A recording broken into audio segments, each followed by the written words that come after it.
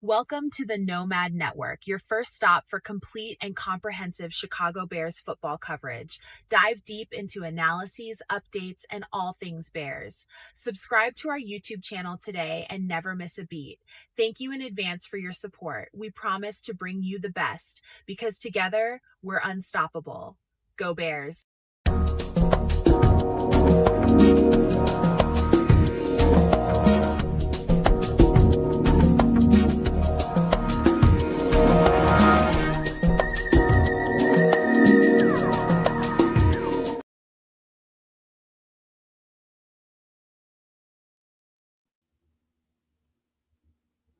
Yo, no maniacs. Welcome into another edition of Some Extra Sauce. And we got a show lined up for you guys tonight. A lot of stuff to talk about. Of course, some Bears and plenty of that stuff with 10 days out. Getting pretty exciting, man. I can definitely feel it in the air for sure. You know, my bones always tell me when it's time for football, and I definitely feel it in my bones. And this time of the year trips, man, it's always hard for me to maintain my exuberance, man. It's difficult, man, because it's just in me. And I get to thinking about it, and you wait all this entire offseason and all that stuff builds up, all the moves, the transactions, the draft picks, and everything that happens in the offseason that gets you going and get you ready for a football season. Plus, you know, when it's in your DNA, man, it's a certain amount of calm your ass down that has to happen over here.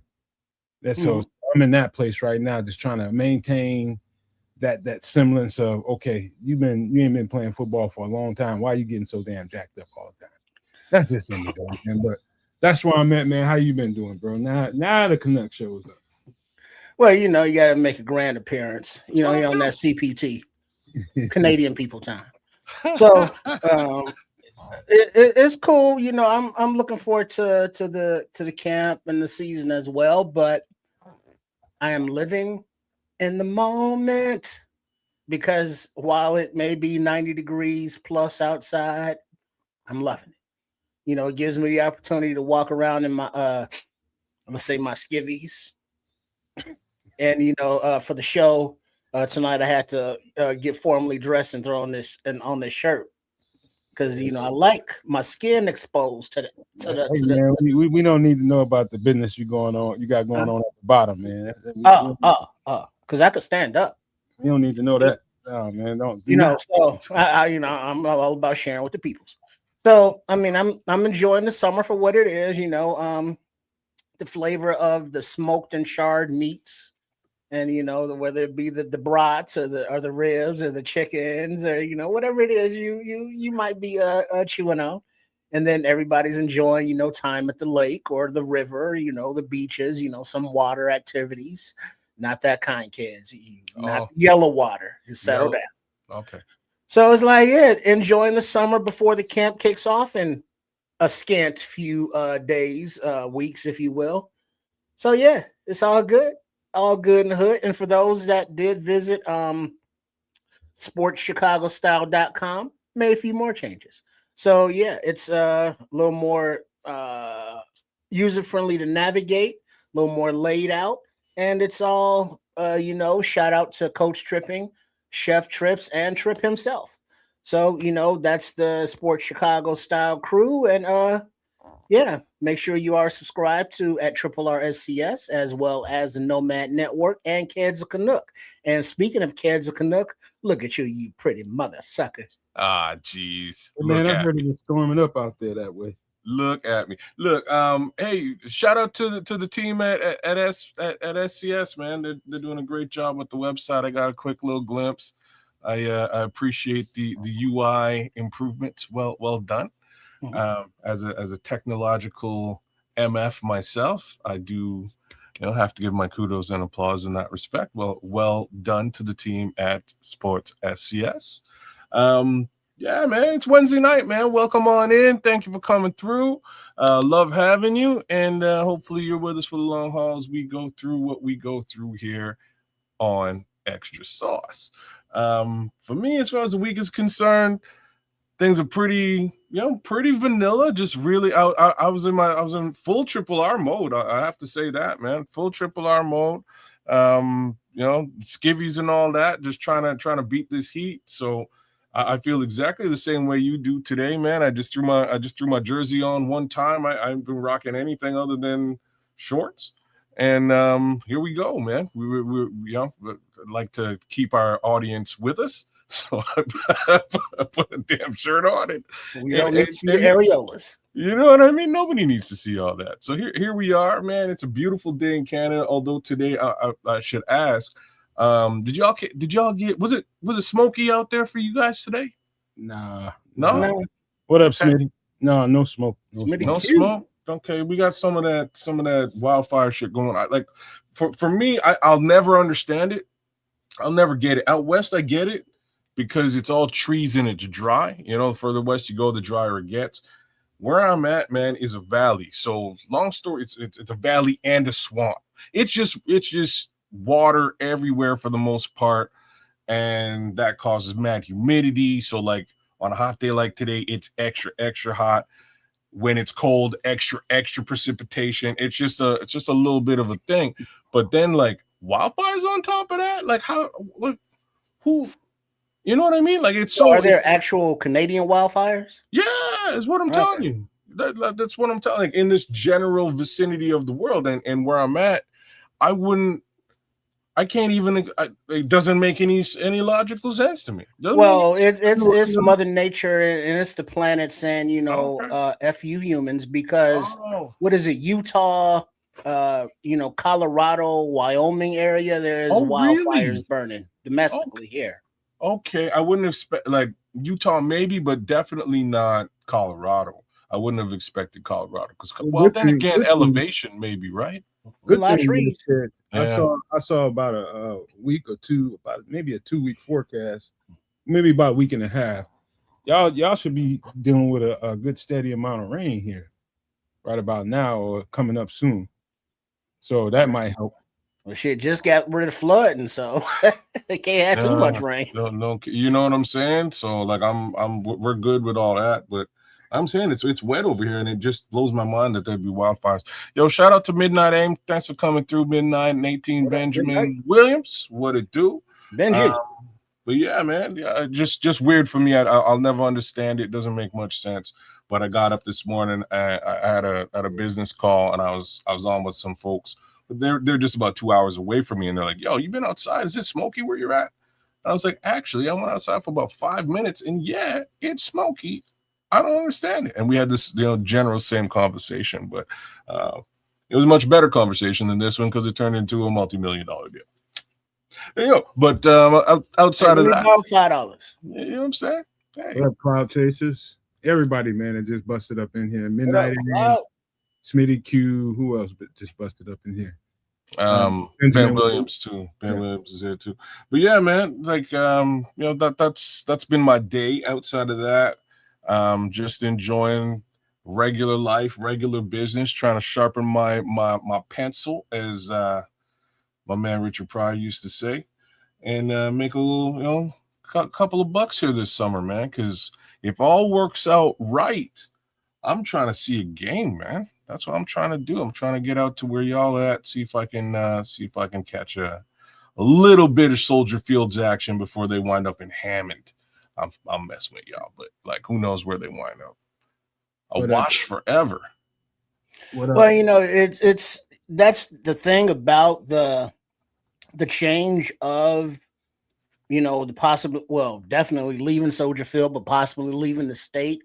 Is like, most of us have gotten over, or some of us have gotten used to the fact that, like, whatever, but for those like yourself who've never, graced Soldier Field in person, many of us in the area, we take it for granted because we've been there so much and we've been by it so often, whereas yourself coming from, Canada, it's like, man, I got to see Soldier Field, before they're not there no more. That's why because then, things are like different historical wise and shit. So it's like, shout out to everybody internationally, because I remember when BCP brought over C-Dub from over there, Europe or wherever the fuck he's from. And, you know, he came over here and just had a good old time. You know, so, you know, a shout out, you know, I hope you do get down here and then bring that $5 with you. Yeah. So that's my hopes, man. My birthday's on the 28th of September. So that's a Monday night game. I'm hoping, I know I'm in Toronto for the week before that on some business. So I'm hoping I can clean that up, get out of, maybe fly right out of Toronto and head on over to what is that, the Eagles game? Yeah, it should be a good game, man. Should be, like I'm saying, it'll be a good game. We won't punch Philadelphia in the mouth again. So I'm trying to do what I can to guap up a little bit between now and then, so I can make a real go of that and come out and see what's popping in Illinois. So well, let me briefly give you guys a quick little rundown on what we're gonna be talking about. Of course, we got a little food, no drinks tonight, but we got some other stuff to help cover up the space there. Got a couple of movie reviews if we can do them, couple of album reviews if we can do them. We also got some hot stuff to talk about when it comes to doomsday survival. I think you guys, everybody, I think needs to be tuned into that, man, because we're gonna have to move according to some of the stuff that's about to happen here. So real quick, you know, a little statement that's made there, but we're gonna have a long conversation about that, I'm sure. Also, some UFO stuff, the fourth batch of that came out, and we're just gonna look at I found on Twitter, I found a little basically a what do you want to call it, a condensed video of a bunch of all of it that's come out, because I know we missed a lot. There's been 2-3 batches that came out since the last time we covered that subject. So I found it all in one little condensed video, and we probably won't be able to, we'll look at it all, but I'll probably glide through some of it so we don't have to sit here for 25 minutes watching it. We'll get to that. Yeah, we're gonna do regular stuff like we normally do here. We're gonna have a good time doing it. Because I did, before I get into what was going on with me this week, I did try to get with you to see, because I couldn't. I caught that, but I was in business, and then I couldn't get back to you. I can't remember which one, what we was talking about though. Me neither. I turned off the end of the show, and I know it happened towards the end of the show. Yeah, I can't remember what movie I was talking about at all. I should have just went back, man, because your ass ain't you just, I don't know what's going on with you these days. You just don't communicate the way you ought to. Well, like I'm saying, I'm trying to guap, bro. Like I don't know. To be honest with you, I don't know what's going on either. But these last 4 weeks, I've walked into a bunch of deals, like a lot more business than and normally in the summer months, July, August, and even June, it starts to really slow down because everybody's off on vacation and stuff, and it's harder to conduct business. But for some crazy reason, these last 4 weeks, I'm into a lot of business, man. So I kind of been all over the map, just trying to stay afloat and close this stuff so that again potentially I can make a little appearance. But yeah, that's been my little story. It's been wild and crazy, man. Work's been wild and crazy, and I expected it to be super duper slow and boring, and that I would likely be behind schedule. If everything works out the way that it looks like it's gonna, I should be well ahead of schedule by September, by the end of September for sure. So I'm hyped, man. I'm hyped, but a lot of extra work going down right now for me. That's good, man. And prosperity. I love when anybody's able to get that. You know, I'm not a hater. I'm a congratulator. Oh, so gee. keep getting your forward momentum, man, and keep grinding. Whatever you got to do. Yeah, man. Hey, this week I've been healing, man. Healing So what that really means is this week you weren't out there trying to dig up somebody's stump. Nah, I wouldn't. No bush for you this week. No, I could have. No, I couldn't. You woke up and was like, "Oh, my back, my neck, bro, my neck and my back." Let me tell you something, man. When I woke up, yes, Shy. By the time y'all talked to me, I told y'all about the swelling. I had some serious swelling going on, man, like limbs and shit. Everything was swollen up. And it's taken this many days since I talked to y'all about that for the swelling to go down. The swelling is pretty much gone. And now I got I think I hyperextended my elbow, man, while I was over there. And so now I'm just kind of if I went to the doctor right now, I bet you they put me in a sling just so I can stabilize my arm. I just need to stop extending it right now and just, picking up stuff with my hand or with that arm. Yeah, just gotta rest it, man. Like you could put it in a sling, but I know you, man. You'll you gotta isolate it sometimes, but your ice, your heat, but then you still gotta, I know you don't want to, like, you don't want to force the issue if it's injured, but you still gotta get that range of motion in there. We gotta work it out a little something. We got Iranians in the cut. That's wild. Welcome in. Everybody's welcome here. Damn. But, I'm Canadian. We all don't agree. Come right out, man. I'm from Canada. We all don't agree with what this dude is doing, but that's a whole other conversation. A whole lot of shit going on here too. Mm-hmm. We may get into some of that later. Yeah, but like not at the beginning of the show. Y'all know what alternate between heat and ice. You doing all that? Not yet. I'm about to go there, but do you know what a hyperextension is? Mm-hmm. Yeah, that means you went beyond pushed it too far. range. Yeah, man. Yeah. So it's basically a flexure inside, not a flexure outside. My accent is like y'all in Iran. That's interesting. Yeah. It's I should be over there doing stuff, but it's better just to go ahead and heal first. I'll probably be over there early this week though. Probably early this week. I'll probably be if you hyperextended it, then you should probably actually have it in a sling.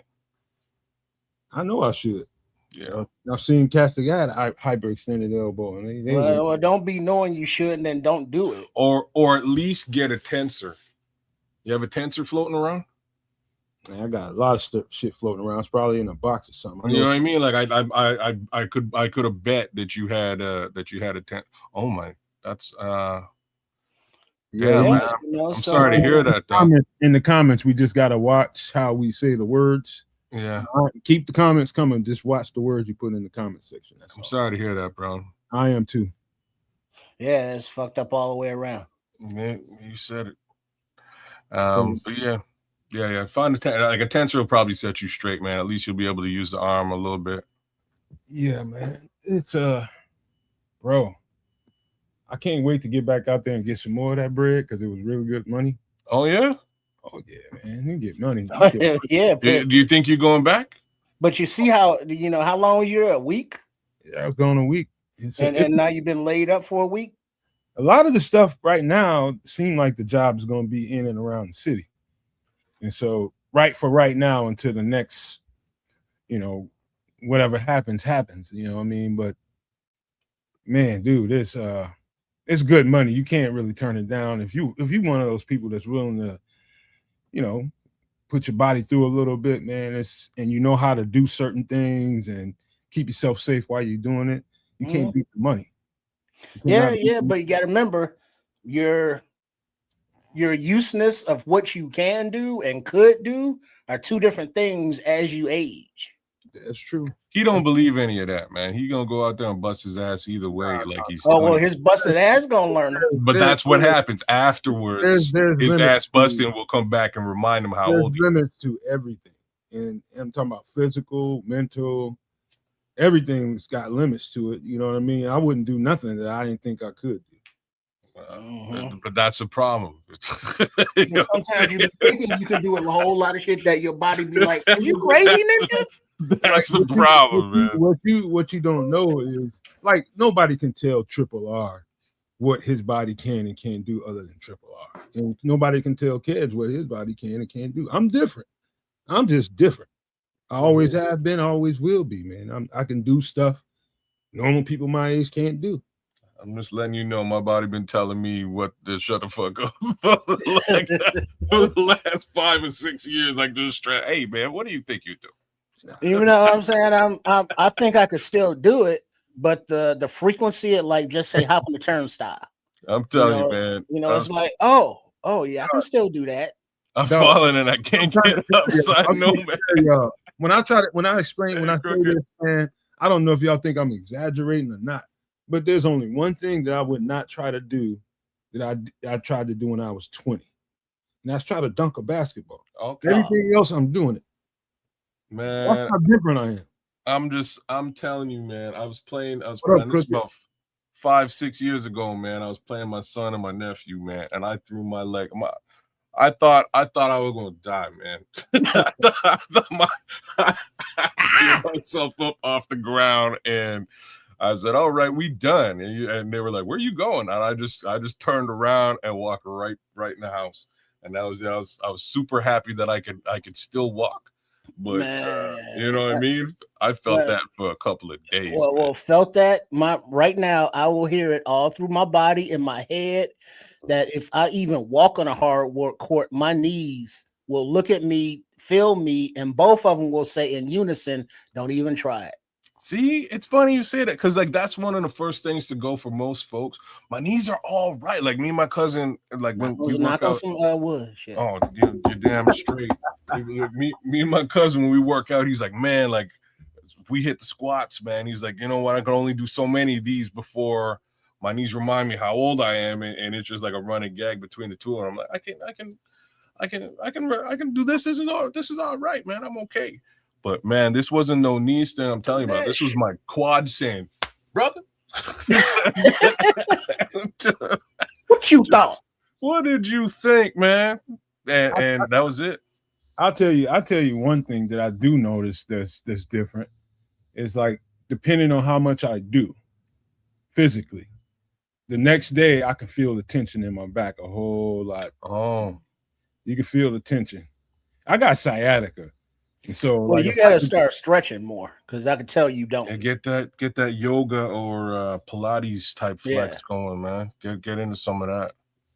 Yeah, Pilates is real good for like the sciatica and your core strength, which helps with that. But then the yoga as well, just flexibility, because overextending, hyperextending, is a little bit minimized when your joints are a little more mobile like they used to be, like let's say 10 years ago when you was doing more than you doing now. Say just imagine this. I don't know if you ever seen a heavy bar.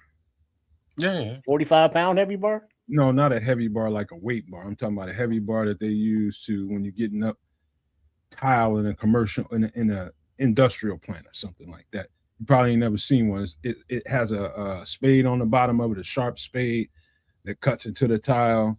It's pretty goddamn heavy. If I dropped it on your floor, it'll thud and make you jump a little bit because it's that heavy. Now you grab one of those, but you got to secure it with your hands when you're throwing it to dig up that tile.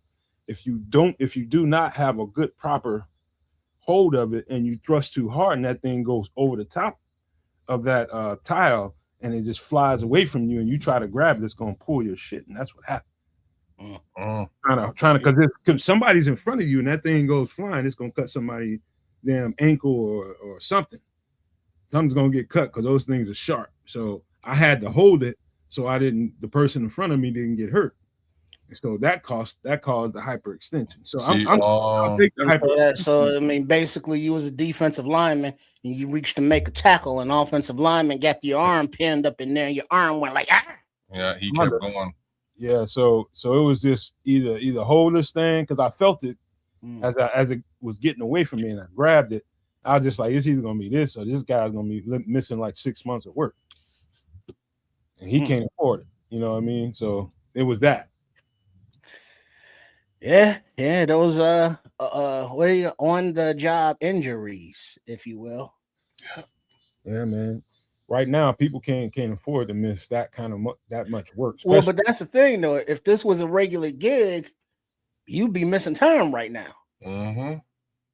That's a good thing, though, man. Right. At least I know how to get around this shit. At least it's contract work, and you can spend a little time. I'm ambidextrous. Y'all didn't know that, but I can do anything with both hands. You know what? The stranger takes on a whole new meaning. I'm just saying, everybody who's ever told me that is a liar. That's all I got. The ambidextrous? Yeah, man. I've never met a truly ambidextrous person. Only thing I can't do with my left hand is right. And I'm starting to do that pretty decently. Anything else I can do. Okay. I was born left-handed, bro.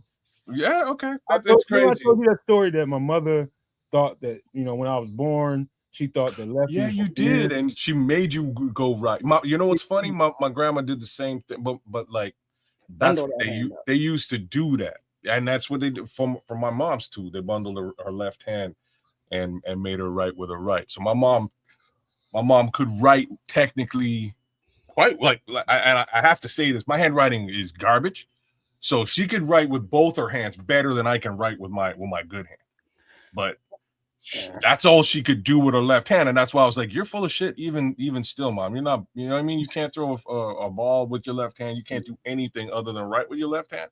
And she was like, "Yeah, it's otherwise it's basically useless." I'm like, "So how does that make you ambidextrous?" And I'm talking about my mother right now, which is crazy. She's capable of a lot more than she probably knew she was. Just naturally, her instinct take over, and you do shit left-handed just by your nature. I do it now. My son's the same thing, man. He says the same thing, and I tease him about it all the time. But what I have to give him is he can do one thing I could never do with both hands, and that's shoot a basketball. Like I can throw with my left hand. Even at that, it's not great, but I can do it. It's semi-accurate. Catch with both hands? I can catch with both hands all day long. I can't shoot a basketball with my left. Swing a baseball bat both ways? I can like lay up with it. You know what I mean? Like if I'm driving the lane, I can switch over and lay up.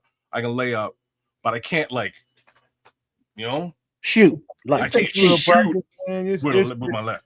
You can, but it takes a little muscle memory to get it down. I used to piss my peers off all the time because I was able to fuck them up on the court because I can do anything with either hand. They think they got you treed up.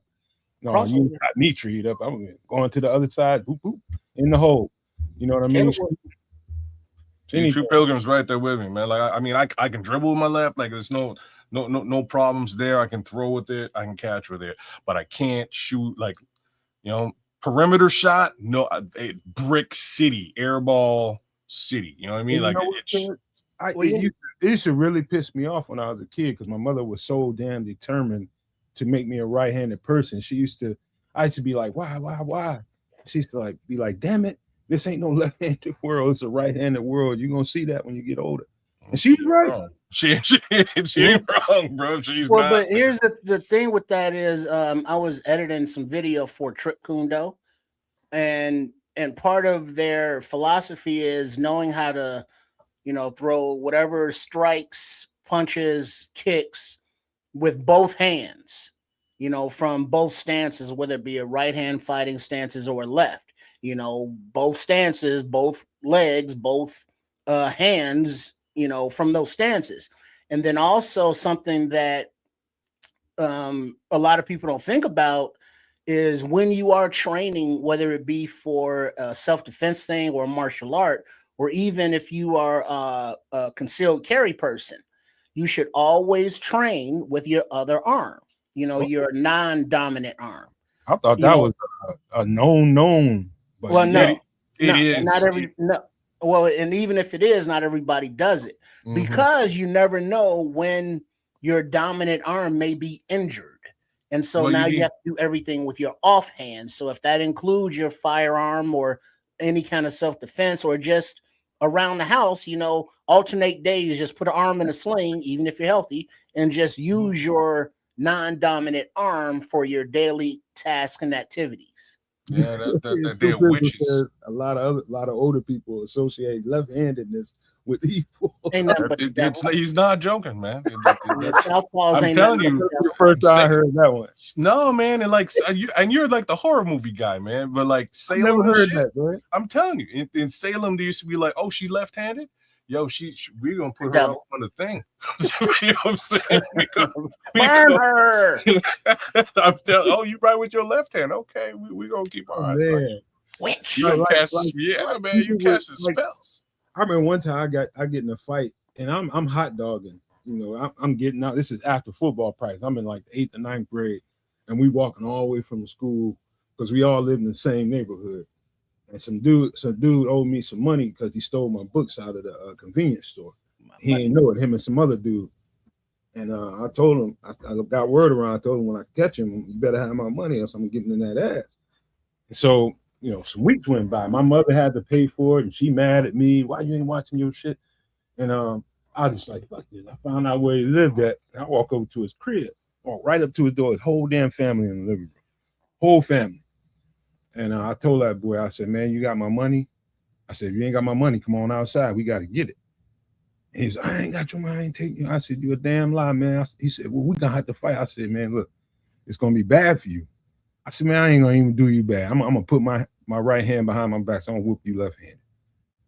I guess he thought that was sweet. He took his shirt off, and I just jabbed the shit out of him until he couldn't take it no more. Busted his mouth all up. I just was jacking his ass up with my left hand. He couldn't even move because every time he got ready to do something, jab right in his mouth, pop, lighting his ass up. But that's that ambidextrous shit. And, you know, you never know who you're running into. You know, I can punch with the left hand, I can kick with the left foot, everything. Because you know what you do, kids. You switch to southpaw and you tap the right jaw. See, that stuff I can do just because of like the little bit of fight training that I've had over the years. I can definitely go left with my punches. Kicks for sure as well, because I played a lot of soccer as well. I played about 13 years of soccer, so kicking with either foot, no problem. I've done some martial arts as well over time.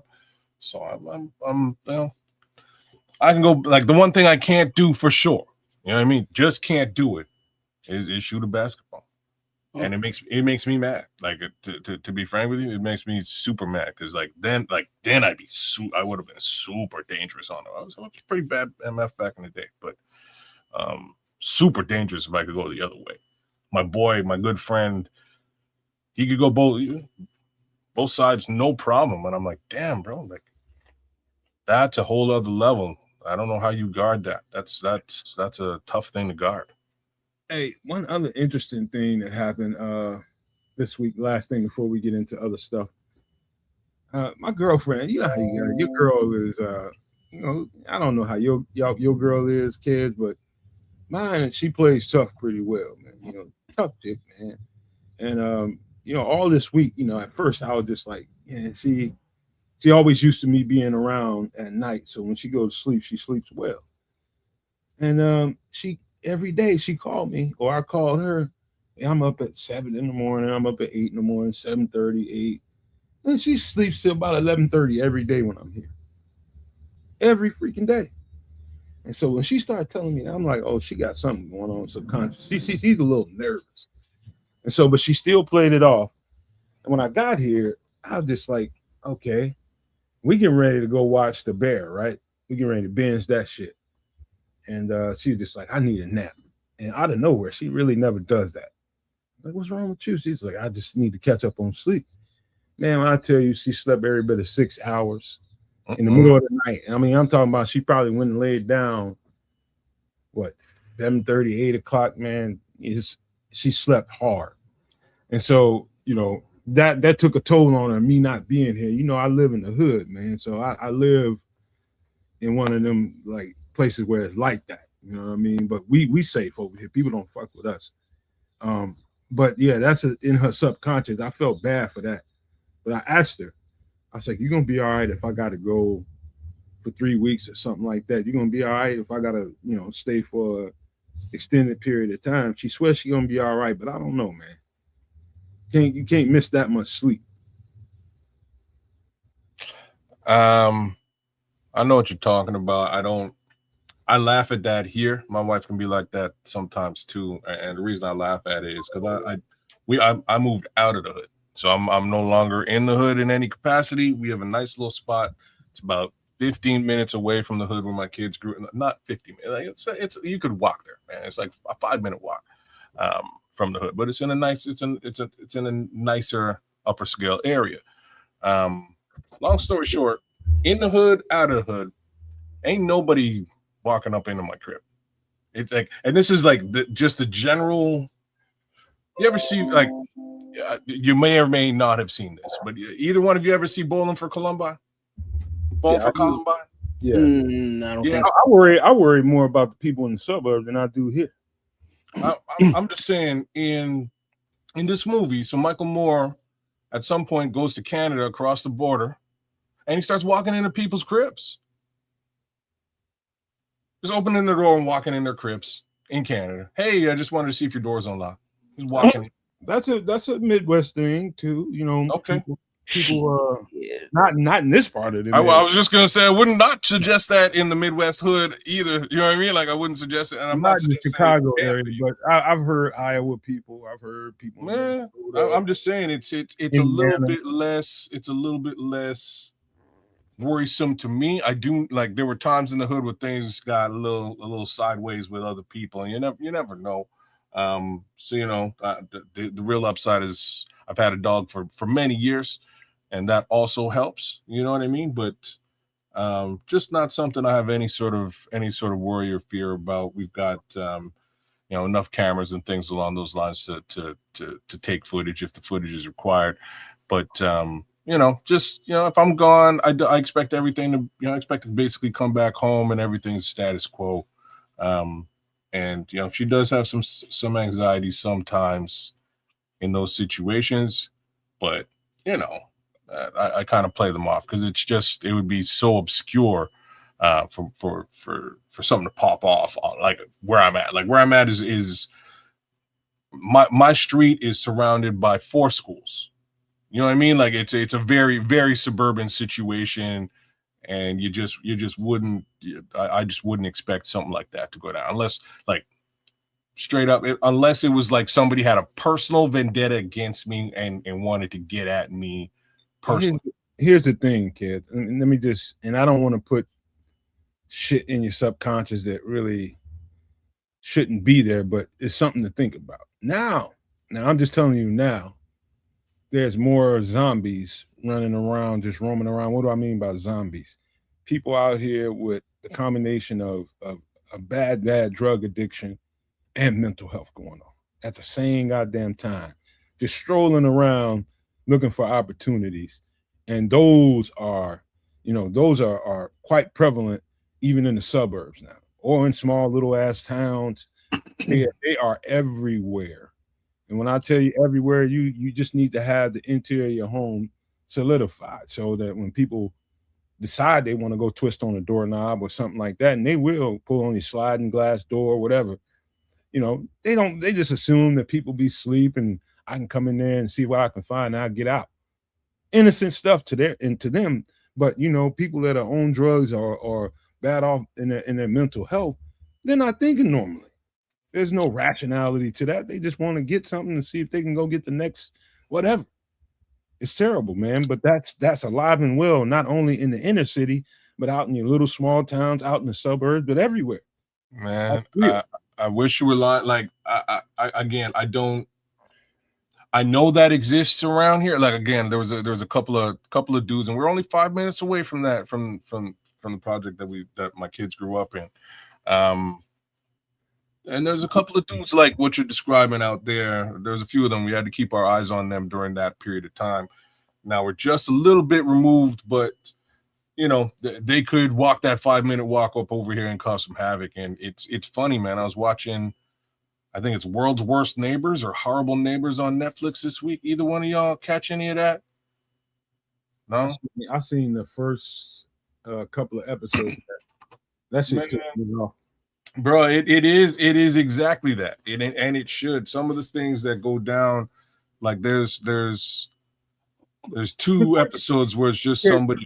Hold on. Before you explain that episode or 2, is it just me, or is it now? Do you find it that neighbors are becoming a little more territorial and standoffish? I'm noticing that, not in my vicinity, but people in different places, like especially in the suburbs, they're getting like they're like all kinds of microaggressions over a little bit of space, or I don't want you to park here. I want you. That kind of microaggressions is what it is. Well, my next door neighbor he wanted to pull a gun on me about parking. Oh, About park. We share a parking lot. And what would happen was, and this is the stupidest shit. Dumb stuff. So to start out moving in, I don't really mess with too many of my neighbors. Like my neighbor over here used to go to high school with me. I've known him for for a long time. We go way back. My next door neighbor on this side, right next to me, super cool. He's from Philly, man. We chop it up all the time. Super cool guy.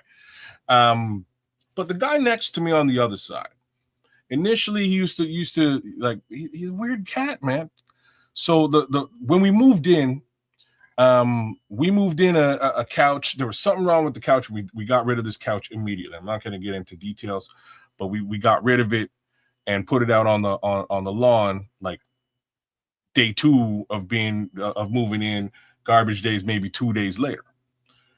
And on day 3, my neighbor comes out to me, his wife, and she's like, "Oh, so like, what's the couch doing out here?" And I'm like, "Bitch, man, you don't goddamn." So I'm sorry, but like, who are you asking?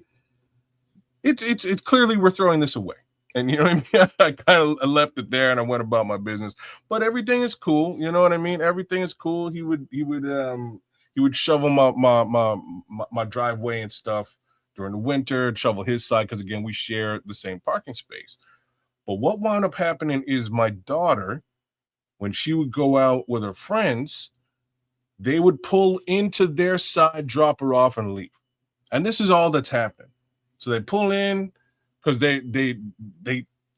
what my neighbor would do is he would actually use a snowblower and snowblow his lawn and park his 2 trucks side by side, lawn and parking space. So there's room behind.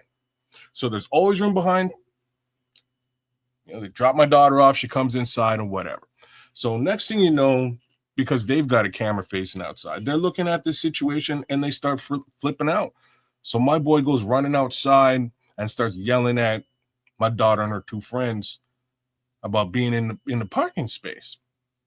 And my daughter comes running and she's like, "Oh, the neighbor's yelling at me about parking." I'm like, "Well, then don't be parking in his space." You know what I mean? Like it's his property. I'm not even gonna argue with the guy about this. Don't be parking in his space. Park on the road. Park somewhere else. You know better. Manage yourself accordingly. But I'm talking to idiot teenagers, and they continue to do this. So next thing I know, it happens again, maybe 6 months later, and my boy is gone. Technically, it's not his parking space, though. No, it's his parking space, man. It is his parking space. It's his part. Like, don't get me. That's why I said, like, respect the man's stuff and don't park there. But these are kids that they're only going to do, 45% of the stuff you tell them, if that much, right? It's just facts. So my daughter's in the wrong. They're in the wrong.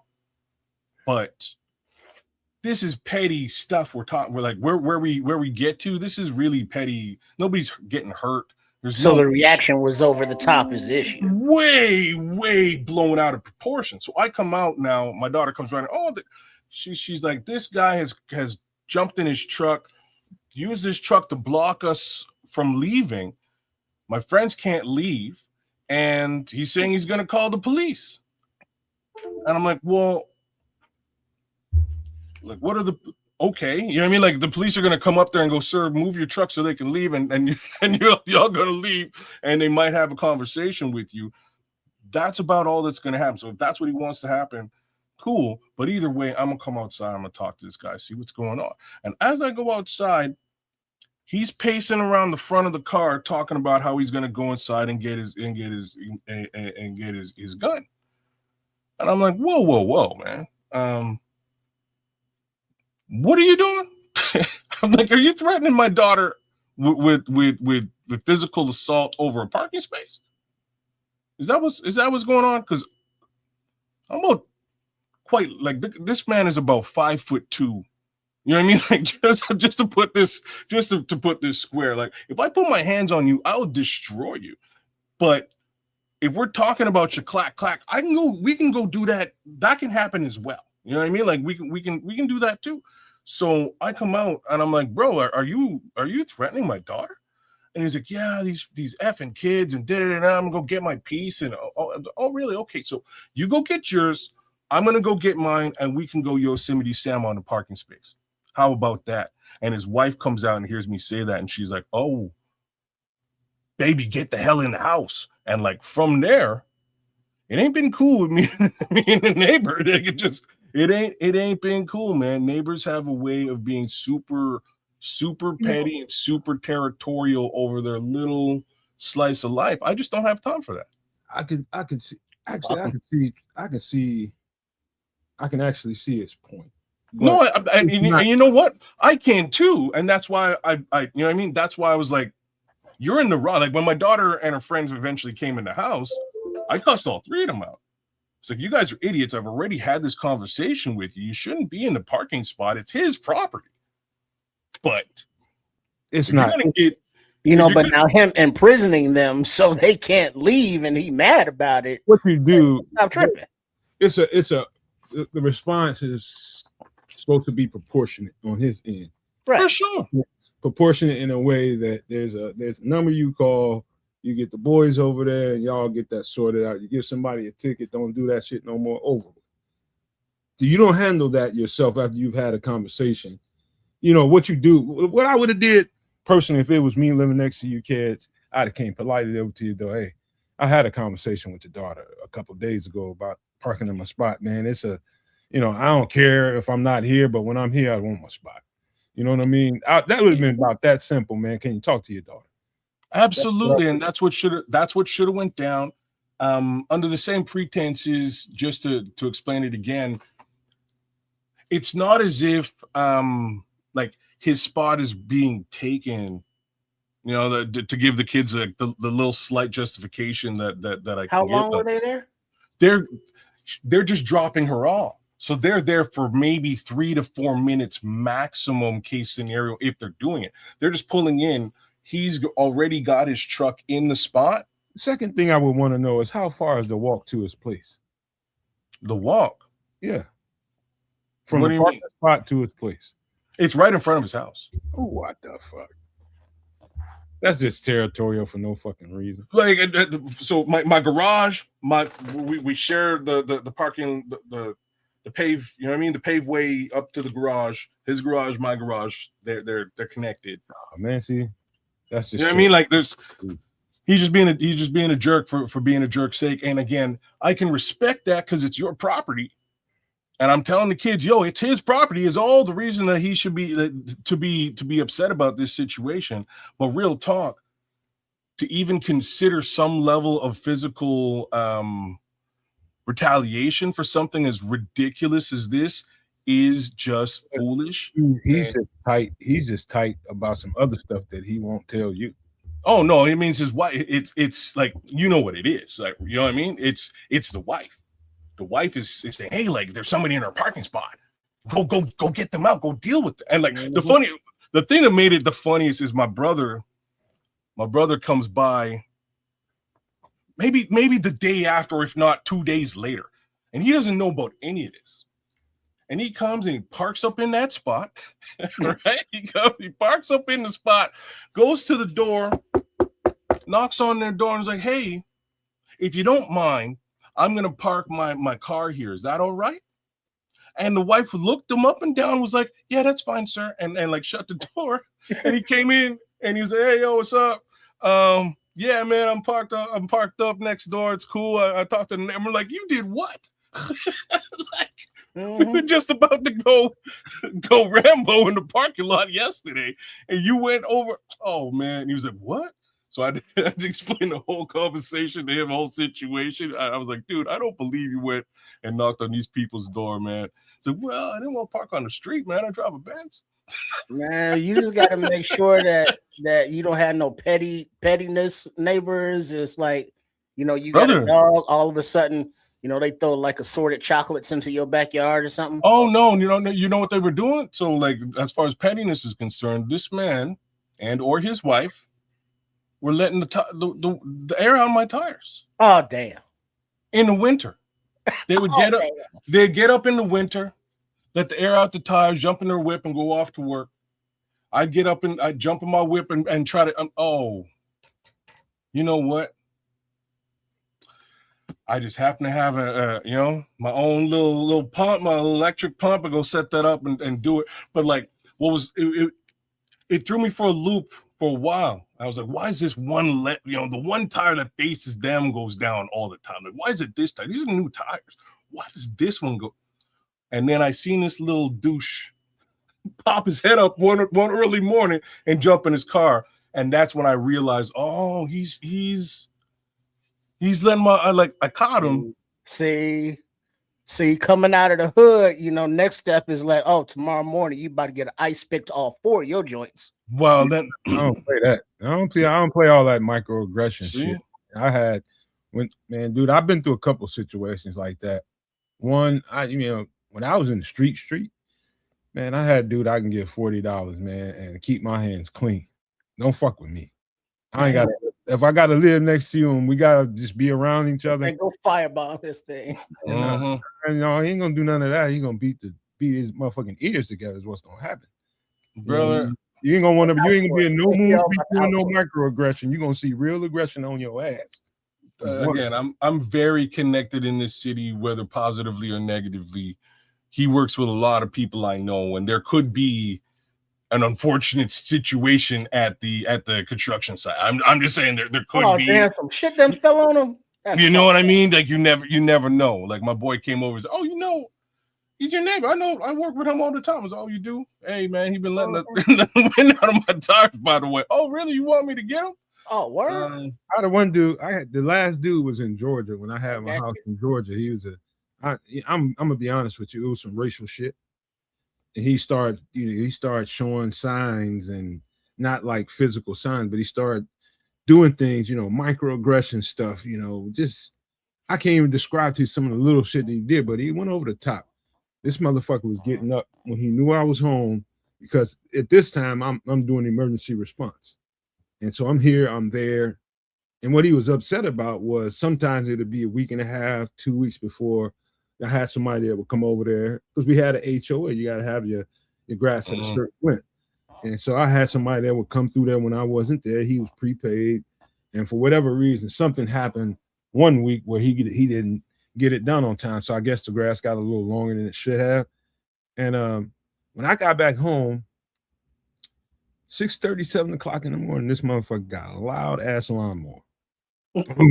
He's cutting like 7, 8 times right there by my side of the house. I know the grass is cut over there. A couple swipes in that little area, you gone. He's over there for like 15 fucking minutes going back and forth, back and forth, back and forth. And I just came outside, when somebody wake up and roll out the bed, come at you, and that motherfucker mean business, man. He's pissed. I was pissed. I just told him. I just walked right up to him. I said, man, I'm gonna tell you right now, don't start all that motherfucking microaggressive shit because you don't like me because I'm black. If you got a fucking problem, put the lawnmower down. We can deal with it right the fuck now. But until then, man, calm your ass down. I'm not a bad neighbor. I'll barbecue sometime this week. You can come over to my house because he liked to drink beer all day. That's all he did all day was drink beer. You can come over to my crib. I'll buy the beer. But we got to stop this shit, man. We got to live next to each other. And that's going to be that. If not, we're going to have to do something right fucking now. And it ain't going to end good. Oh, dude, it's cool, man. He saw the tension in me. I guess because I had never spoken to him. We had never had a conversation. I was always polite. Hey, how you doing? About my business, in and out. I guess he thought I was just a cool guy and I wasn't going to say nothing. No, fuck that. You don't start that motherfucker no 6:30, 7 o'clock in the morning running up and down my side of the house. Like, no, fuck that. I came out hot. I ain't going to lie to you. Shirt off, hand balled up. I was ready. Shit, I was not bullshitting, man. I was like, man, we ain't gonna have this shit, bro. He came out with that look, man.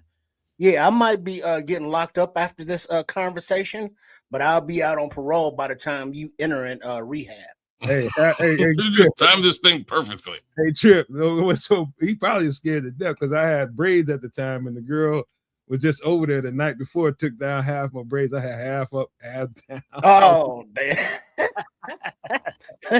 Looking like some old you're confused. Minister Society type shit. Shit, he was terrified, bro. I seen the fucking fear in his eyes. It's like, this what you want? This really what you want? He was like, no, really they're not a hood ninja. He was looking like his eyes said, "No, I really don't." I was like, "Well, chill your ass out, man. Come over here when I barbecue." He's like, "Well, it's different online when I do this." Nah, man. Then it's funny you say that because that's the type of dude this dude is, man. He out there at 6 a.m. with his snowblower. When it snows, he's out there crack a crow's piss. He's out there, just running that thing, and it's loud as all get out. And like, I'll get up and I'll go out and I'll look, and like if he's doing my side like he used to do it, I'll go back to bed and it's cool. You know what I mean? It's no big thing. All right, well, you're doing something for me. Like I don't have to pay attention to it. Now he just does it angry and only does his side. So what's cool is my brother-in-law does some of that snow removal on his own, like as professional in the area. So he just comes by my crib, whoop whoop, does my stuff one time, and he's out with his snowplow, like with his whip. So quick and dirty. I don't pay $1 for it. I'm no worse for wear, and it makes him so mad. Like I know it makes him so mad. So long story short, fuck my neighbor, man. That's all I gotta really say. One of these days, man. Stalking ass wife. Worst thing in the world. Long story short, for me, and I encourage you kids, try to find a bridge if you can. No. Sometimes kids, that requires being the bigger man and giving a little bit more than your proportion. No. Giving more than your proportion. Listen, man, I'm gonna tell you why. No, it's not fucking healthy. Yes, it is. What are you, nuts? You crazy? It's not healthy. If I had any look, if you're in a long-term living situation with somebody you got tension with and right next to you, that's not good karma. Good karma. Look, there are karmic relationships under which I would do everything that you're suggesting because I respect these people and I, may benefit from having them in my life in some capacity. This motherfucker, I could give 0 fucks about. Like I can't impart that anymore to you. But that's just the reality. I'm saying, my neighbor on the other side, we cool. We drink, we'll barbecue up, we'll kick it, no problem. I just know that this guy's a douche, and I have no time for that. No, I don't have a minute for it.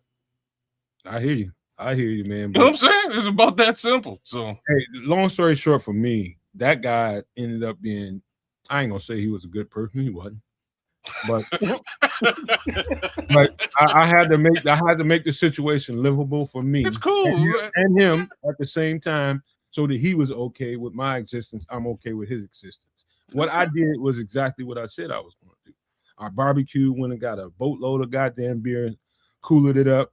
And we sat out there and had a good old time talking about this motherfucker's a Georgia football guy. I'm a football guy, so anything football, I was right up his alley, man, because anything football related, he wanted to have extras and old conversations. And you know me, I can go on and on for days and nights with that shit. And so he ended up falling in love with me. So let's just say he loved me through gritted teeth. Let's just say that. Hey man, that's that hillbilly. I've been through stuff like that too. My when we were in the hood, my neighbor was a little bit like in the end we wound up hating the neighbor, but not the husband wound up leaving the wife and stuff. He wound up leaving, but for the first little while, like me and him had some tension, man. It wasn't really cool. Two males in different from different walks of life 100%. Like he's like a biker type dude, man. And we weren't cool. And it was all it took was one Halloween. I was out on the porch, and we share a porch. I'm out on the porch and I'm giving away candy to the kids. And he came home and he was like, "Oh, what are you doing?" And I was like, what does it look like I'm doing? I got a basket of candy and it's Halloween. And he's like, "Oh," and he jumps on his motorcycle and he bails. But when he comes back with a case of beer, a cooler, goes in, gets ices it down, brings the cooler out, plops it in front of me, and he's like, "All right, bro, we giving out candy." I was like, "Oh, okay." And that's all night long, man. We just turned it up, bro. We were hanging out. Bastards. Oh, y'all say that. That's what it was, man. Me and Chucky just drinking, and to this day, me and Chucky are cool as all get out, man. He's good stuff. What up, Paul? Yeah, what up, Paul? It's always good to and I'm always about having good relations any way I can with whoever, as long as it's like, so if you are willing to have a good amicable conversation, or you just willing to, don't be fucking aggressive, man, for I'm no not. reason other than being, I'm not talking about you. I'm about in general when you're living around community. I got the mindset of I'm gonna be as welcoming as I can, so long as you allow me to be. But if you don't allow me to be welcoming, I'll cut that door off for you. But we don't have to get it to the point where we're doing little bullshit to each other, because I'm not gonna act the way you think I'm gonna act. I'm gonna fuck you up. And so I'm trying to avoid that step. I'm very much trying to avoid it. That's where I'm at. Very much the same. If I can avoid it by all stretches of imagination, that's what I'm going to do. I'm going to have a conversation with you. Again, even extend that olive branch. But I learned very quickly, you know what? These aren't my type of people. I don't like these people. I don't care if they like me or not. I think I'm good with that. And I'm actually absolutely fine with it. Well, but see, that's the thing. I would rather be honest. And I think my face, gives me away, subconsciously. Because if I like you, I have a softer, more approachable face. But if I don't like you, I'm basically looking through you. And the person that I'm looking through gets that vibe like, this dude ain't all the way there. Or he don't like me. Just not. Yeah. And they right. Trip, but I try not to expose that. They say that man a couple sandwiches short of a picnic round this month. No, man. For me, it's that. So, I guess we'll eventually get onto that bear stuff, but it's like what I was saying about DJ Moore these last couple of seasons, and that's just Jamaicans have a hard time with body language. We do. Our body language is screw face, attitudinal, just about 24 hours a day. So unless I'm just being happy and around people that I enjoy, whose company I enjoy, you might catch me with that, like just that, you know what I mean? Just like, who is this guy and why are you talking to me face before I soften and accept what you're trying, accept this conversation for what it's worth. It's just. I'm totally opposite of that, man. I'm a glitch in the matrix. People say I'm a glitch in the matrix because, as rough and gruff as my voice is and how I come across on this show, I'm like that on the inside if I have to be. You know what I mean? But that's not the way I present myself to people. I don't have myself that way because people. One girl told me, this chick named Sharice told me a while ago. She's just like, you know what? You scare people. I said, what you mean? Because I walk in the club and shit, and I don't know how I'm looking. You don't know how you look to other people sometimes. And she's just like, you got that pit bull in you. So what you talking about? She's like, people can see that pit bull on you, and like dudes get all nervous around you. And so I'm like, I ain't in here clutching or nothing. You get nervous around motherfuckers just reaching and clutching for something. You know what I mean? I'm just walking through but I guess, I don't know. At that day, I probably had something going on. Somebody had pissed me off outside the club. I'm working at my mama's spot, trying to manage the place. Somebody had probably pissed me off. She was just like basically trying to tell me, watch your body language, man, because you're making people nervous. So you do have to be mindful of that. I'm terrible. Like even at the club, man, I'm terrible. I will walk in, and again, super Jamaican. I will walk in with screw face until I get 3 drinks in me, and then I start to soften. And there has to be, if the music is bad, it's not a good scene. You know what I mean? I might look angrier. Just saying, man. More drinks, please. But anyways, man. Hey, before we move on, Kez, remind me after the show to tell you my Jamaican posse story. All right, right on. What up, Ron? Ron just busted up in here. Paul Rodriguez, everybody, Liberty's Outlook. What up, Ron? What up, AC? Shout out to AC as well, man. Liberty. El Gadio.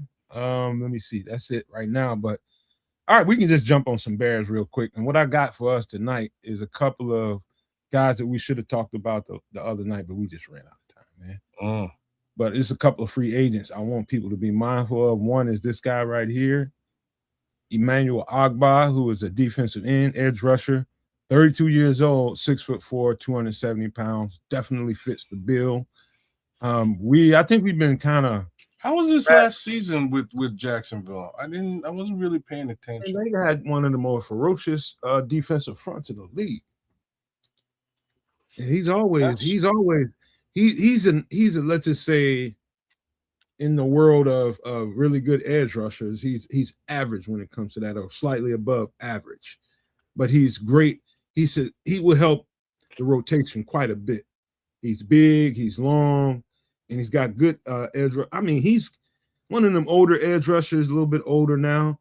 He's one of those dudes that keeps getting better with time. He keep putting more and more in his bag, because I remember how raw he was when he first came into the league. I think he played with Detroit maybe a couple years, but he might have. That might be the wrong dude. But they had a guy similar to his skill set. But this guy, no Detroit. He was in Cleveland from 2016 to 2019. Then Miami, and then the 1 year with 2 years with Jacksonville. He's I think he's good for about 6 or 7 sacks a year if he gets enough reps. And that's qualifying for a guy that's going to be kind of like a supplement to your pass rush. That's qualifying right there. So he had a bit of a down year last year. Now, he must have been injured. So he only played 13 games. He got the 1 sack.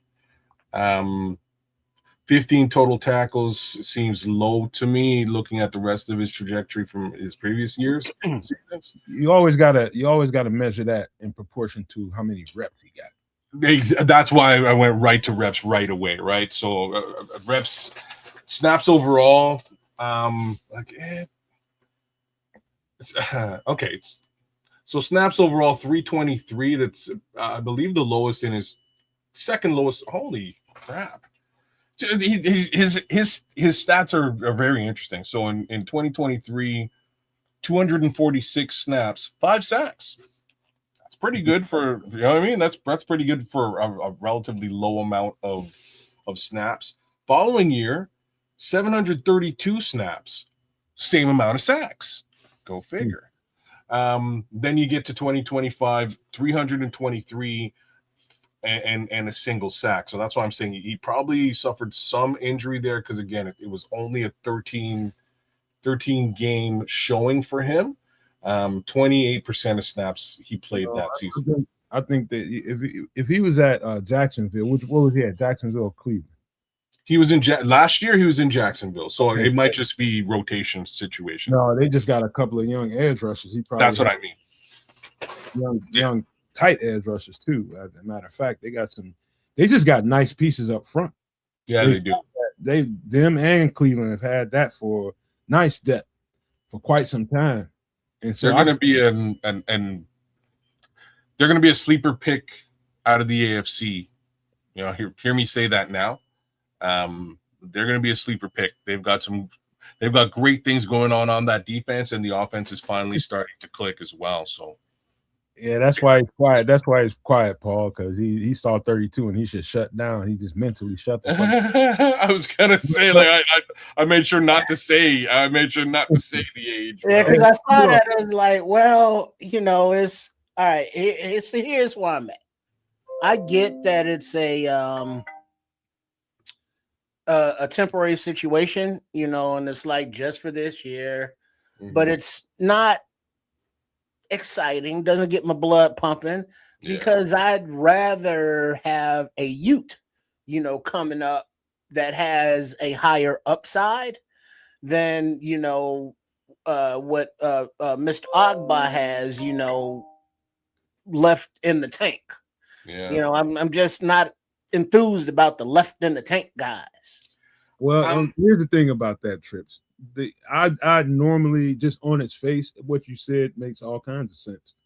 But when it comes to production, when you already have a little bit of youth there, but you need some guaranteed guys that that can get it done the right way, that's where the vets come in at. And that's where they bring value. It's like when that second wave, third wave of guys come in, you need to have the same amount of production that you had when the first couple of guys go off the field. He can bring that to the table because he's like a starter. He's built like a starter and he plays like a starter. He's just in a supplementary role. So, but I do want to know, Ron Winarski pointed this out, wondering who he's talking about here. He says that we just signed a UDFA receiver. He's a speedster. That's who we were talking about last week, no? That's the same guy? Yeah, but I say last week. I think it was Sunday. Amari Kelly. Amari Kelly. Oh yeah, Kelly is his name. Yeah, there you go. Yeah, we talked about him just this past Sunday night on Nomad at Night there, Ron. You had a little thumbnail, all kind of good shit. Probably a short out there somewhere. Yeah, I ain't got to that yet. I'll get it. No, there will be a short out there somewhere. But yeah, we got on that first thing. That was early Sunday. Got on that. But yeah, Akbar, man, I think he definitely fits the bill. He's 6'4", 270, good. He's quick and speed to power, and he's heavy. So he supports that run well, and that's what they mostly want. Somebody that can support the run, help stabilize the run, and that can get some kind of pass rushing acumen. Somebody that can at least get some pressures out there. He can get some pressure for sure. He's just getting better with time, man. And I think he's a stable player, man. He's dependable. I just like this piece out here, man. He's just one of several that we're gonna talk about. Not tonight. We got one more to talk about, but there's some guys out there. Don't think the tank is empty, man. And you can get some help, and you ain't got to spend too much money. But here's the next guy, probably an upgrade from Agba a little bit. Some people might say, but there's Derek Bennett, 30 years old. Barnett. My fault. Barnett, 30 years old, 6'3", 260 pounds, a little bit quicker, a little bit more lean, a lot more pass rushing ability. Let's just say he's a little above average defending the run, but everywhere he's gone, he's held his end of the bargain up. I would say, just looking at him playing, I know he's listed at 260, but he looks more 265, 270 when you see him on the line of scrimmage. Because it's hard to. Why I say that is because when you got him next to a defensive tackle that's a legit 300-pounder, you can hardly tell the difference between them. And that tells me he's playing at a heavier weight. And so the 260 might be a little fleeting. So, but this guy gets it done wherever he goes. When he was at Philly, when he was more recently over at the Texans, man, he just keeps getting it done no matter where he goes. Derek Barnett is a piece. Telling that right now. Only 30 years old. He's at the top of his career and still getting better. So what I will say is the production's been pretty steady throughout his career. And I think that's kind of important. He's not a 8, 9, 10 sack guy. And that's not what you're bringing him in here for. He's sort of an all-around edge defender. You're probably going to get, 3 to 7 sacks out of this guy in a season, which again is definitely complementary to what we should be seeing in a year's time in a full season. Played all 17 games last year. Relatively low rotational type snap count, 30%, 350 snaps. Definitely higher end talent. And yeah, true. I really wasn't thinking about Barnett at all, but I think he, as a rotational piece, I think he would fit the bill too. Now, question, not that, any of us can answer it for sure, but, why the mercenary career? Why hasn't he been able to, catch on to a team and stick, for a while? And second part of that question, at 30 years old, does he want another 1-year deal, or is he looking for like a 2-3 year, a little more guaranteed? It depends on. I can answer that a little bit. Depends on where you get drafted and how you come out of that first contract.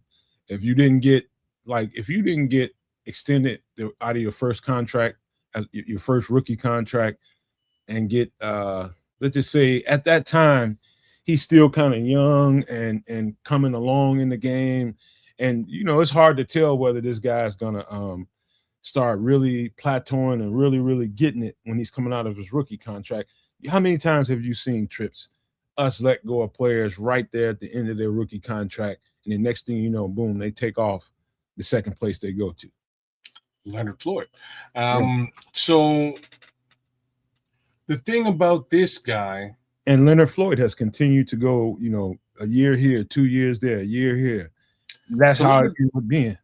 Leonard Floyd is much more of a true mercenary in capacity than even Derek Barnett. So Derek Barnett's only played for two teams, right? He played Philadelphia for 6 years, which means that he did get a contract in the middle there. He did sign a 15 mil plus contract, which was more of a prove it situation because clearly there was a bit of a question mark. Why there was a question mark in 2021? He only secured 2 sacks. Mind you, had a 46 tackle season at 720 snaps. The following season, likely injury, played 1 game, 12 snaps, zeros across the board for tackles and like for the another thought is too. He's probably out for Vic has only been there probably less than a handful of years. Yeah, I mean somewhere around 3. Maybe that was a peak. Maybe when did Vic get there? Would have been 2021. No, 3 or 4 years. About 3 years ago. I'd say about 3 years ago. And so, you know, sometimes that happens when, you know, a change of schemes come and they start changing over the different pieces like that. So scheme change in 2023 would make sense, right? So that's when he goes to Houston. Yeah. See, that makes a whole lot more sense than anything to me. They just change schemes and plus he was injured the previous year. So Vic well, that was you say is that 2022 we're talking about, you said?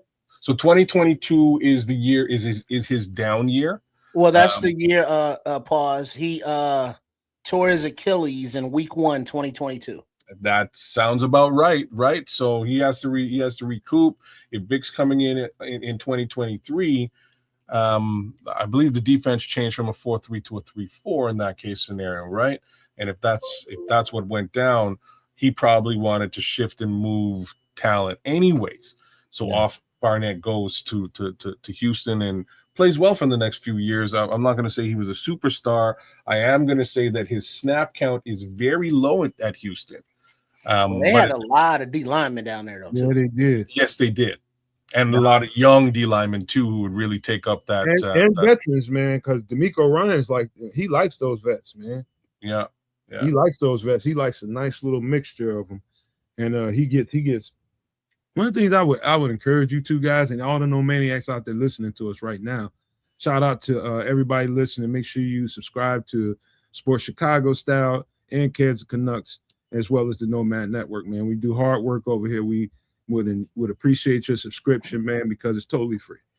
And so, listen, man, one thing I would encourage everybody to go look at, if you want to see how a defensive front in a 4-3 really supposed to look like, if you want to look at Houston, Houston, and you want to look at what the Bears are trying to do with the speed of their off defensive line, look at Houston. Watch how fast those dudes get off the ball and how powerful it is. Yeah, and you know, a lot of that comes with having, you know, those backups that keep everybody fresh, being able to rotate.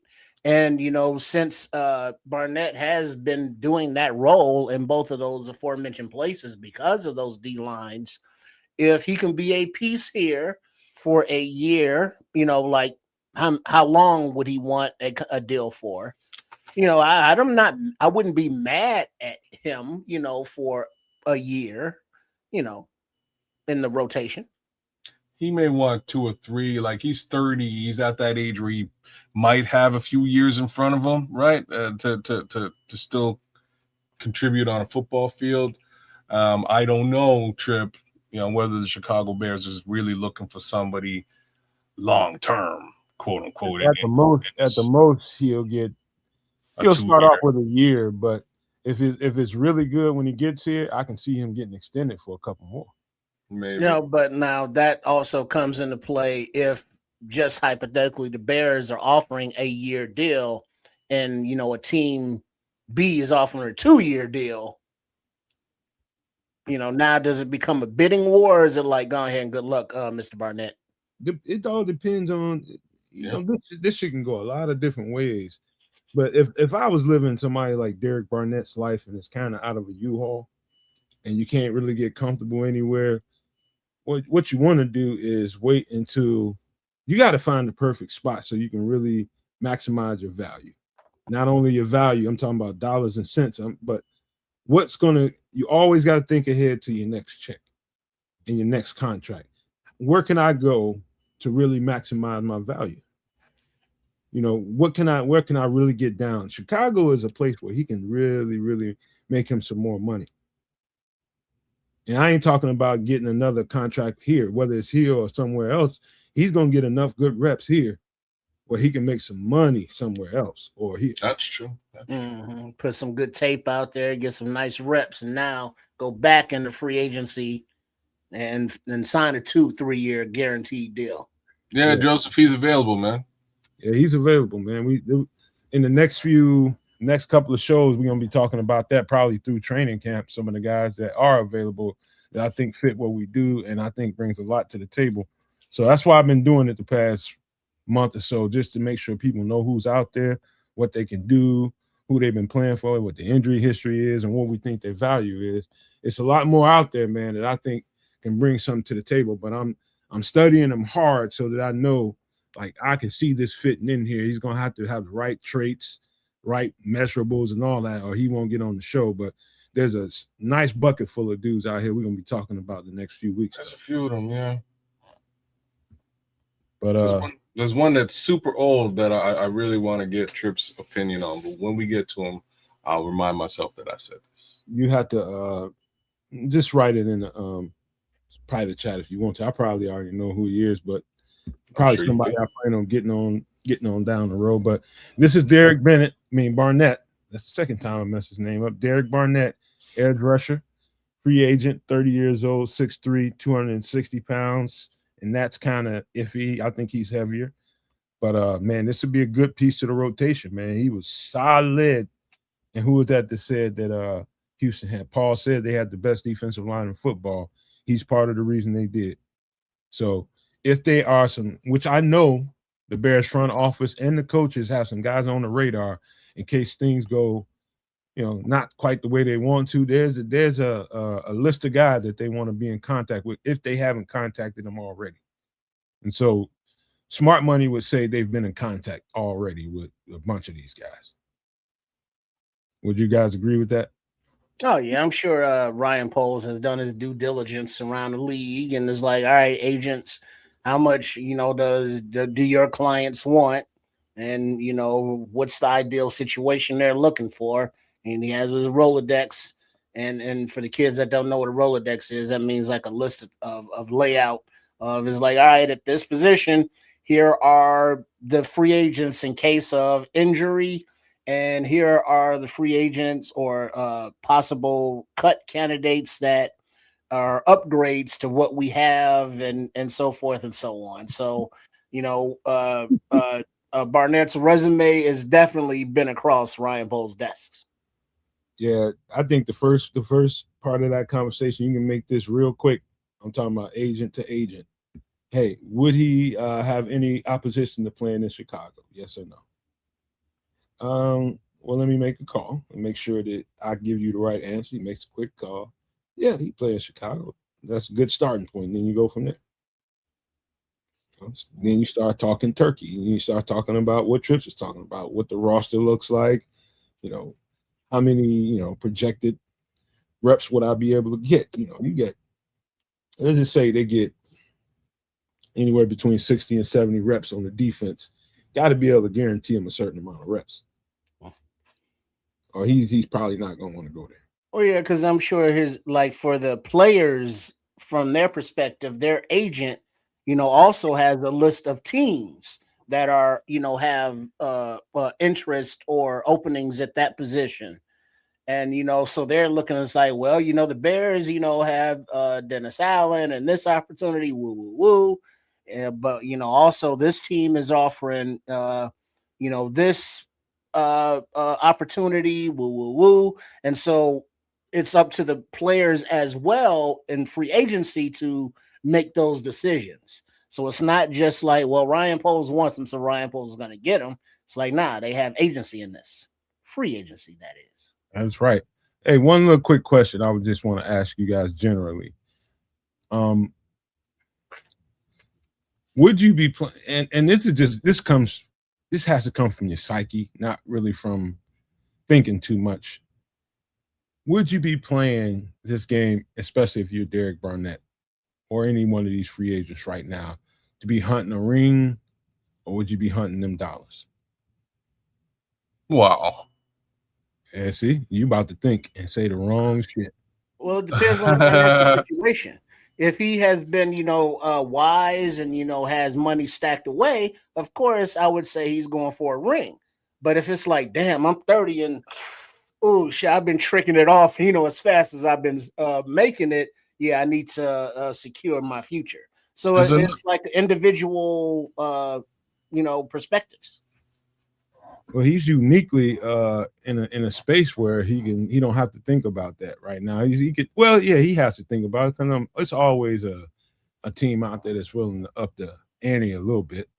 But if they can get in the ballpark, he can also chase a ring here.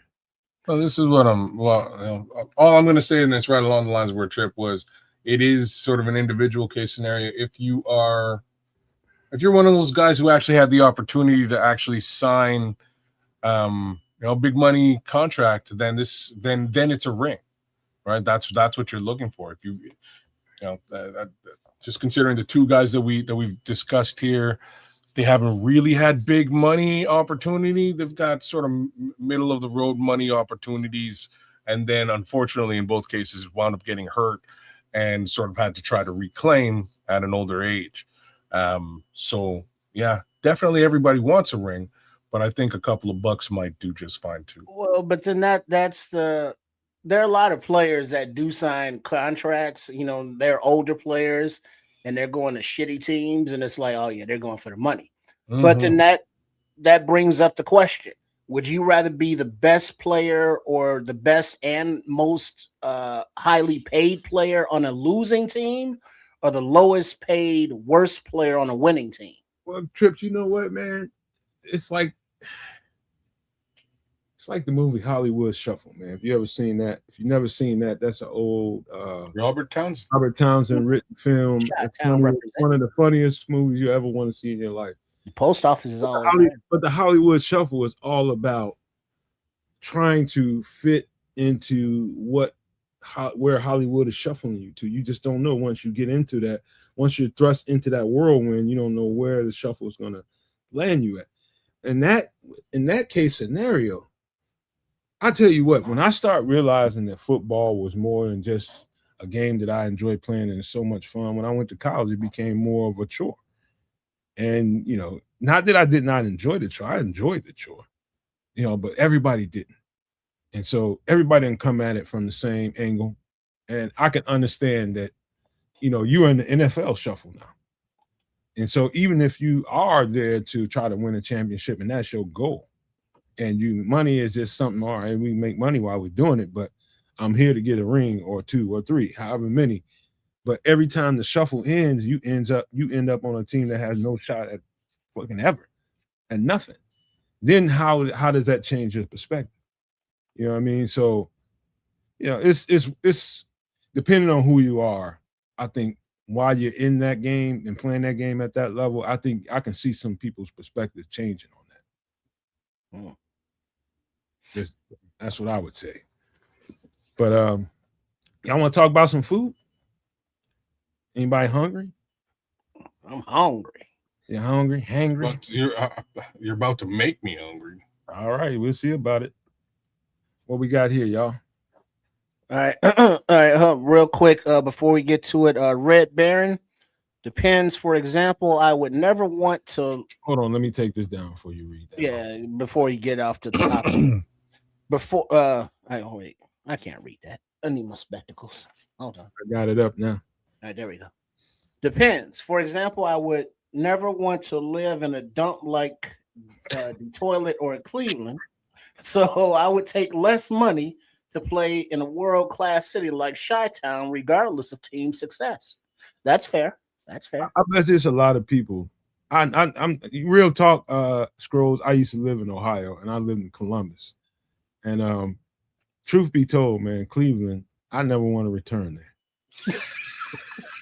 That's not what I thought you were going to say, but Man, that was great. It's probably one of the worst cities I've ever seen in my life. And I ain't just talking about the way it looks, just the energy.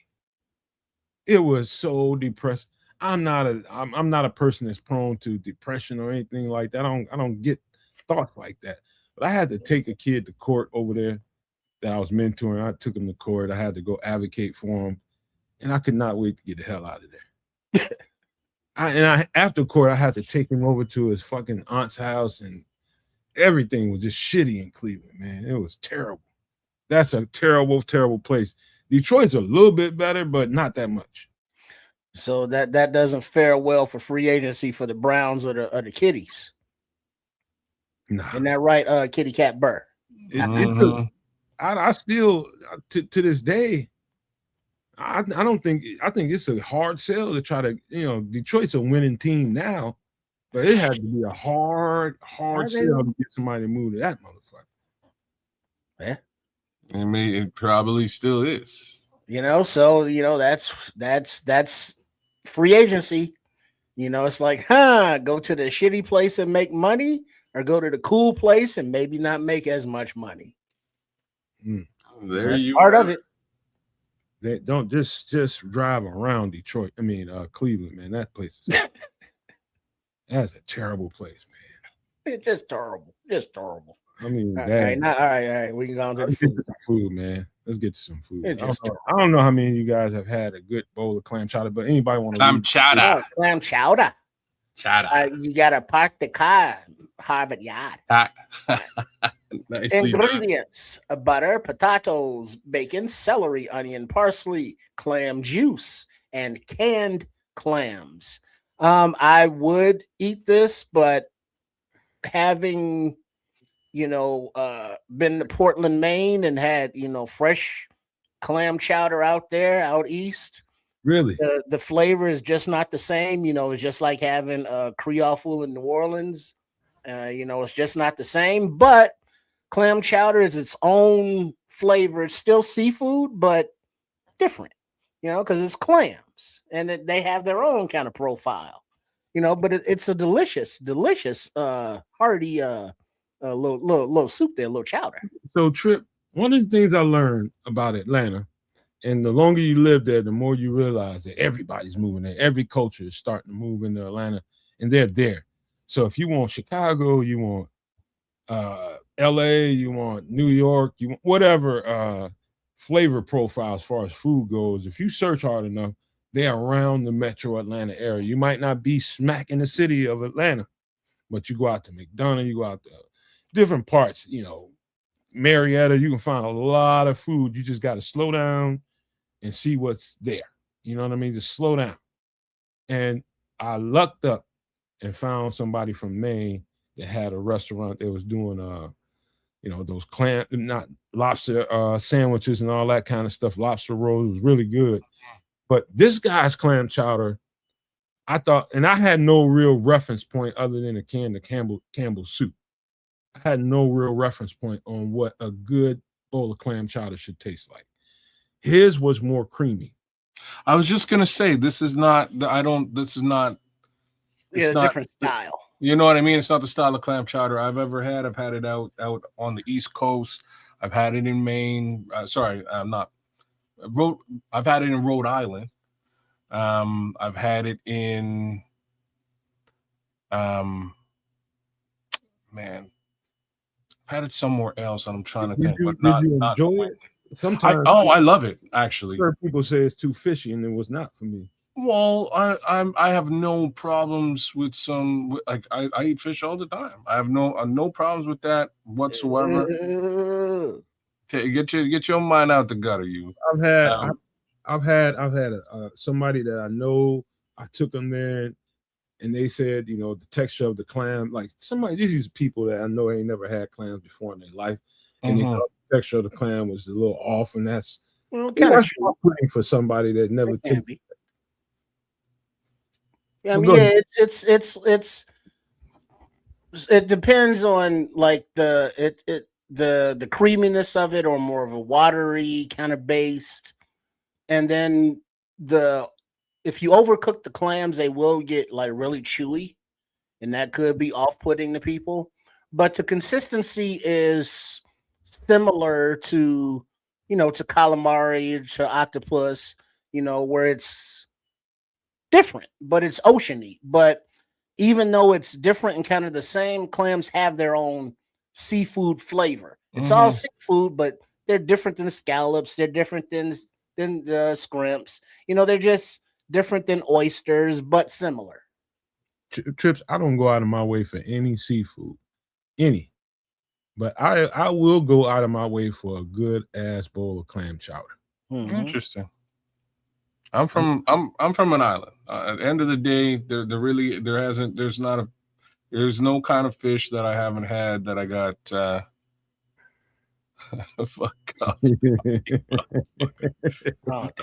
look, I've got no problem with some good clam chowder, man. It's good stuff, man. It's I tell you what, I could tell you right off the top, just like what Bear Truth 9 says. If you're not a fishy taste guy, it's a problem. Yeah, you're in the wrong soup. You ordered the wrong soup. Right away. As soon as you walk into the restaurant, the smell of seafood is probably going to throw you off. If that's really the case. I love it. If it's about the smell of fish, and the smell of fish does not turn me off, but I'm just not a big seafood guy. But this right here is good. I like soup anyway, and I'm always looking for different variations of different kinds of soup. I'm a soup head. Call me a soup head. Okay. This right here, I can take this, man. I can do this all day. Okay, now just to put a little clarity on it, what we are looking at, this clam chowder, I would define it as a Rhode Island style. Okay. Because I say that, clam chowders generally fall into three primary regional styles: a creamy New England, a tomato-based Manhattan, and a clear broth Rhode Island. So this would be I've had all three. I've right. had the tomato, which is actually, it's different, but it's delicious, man. Mm-hmm. You get a little bit more of that. It's a little bit sweeter and a little bit more of a vinegar. Well, let me describe for those. What we're looking at now is the clam chowder, the Rhode Island clam chowder. It's a clear broth chowder made with fish or clam stock, bacon, and potatoes, completely omitting broth, cream, and tomatoes. This allows the bold, natural, briny flavor of the clams to take center stage. Now, what Kids was describing was the Manhattan, easily recognized by its reddish, tomato-based broth. It skips dairy entirely and is loaded with a variety of vegetables like onions, celery, and green bell peppers. And the third style is the New England version. That the most famous variation, characterized by its thick, milky, or creamy base.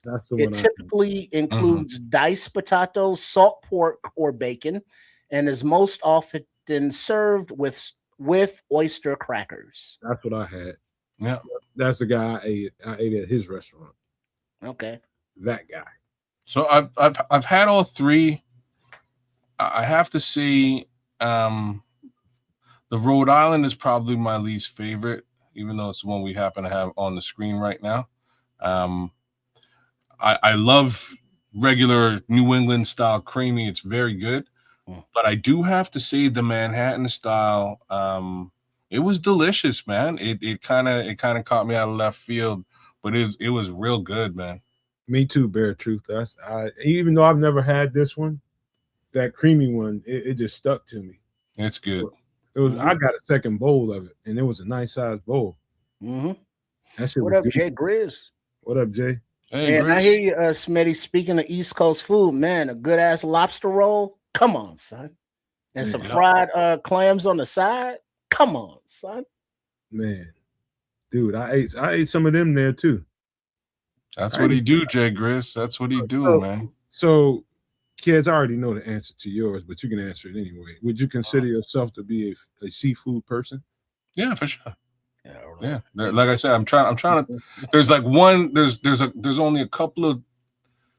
There's only a few things with respect to seafood that I'm not a big fan of, and that's calamari and scallops. But I do have to say, over time, and it came out of one drunken night. I'm a little bit better prepared for scallops today than I was earlier in my youth. I found scallops can be very fishy, like strong, and also a little bit chewy, depending on how you cook them. Well, but see, that's the thing, kids. Depending on how you cook them is a key statement. You got because, like, just Chicago wise, Goose Island is a fried fish place, and so they fry them. And so the fried calamari, it's a different kind of breading, but it's delicious. Whereas Shaw's Crab House, they have a more lightly fried calamari. Okay. And so it's a totally different batter, and they're both fried, but it's a different flavor. And the calamari in the Shaw's is a little bit more, I would say, tender. So I mean, there are different ways to do them up, just like this clam chowder. So, you know, unlike Red Baron, you know, who likes to put his, you know, face in a place at high tide. You Actually, know, that's Ron Winarski as well. He says he likes his favorite is the bearded clam mixed with rice, and now I'm a little bit worried about the rice in his bearded clam. That's usually not rice, Ron. Hey.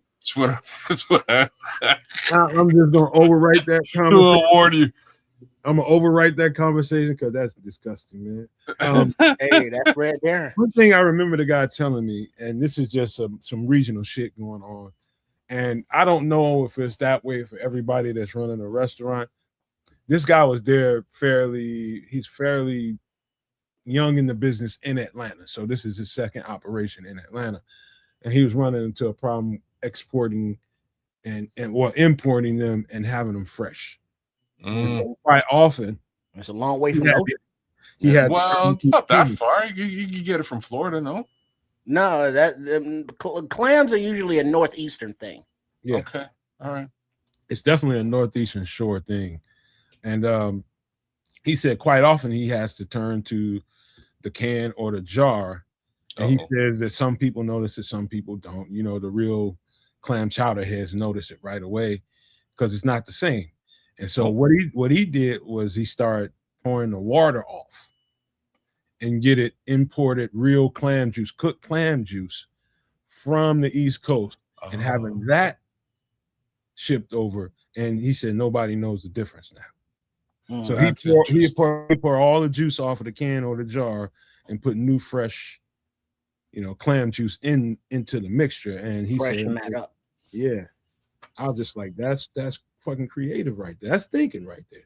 Yeah, I mean, it's just like in a beef stew, you know, adding beef broth, you know, as opposed to water or chicken broth or, you know, vegetable broth. You know, clam chowder has a little of that clam juice up in there. Oh yeah, they're just going to reinforce that flavor profile. I'd say that's a good idea for pretty much any can, almost anything, but especially for seafood. Throw the juice of that shit out. If you can. So I'd pour all that shit out. You know, but that's just me, you know what I mean? I'll take some canned green beans and canned corn and use that juice or something like that. But for stuff like seafood, nah, I'm not trusting that. But yeah, I'd probably buy this out of a jar before I bought it out of a can. Because jars just hold up better. But that's clam chowder. Any last thoughts on that? It's delicious. Oh, this might even be better. All right, beef ramen soup. Somebody just mentioned ramen. Yeah, man. Jay Grizz right. was just talking All right, about it. Jay Grizz, there you go. All right, ingredients: soft boiled egg, of course. That's for the individual bowls, not the main pot. Remember that. All right, beef broth, the just aforementioned. Kimchi. Hello, how you doing, girl? Chili oil, green onion, gochujang paste, gochujang, beef paste. Ooh, a lot of flavor going on here. Sesame oil, ramen, and chuck roast. A little beef in there. So it's a stew, it's a soup, it's a beef ramen soup. It's got all the different flavors in there. It's packed with your proteins. You got vegetables. Got a little kick with a little chili and a little spice with the kimchi. You know, this is a good post workout. Build your proteins back up type of soup.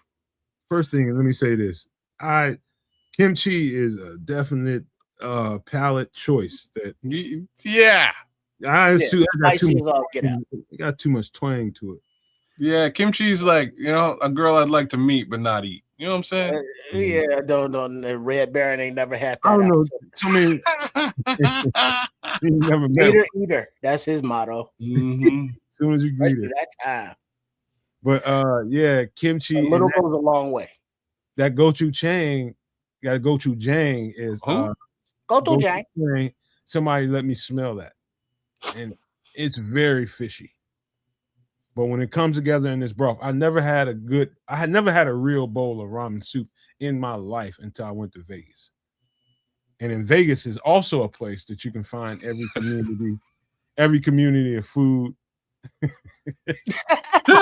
ain't even right. Kimchi smells like Andrew Billings in the fourth quarter. There's a lot of people that will try to score points with you, trying to get you to open up your palate. Try this, man. Hey, man, nah. Why are we doing all that for? Man, we don't need that shit going on. No. Man. I don't care what that is. I ain't eating it. But man, that kimchi is definitely a personal choice. I'm not thinking. Yeah, it is. And now, as far as the gochujang paste, if you don't have that, you can substitute either oyster sauce or fish sauce. That's what I thought. Well, I would substitute it with both, like oyster sauce and or both. Yeah, oyster sauce or something like this to me is a must. I would go with that instead of the gochujang paste. That was as close as you're gonna get from me. And the fish sauce, it's a beef broth, but still, like fish. I don't care what it is. If it's some sort of ramen / pho, I'm putting fish sauce in there. It's just, you know what else I'm putting in there? You know what else I'm putting in there? Hoisin. I'm putting hoisin for sure. Yeah, you're damn right. You won't need that. That wasn't where I was going. I would put hoisin in there for sure, but I would definitely put sriracha in there. Give it a little bit of kick. Bang, boom. I can see that. But hoisin,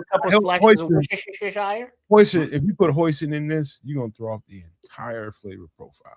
So really? Basically, you would be eating beef, and you might as well throw some broccoli in here.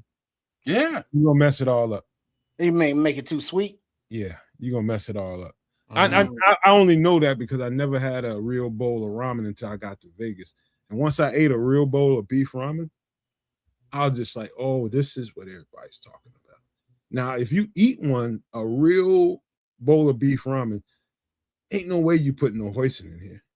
If you do, it's going to be very, very, very little because you're going to mess this whole flavor profile up. All the work that they did to make that beef be the outstanding flavor in here, you're going to mess it all up. So I'm going to give you the realest. Oh, snap. Shit. I'm going to give you the realest thing. I'm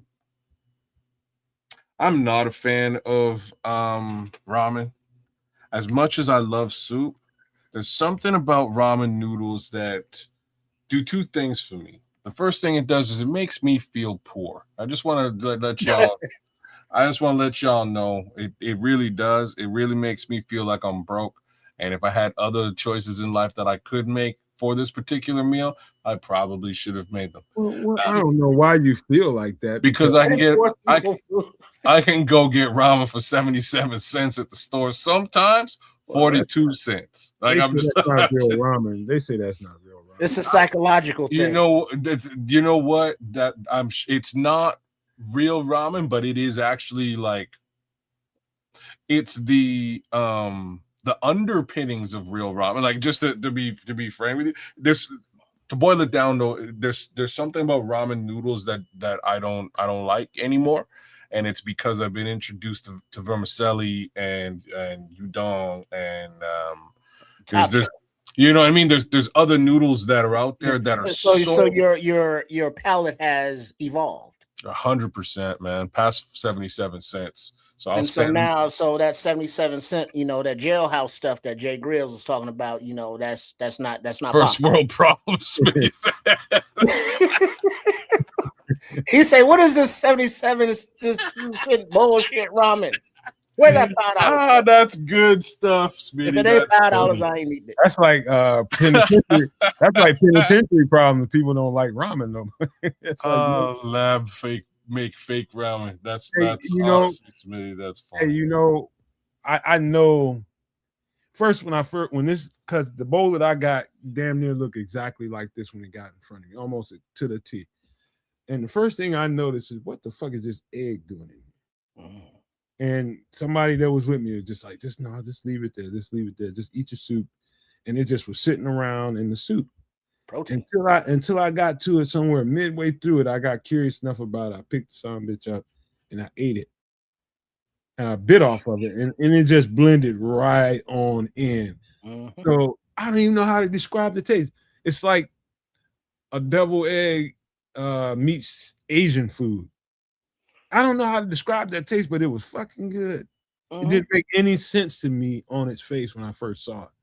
I was about to just throw it out. It's like, what would I need a fucking egg in here for?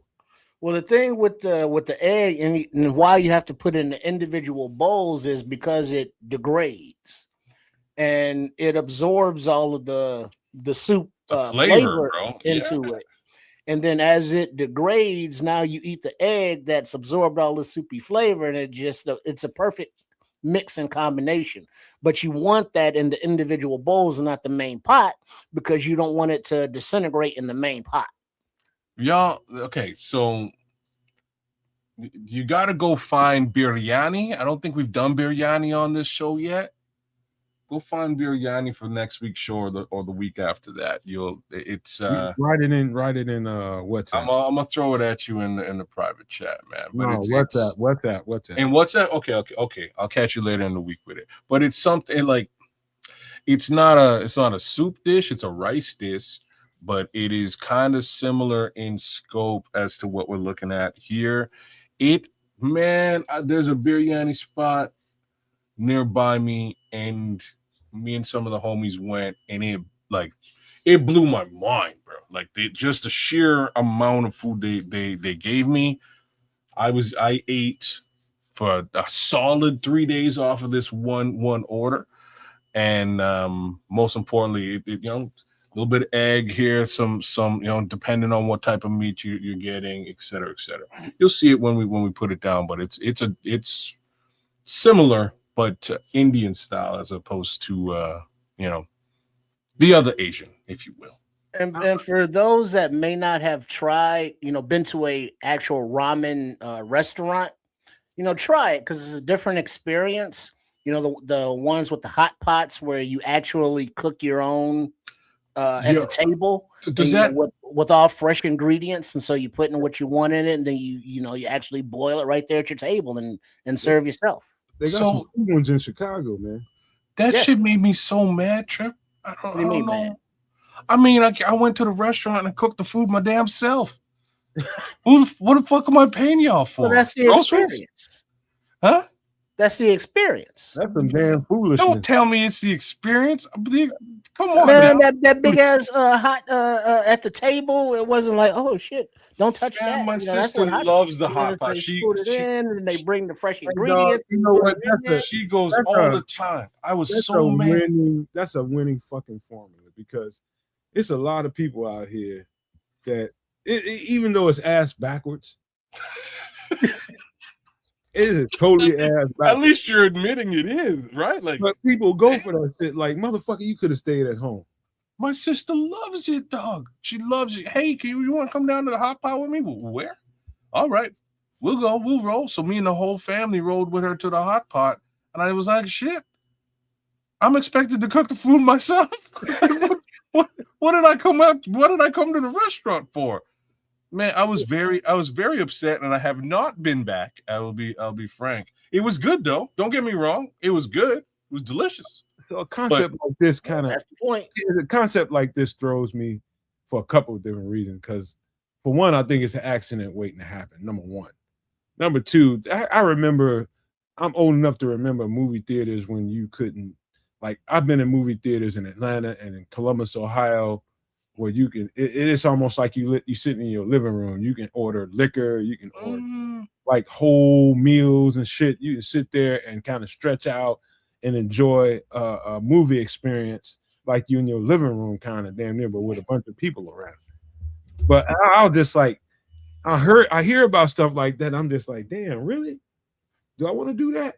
Until you experience something like that. Man, it threw me for a loop, man. But I'm a Bear Truth 9 across the board. I'm a full guy, man. You catch me messing with some pho at any given time, man. It's really growing on me. Great soup, great vegetable profile. Love that shit. Kids, do they want you? You know what I'm saying, Paul? Like, who do I tip? Do I tip myself? I should tip myself. I didn't know what to do, bro. These motherfuckers just open the doors and just sit back with toothpicks in their mouth and watch you scoot in. Right? You do. You go Come on there, cook that shit up, y'all. Hey, you want to do them dishes on the way out? gratuity. That's hilarious, man. Driven, is that somewhere in Atlanta or Columbus? Or drive-in? He's trying to say drive-in? Oh, drive-in like movie theater? Oh, yeah, I've been to a drive-in. Oh, I want to own a drive-in one day. That's a dream. That's a bucket list shit right there. Oh, okay. Southwest Highway? Yeah. I want to drive in. That's like my, if you want to hear one of the number one things that I want, I got a throwback kind of mindset when it comes to that. I think there's still roller skates. Roller skates. I think drive-in movie theaters are. I think they'll never die. I think they will never die. Like roller skates is something that won't ever die. There's something about that. So drive-in restaurant or drive-in movie? He's talking drive-in movie. Yeah. Yeah, I've been to one. Mm-hmm. Been to one. You know, I'm just young enough or old enough, I'm not sure which, to remember, hiding in the trunk of friends' cars on the weekend nights to get into the drive-in. And then it's like, we hope we don't suffocate. And then once we get in and, pop the trunk, then we get out and it's like, hey, let's kick it. And then it's like, damn, everybody in the car and we got a crowd in. So this is one of a Bear Truth 9. I'm gonna take this image off right quick just to show you. See this background? This is probably the first background I ever made. It's probably the first background I ever made. One of the first graphics I ever really made. And this whole entire show is set up around the theme of being at the movie theater or drive-in movie theater. This whole thing, I don't know if you guys ever really noticed it because it's always on the screen, but this is exactly what a drive-in movie theater experience was like when I was a kid. So for me, I've had a couple of interesting spins on the drive-in. So like the project that I grew up in as from the ages of 3 to 5 was right just across the street from a drive-in. So as kids, we would just cut through the fence and go hang out with if we would find out somebody in the project was going to the drive-in, we'd cut through the fence, we'd bring our own folding chairs and just go pull up. You know what I mean? And just, hey, Mr. Smith, you're at the drive-in, right on. And they're cool. We just sit down and watch these movies. And we do it almost on a weekly basis. It was wild. The other one was my buddy's house used to be just on, just behind another drive-in, and we would just tune in from his window and watch. Yeah, you know what I mean. Well, there was I think it was on Southwest Highway in Chicago that in the front of the drive-in, like where the red is under the screen there, would they had like a children's playground area because the Underneath. screen was up high, for the Yeah. cars in You the talking about back. to the So- right? That's a concession stand. No, well, he's yeah, talking but to I'm talking red about in real underneath. life. Okay. So in real life, like where the girl is, the waitress, and the cars, that would be like a play area, playground. With playground stuff, and it was still low enough that it would not block the screen because the drive-in screen was like 20 feet up, so the kids could go play up there, and they had the sound speakers up there as well. So if you were So on a drown sitting out on the your lawn kids. chair, not in the car, where you had the thing on the window, so you could go up and watch the screen from up there if you look straight up. But you walk past the cars, some of the windows be all steamy, some of them be bouncing up and down and stuff. It was just an experience. Hey, I've been to one. Where is that? Somewhere in Park Forest or some damn where I don't know, somewhere a little north of here, right in between here and the city. And man, dude, I love the intermission. You see the intermission up there with the hot dog dancing, and Let's all go to the lobby. I love that shit. I love Get that. ourselves a snack. You want a hot dog, you want a Coke or Pepsi. This is Pepsi country, and you want some nachos. That's pretty much what, and some popcorn. That's all I want. Maybe some pizza. All that shit smells good up in there. All of it. And it's just the ambiance, man, of it all. There's only one downside. There's no downside. There is. There's only one. What? The only downside to the drive-in theater case scenario is mosquitoes. Oh yeah, because it's summertime in the evening. Yeah, Only one. Like the place I went to, there it was all cleared out. Like all you heard was gravel under you. And so it wasn't like a whole bunch of trees around. So I don't remember having a mosquito issue. So my don't be out in whole the country like that. I'm living in swampland, right? Like I was saying earlier on. So there's trees. The one that I grew up at, it was all graveled out, right? But it's surrounded by pine, like surrounded by forestry, 100%. So you get up in there, you're in there for an hour, 2 hours, you watching a movie, guaranteed you're basically eating a lot. Here's a good thing, kids. Now they have portable bug snap zappers. It's battery power. All you gotta do is charge your joint up, bring it with you, sit it, and you good. I've seen those. My brother, like I was telling you before, that's just like he loves them. He'll go outside and just like that's entertainment for him, man. He loves that shit. You know what I'm saying? He was so happy when he got his, man. Because like the years before, he had one of them rackets. You ever see them like them plastic rackets? You can just swing it. Like a fly swatter, but electrified. But electrified fly swatter. He loved that. He would just walk around the house with that, man. But now he's got his more professional setup. Well, his Beartooth Nine said he lived in the desert, so it was too damn hot for mosquitoes. Oh man, out west. Well, that's rattlers though. But then I was gonna say you got rattlesnakes and scorpions. You go out west. That's one of the first things I noticed. No mosquitoes out there. Bro, I asked my uncle, man. I was just like, dog, I ain't seen it. I've been there 3-4 days, and he lives out there. I was just like, man. I said, I ain't seen a motherfucking mosquito since I've been out. He's like, God, he said, damn, if you even see a mosquito, your ass brought it here. Ain't no fucking mosquitoes out here. Followed you from the East Coast. Yeah, man. No, but that's Smitty Q. The trips had tunnels underneath the actual screen that you drove when they're coming in. Yeah, that's right. It's like the entrance was on the other side of the screen. So when you drove into it, you went under the screen basically into the lot, and turned around and faced it and shit. It was pretty cool. Yeah, it was like snakes, but more closer to roads in the desert. Snakes, but my ass. Last thing about rather be bitten by mosquitoes. Theaters, man. I don't know what it is about the sound system. Like the one I went to, they just are determined to keep it like it was when in the 70s. Oh, It's a throwback. Everything that was that drive-in theater was about was keeping it throwback. Was about the nostalgia of that part of when drive-in movies first started to come about and get popular. Was in the 60s and 70s. And they keeping it looking like that. They got girls on roller skates serving you at your window. Even the sound piece that you hook into your car is this big steel metal thing that you got to hook on your window and shit. Crap. I like the way it sounded while I'm looking at the movie. I just liked it. It was different than sitting at your home with all that great surround sound and beautiful, everything that comes with that. I just liked it. It was just something about it that I enjoyed to my soul. It was cool because you could go out but be in because you were out of the house, but you were in your car. And then the speaker, would mount on your window without breaking it.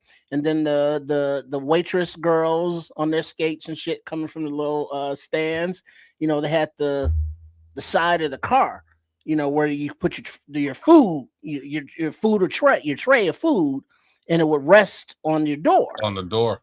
Right, so you just reach out and get your snacks, your shit, and then the new school they made the sound come over your car radio. I was gonna say because that's all I'm used to is the new school one with the car radio. That's how me and my friend were streaming it out of his room. You know what I mean? So we would just tune in to the right station. It was just a little bit choppy because you kind of need to have that. It's just like a piece of wire that's tuned in. I don't remember how they did it, but it was like a piece of wire you had to rest, and then it would you could tune into that radio station and it comes through the speakers. Look close, kids. Look close at the two white cars, and you see they look like little mailboxes. Those are little sound systems. Right there, so they kind of hang up there. Okay, I see what you're saying. And then you bring it closer into your actual vehicle.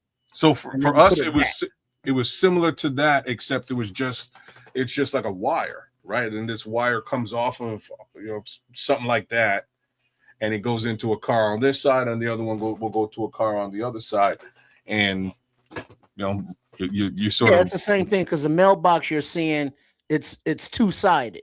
So the side to the white car will go to that one, then the side to the black car extends out to that one on the passenger side. Yeah, same general idea, but it just rests on like the dash and somehow makes it so that you can tune in clear as day to that channel and play it through your car radio speakers, man. And it was pretty dope, man. I remember watching Raiders of the Lost Ark, man. That's one I can definitely say that I watched. That's one of the first movies I ever watched, but watch Raiders of the Lost Ark. Yeah, because like somebody saying the double feature. Come on, drive-in double feature, classic. Mm-hmm. I'm trying to remember what the other feature was that night, but it was they're two badass movies. That's all I can tell you. I am going to own one of these. I'm telling you now. Calling it right now. I'm going to own me a drive-in movie theater, and people going to love it. You watch Baby's Kids out there? Okay. That's a great movie, man. Rest in peace, Robin Harris, man. He was funny as all hell, man. The best thing to go watch at a drive-in movie theater is easily horror. Because the way it comes out of the little sound thing is different. If you have one of these right here, but if you're doing like Kez is doing, I don't know how that's like, but man, you go watch horror at a drive-in movie theater at night. It's great. Real quick for Jay Grizz, there's house music out here.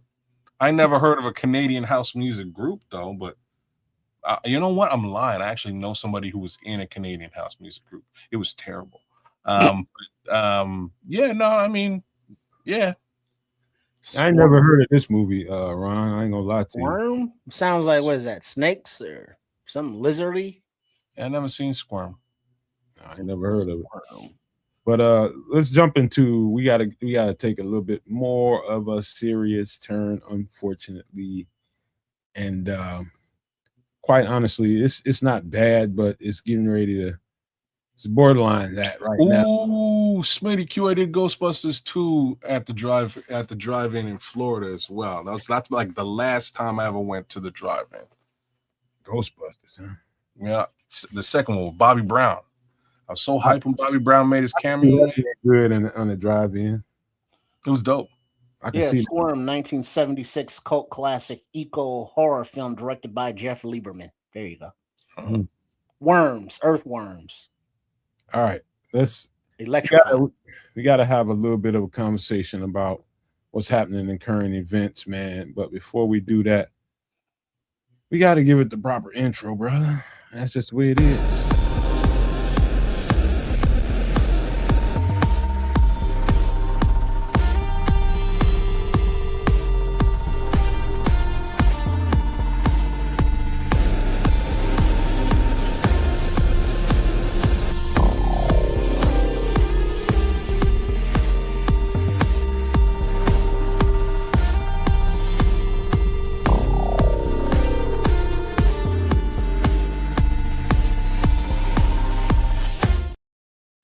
All right. Anybody want to read through this, and we'll slow down and have a decent conversation about this, because this is real deal Holyfield right here. All right, I'll do it. U.S. strategic oil reserves as of 7/14/26. The U.S. strategic oil reserves are down to around 319.5 million barrels, its lowest levels since the early 1980s, from 714 million. Crude oil usage at this rate will most certainly cause energy and gas prices to spike in the very near future. Economic instability is almost inevitable if the conflict continues to rage. So as I said, the 4th of July was going to be that date, and it was. That's when we started to get into the dipping into the oil reserves. Now, I don't know how tied in the current events everybody is, but I noticed a spike in the action in the Middle East as far as we were concerned. We started to be more aggressive after the 4th of July. We started to be more aggressive and start to do more attacking. We were kind of playing, kind of like here and there, and kind of Israel was doing some stuff, and we were kind of trying to stay out of it. And there was a so-called peace negotiation being had and being agreed to until, Israel started doing some stuff they shouldn't have done, and then it just opened it wide ass open. And now here we are. We are in our reserves right now. We are in our reserves. So think about it. Since July 4th, and this was yesterday when I made this graphic, since July 4th, 10 days since we made that, we went from 714 million barrels to 319. So you do the math. Once we run out of this, and we won't run completely out of it because they can't suck it all out, because of it takes oil to get it out and power to get it out. There's going to be some in there, but it's not enough to run the country. And so the alternative means to us getting crude oil is sparing, because this country can't pump it fast enough. There's not countries in the world that can pump it fast enough and get it to us fast enough than these places in the Middle East, which is going to be bad. What we're dealing with right now, because everybody is seeing a dramatic lowering of gas prices all of a sudden. That's because we're in our strategic reserve. They're trying to get it down low for the time being, because they know it's going to spike like an MF. Before we know it, crude oil will be $200 a barrel and more. We're somewhere around 120, 125, I think. Last time I checked, it's going to go well over 200. So that means it's going to cost us, not only in the U.S., not only in Canada, but everywhere, more. If you're not one of these countries that's getting it fairly easy. And so life adjustments are going to have to happen. And so I would advise everybody, if you want to take any kind of advice from me, is to start paying attention to the current events and start getting ahead best as you can with anything oil related that you can get ahead of. You can't get ahead with gas, because you're going to always have to go to the gas station and pay that price. But if you can, I'm just telling you, I think it's going to get this bad. If you're a person working only one job and you're maintaining a good amount of stability, but if things start getting a little bit more expensive, which they will, not only gas prices, but prices in general for most things that require plastic, you better start thinking about getting something to supplement your income. I'm just saying. I'm telling you right now.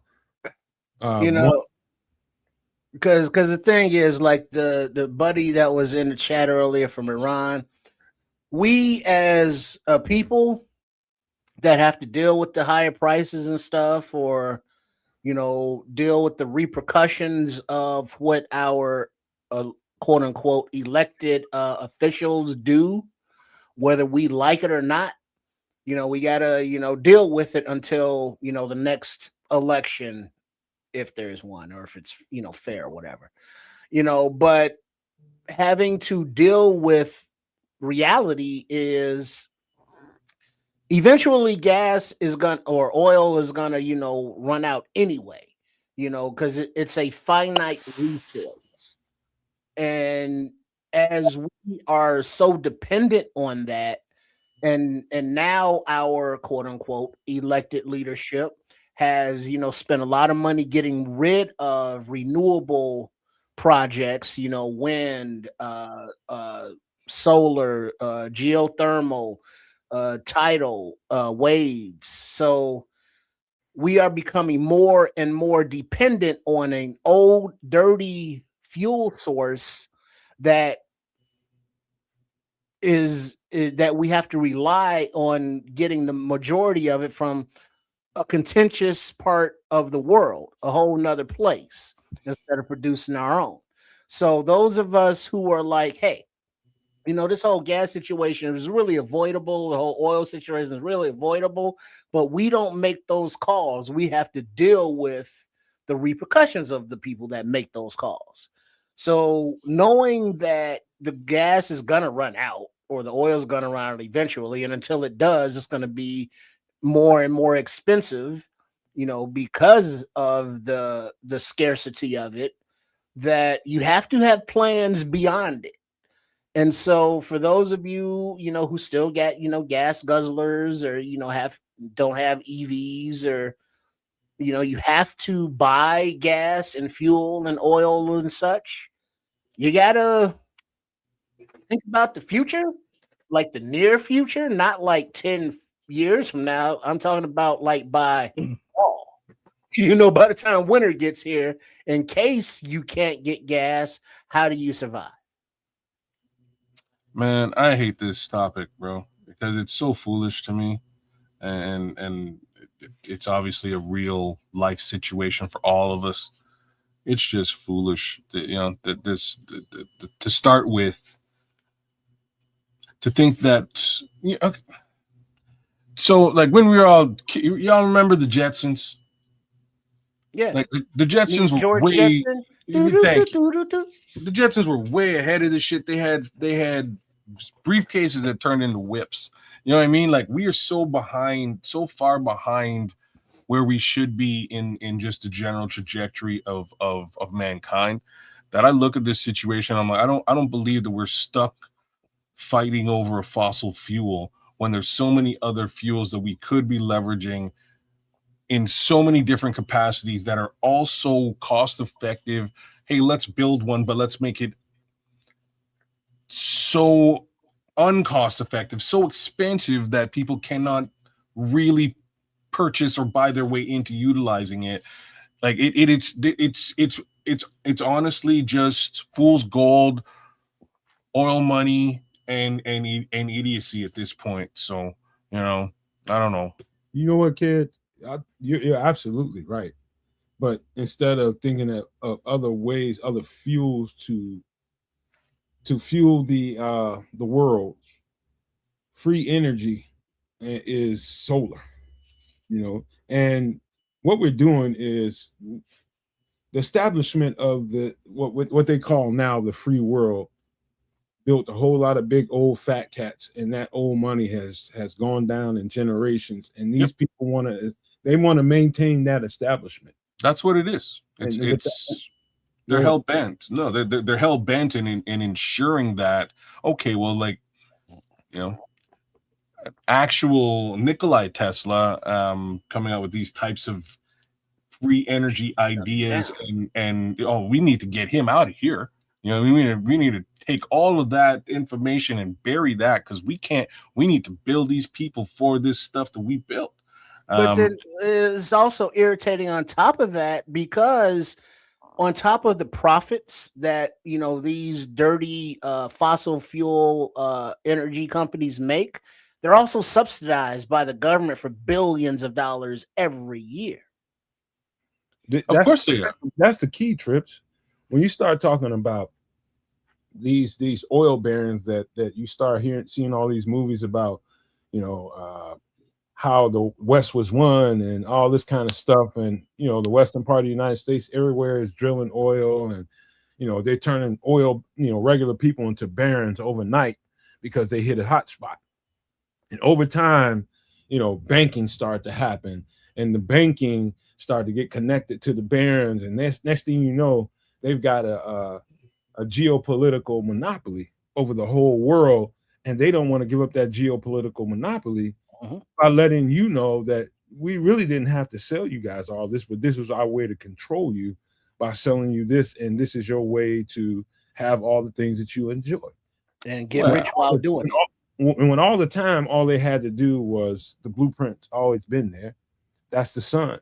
Set up the infrastructure and not have people pay all this extravagant amount of money. But if you do that, you don't have the billionaires. There's so many other water, like there's so many other ways to skin this cat, whether it's solar, whether it's again hydrogen, water turbine. Like there's so many different ways to skin this cat. It doesn't. Okay, that's twice. We don't want to get nervous with feline people. Cats are being skinned, or they're not, right? Really, in this scenario, they're just metaphorically, not. Man. That's Nobody's really skinning cats for I mean, in any event, I'm just saying there's so many different technologies out there that could be used. What it do? Levante's in the building. There's so many different ways to get to this end result, to provide the people with something that they can utilize to get from point A to point B. Magnetism, like so many different ways that don't require ongoing cost. That it's like it leads me to something that's it's a foolish example as well, but like the metric system. How's it y'all ain't on the metric system? The who? Yeah, the metric system. The system of is that the liters and the kilometers? And that's that bullshit that everybody else on the planet uses. Everybody thinks that's Greek, but that's African. I don't even know where it's from. I'm just saying it's all geometry to me. But everything that we know now, as far as English language, English, just writing and everything, was supposedly stolen from the Greeks. But you know where the Greeks got it from? Moors. The Greeks got it from the Moors, who got it from Africa. Mm-hmm. Especially when it comes to mathematics, you're bang on. Now, you know, regardless as to its origin. And the only reason I'm bringing this up, and it's like I say, it's kind of a foolish thing to bring up. It's just sort of the level of lobbying and potential arrogance that's available in the United States of America. That, you know, that they would sort of cordon themselves off and say, hey, you know what? Screw everybody else. We're gonna do it like this, and regardless as to whether this is just completely different than everybody else. And that has a lot to do with this whole screw everybody else mentality that the oil barons have been monopolizing, using to monopolize the political structure around what they're running, right? Like it's just a similar little thing that I liken to each other, and what it really means is that it's almost impossible. To get it would be almost impossible to get away from big oil. The way that the political structure is set up around it.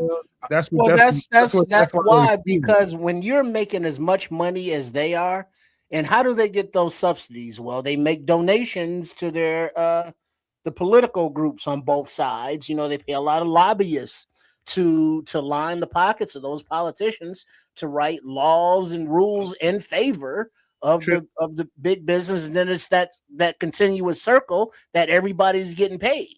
It's all baked into a cake that only they get to cut. Right. So, and here's the part that really doesn't make sense. Nobody else. The part that really doesn't make sense to me is that once you're at a certain plateau from a power and money perspective, you could quite literally build out and own each and every facet of those other technologies and bill us for it too. Right? Like I don't have oil money, you know what I mean? But if I did, I could take it, invest in hydrogen vehicles per se, solar powered vehicles per se, water powered vehicles, magnetic vehicles, and really monopolize this thing. Once again, you're talking too rational. I think I'm convinced now. Imagine that. I'm convinced now that there's about 2,000 to 3,000 people who hold the real power levers. 2,000 to 3,000 people in the whole world, of billions of people that hold power levers, and they are truly demonic. Oh, well, what I'm convinced of. Yeah, that's now you're preaching to the choir for sure. In the end, what's really happening, all of these things rolled into a ball. What's really happening is this is the grandest, like we are witnessing the grandest grift in human history. Mm-hmm.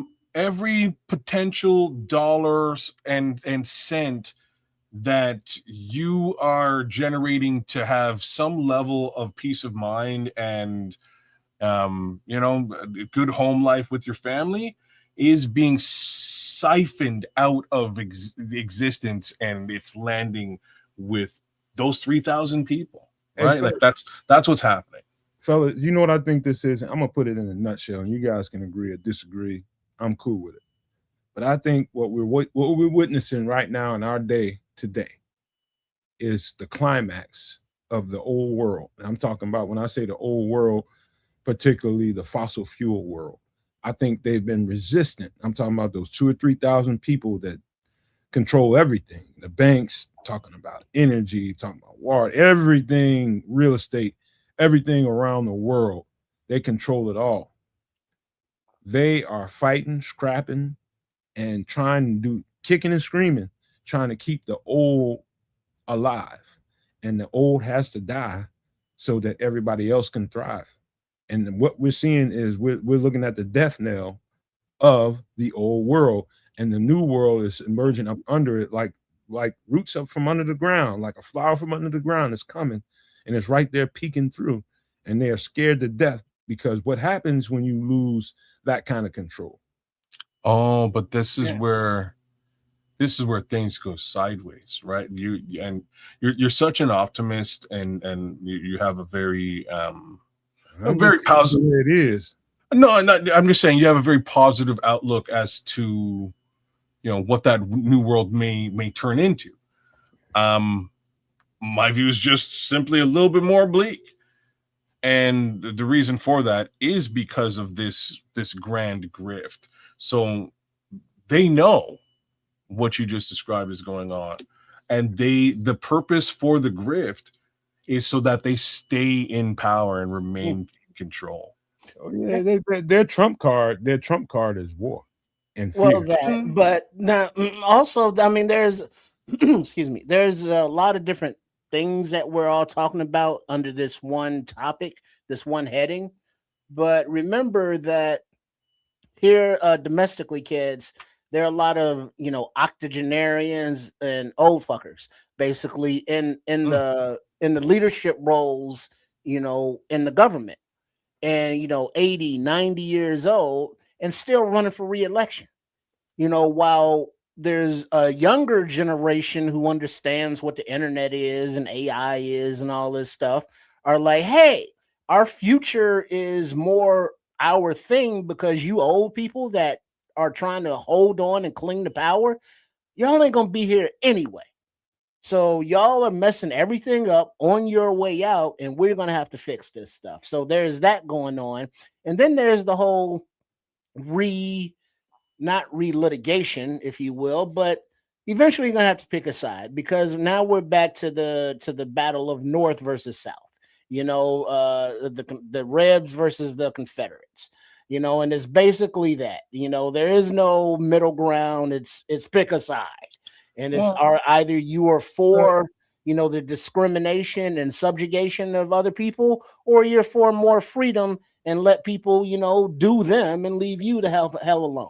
Before we go down the road of complete politics and how people vote, I don't want to go there, and I understand where you're at, Trips. I'm talking about what would happen without people in the way trying to keep this decentralized power structure that is run off of fossil fuels. Imagine what happens if that's waned out in our infrastructure. I'm talking about the United States, Canada, and all across the world was more centralized on solar energy. That fear for the old money and these old ass people Trip is talking about is rattling them to their core. Because you know what happens if that's not there? Those people are not there to pull the levels of power. They become vulnerable. People will get them, like physically get them, or they go to jail. All kinds of consequences are waiting for these people. And so when we get done talking about all this other stuff, that's probably the biggest fear of all. What happens to me if I don't have this amount of power? If I'm not lording over these people the way I've been doing it, financially, geopolitically, in any other way we can, if we don't have that kind of power, what will they do to us? That's what did Ice Cube say? That he heard payback was something. Well, payback is, but if that was the goal.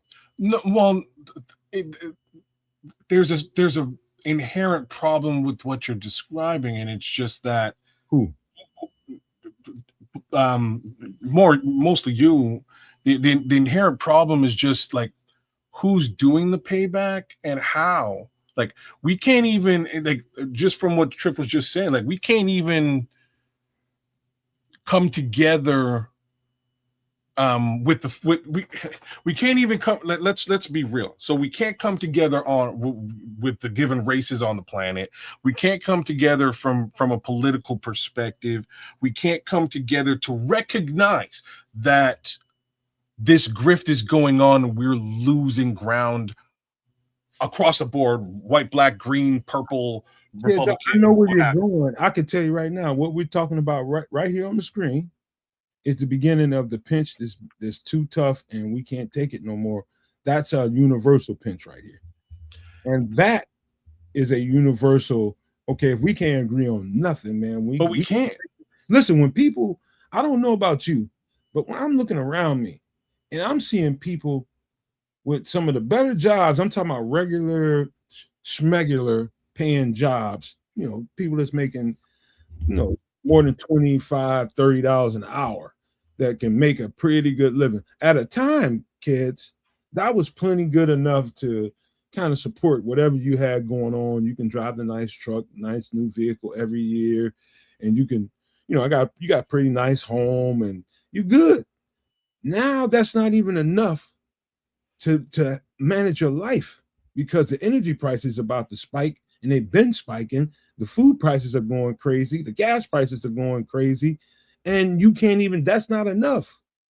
And people are having to give stuff away so they can get cash to get to the next month. Wow. That's the unifying tie right there. What you're looking for, that braid that binds us all up, when everybody starts to feel the pinch too tough, it'll always be that element out there that will be just so rooted in race and that kind of divisiveness. It's going to always be there. But most people, they'll be heading towards like, this is enough. We can't take it no more. This shit's got to stop. What's funny is just down that road, bro. What's funny is just where you are in this particular, like me and you have had this conversation behind the scenes between the two of us and it generally goes in a different direction. But I don't know where the unity there is going to be, if there is any unity. This grift is happening now. They're telling us that potentially they're eating babies and stuff to top it all off. Nobody gives a shit. Everybody's got their. Come on now, you can't say that on live. Well, I mean, come on. It's not. I'm not doing it. Somebody's doing it. You gotta reword that. Hey man, I don't know how you say that any differently. I'd love to hear the politically correct term for that. In any event, I'm just saying there's all kinds of effed up things that are going on, including this grand grift, and everybody's head is in the sand, right? Everybody's head is in the sand. I got to put my food on my table. I got to keep the lights on, so somebody else gonna deal with it. Same token, I don't necessarily like my neighbor. He's X, Y, and Z, and we won't get together. Allegedly, Jay Grizz. Allegedly. But you know what I'm saying. It's very tough to have a genuine optimistic view in coming out and around this situation in some level of a positive light, because let's be real now. I have a very this stuff looks a lot more purposeful. Oh, absolutely. Than happenstancical. Oh, it's absolutely purposeful. Okay. There's intention behind all of this. Right? Like if this is intentional and purposeful, then there's no doubt about that. There's no if you can agree with that and you have no doubt about that, then we are royally screwed. In your mind, I mean, when you start thinking about it in a way, kids, when this is the difference between you and I. When you speak, when we have these conversations, I can tell that you speak in the present tense and what you know structurally to be normal. And to understand what I just said, it is what is versus the possibilities that are out there that could be fleeting, and you just don't know exactly what they can be. And that makes your mind go to, okay, if it's not what I understand, what the fuck is this? And we're in trouble. I think you've been that way. No.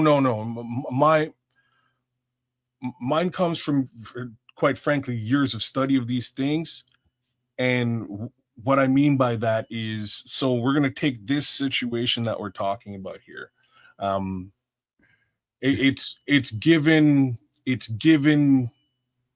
and obvious that we're running out of oil over here, but they're still in a war with the guys who own all the oil. That's obvious. So if this is a purposeful thing and driven, who's driving it and why?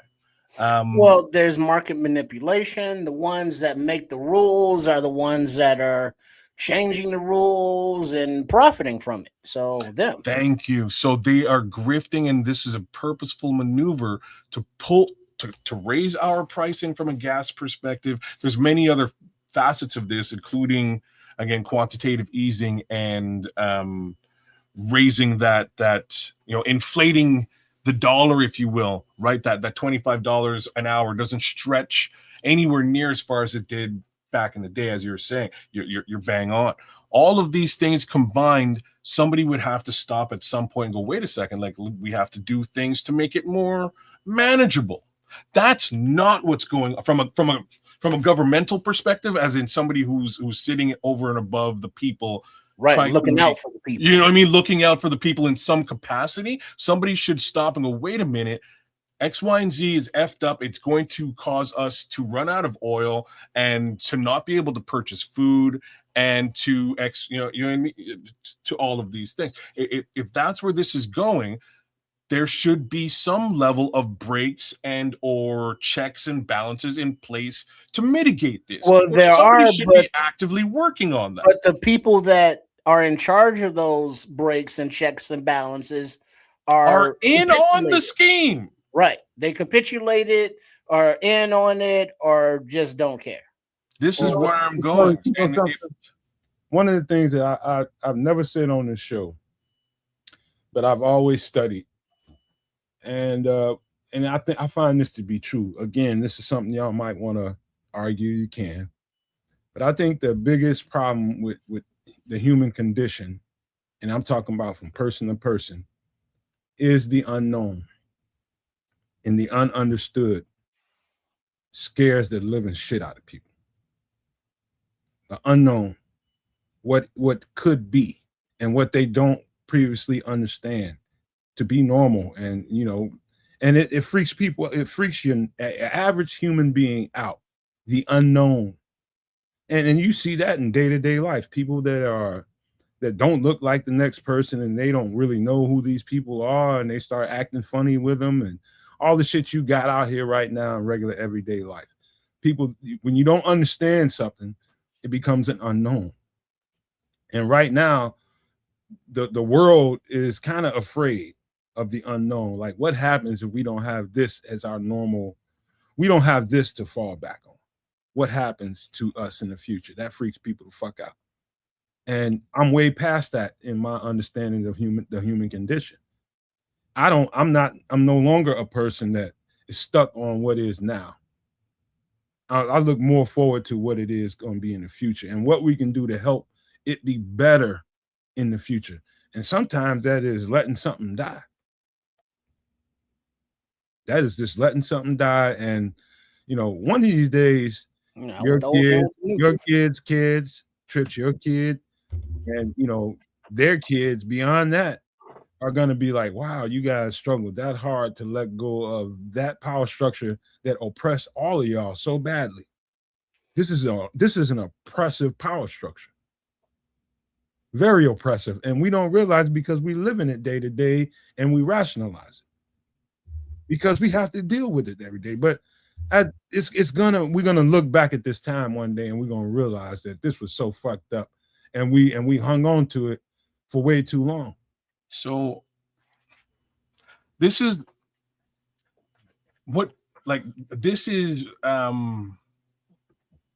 well described. Like what you're sort of putting out there is well described in Aldous Huxley's Brave New World.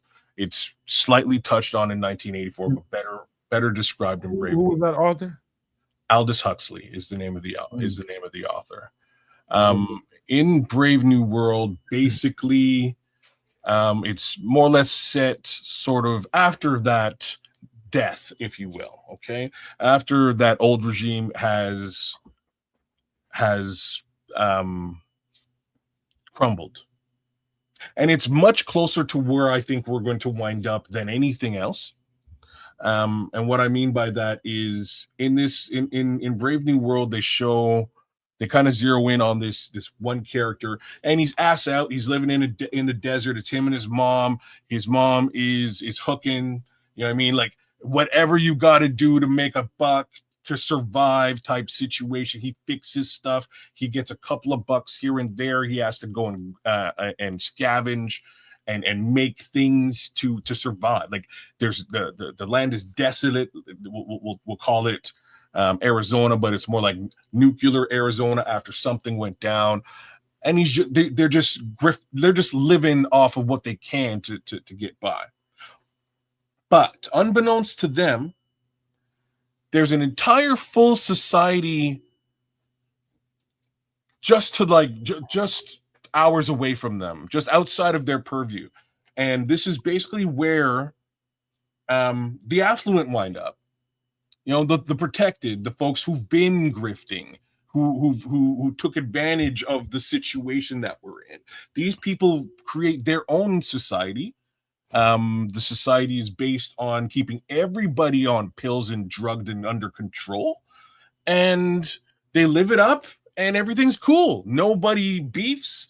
It's completely locked down, super controlled, super taken care of, until this guy shows up. And when he shows up accidentally, he comes to find out that the guy who runs the show is actually his dad. And his dad kind of realizes, oh, snap, this is my kid who's been out there all this time. I knew I left this kid.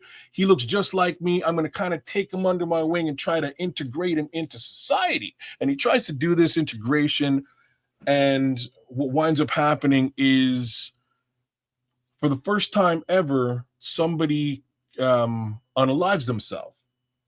And when they go and do that, it kind of sends repercussions throughout the entire society, because nobody could understand why somebody would do that, because everything's quote unquote perfect. And this is the only guy who's like, yeah, I've seen stuff like this before. I'm like a normal guy. I can understand why he did it. And then he kind of becomes the catalyst for unrest within this society, and like more or less almost single-handedly destroys this society. And it's awesome that he does, because the society is completely controlled, and it's only for the affluent, and there's an entire existence of humanity outside of this bubble that is just scraping by at the lowest. I've seen that lowest story capacity. so many times, kids, and so many other just different ways of that story being done. I can't tell you how many movies I've seen like that. And to Wendy, even though I'm deleting your comments because of certain words in there, I hear you, bro. That's the only reason I'm deleting them, because you putting certain kinds of words in there YouTube won't let me deal with. But to your point, Wendy, that you were talking about, and I'm taking the gloves off right here. Let me tell you something. There's a cabal of evil motherfuckers that are really the catalyst of it all, sitting right there in the Middle East. I'm not going to call out the country's name because YouTube will get you for that. But you guys know what I'm talking about.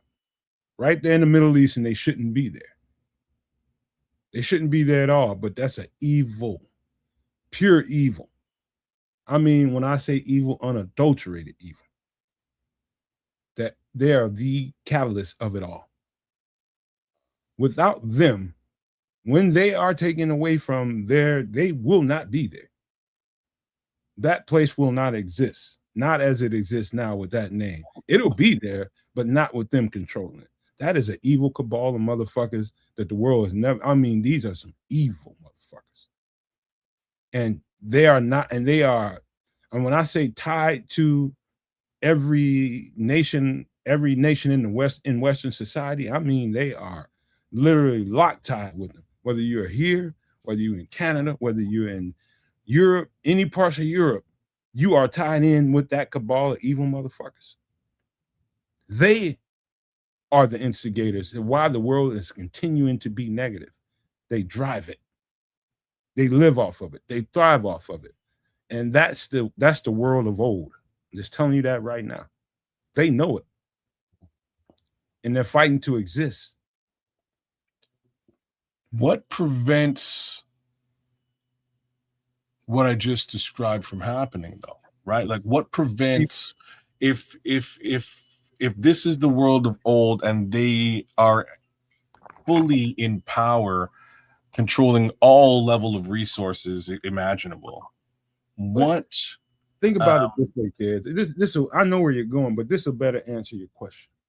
Just think about this in the terms of real estate.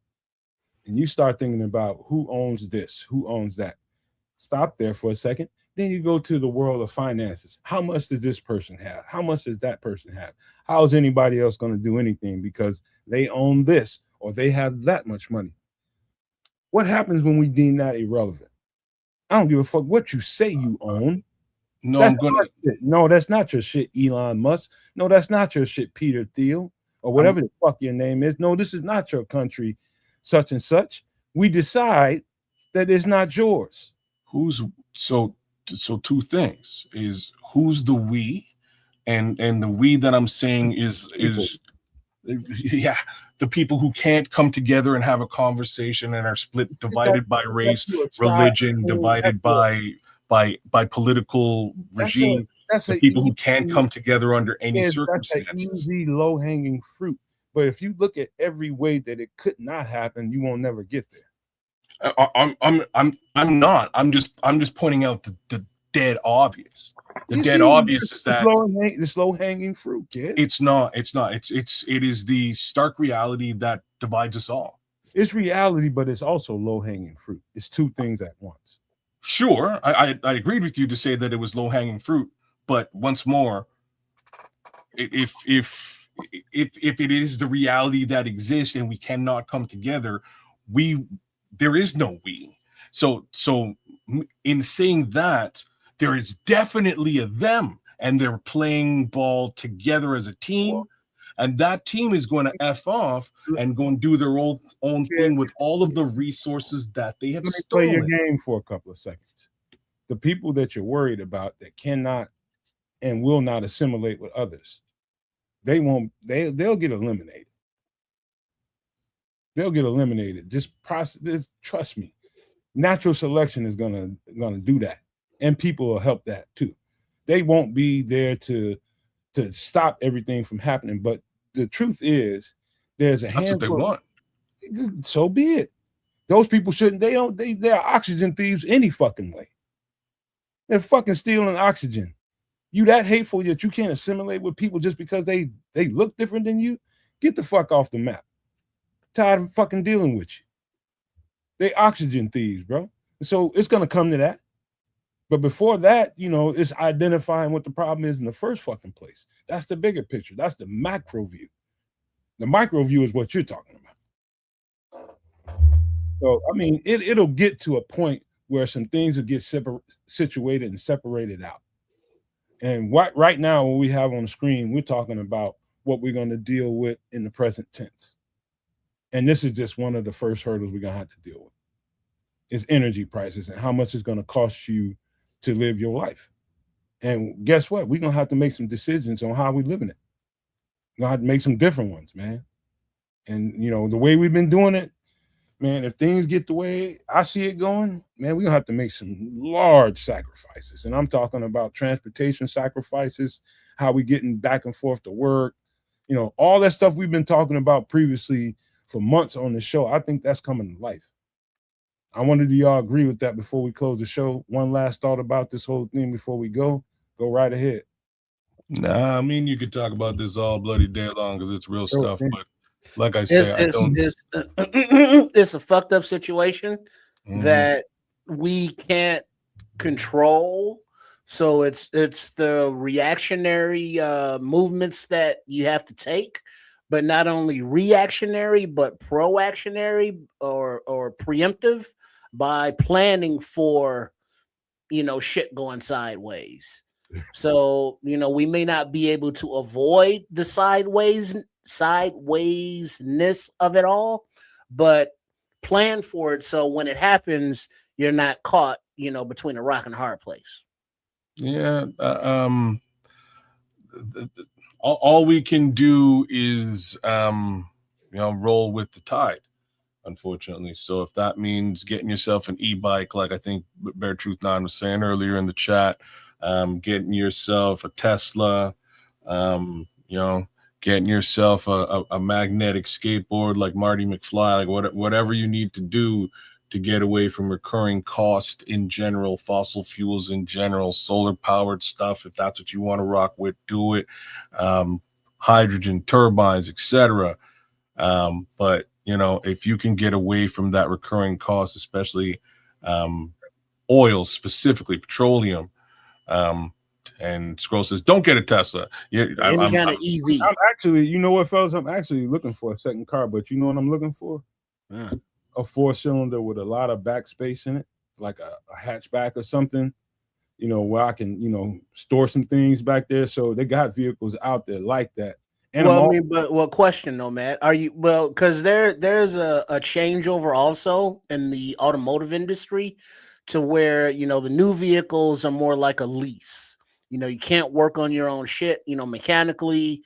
There's a lot of computers that can be shut off or, monitored outside. So are you looking like for a gas, 4-cylinder, work on yourself putt, or are you looking for like an EV hatchback? First, I need something for gas right now. I ain't reached the level financially today for the EV, but I don't think Illinois has the infrastructure quite the way it needs to be for everybody to be. Once everybody can have an EV, I'll be the first in line. I'll be the first one in line. But until then, right now, I know I need something that's real light on gas and that's gonna, get from A to B and get done what I need to know. I know when we need to get done. You a Honda Civic then? Yeah, something like that, something down that neighborhood. That's perfect. I mean, Yeah. but no, I'm looking for something. I don't know if you've seen like I've seen the Kia Souls, I've seen the Honda Versas, I've seen Mhm. a few Well, different. even Hyundai, they aren't like they used to be back in the 80s when they sucked. They've come a long way. Oh yeah, yeah. They still suck, but the warranty is rock solid. It's like a 10-year warranty on them things. So there's that. You could go look at Subaru, I was going to say just a RAV4, man. Toyota RAV4. It's probably Toyota. exactly what you're looking for. It has a fair amount of room to store whatever you need to store. 4-banger. It'll get you to and from where you need to go. There's a ton of them on the road. So if you need parts, you can go find them. One of the higher selling vehicles in North America. And now Jay Grizz is saying Ford Present. Transit Connect. But I would That's another also one. remember that you do live in the Midwest and there is snow. So when you think of like a little putt, you got to remember winter. That's so, the other piece. maybe All-wheel move drive. into a like 4x4. I lived 3 cold hard winters in this motherfucker with an old ass Ford Escort, and that boy, Oh boy. that bad boy. Hey, only thing I need to do is change the tires. Once I change the tires, that bad boy, and it was a standard. How many And times do you have to That's shovel got to be a yourself out front of the wheel snow? drive, right? Huh? That's got to be a front wheel drive, right? Yeah, them standards, man. Yeah. How many times do you have to shovel your way out the snow? Every day, all day. I never had. I slipped off the road one time. I had to get pulled out. That's because I had to change the tires and I was being goddamn stubborn. Ball tires. Okay, well that'll do that for I sure. don't have no meat on them shits, man. But yeah, I mean the RAV4 is one of them things. It all-wheel drive. You'll be fine. All-wheel drive. Yeah. It would take good care of you in the winter. Lots of room. It's like a small SUV. It's not a big SUV. It's a pretty small one.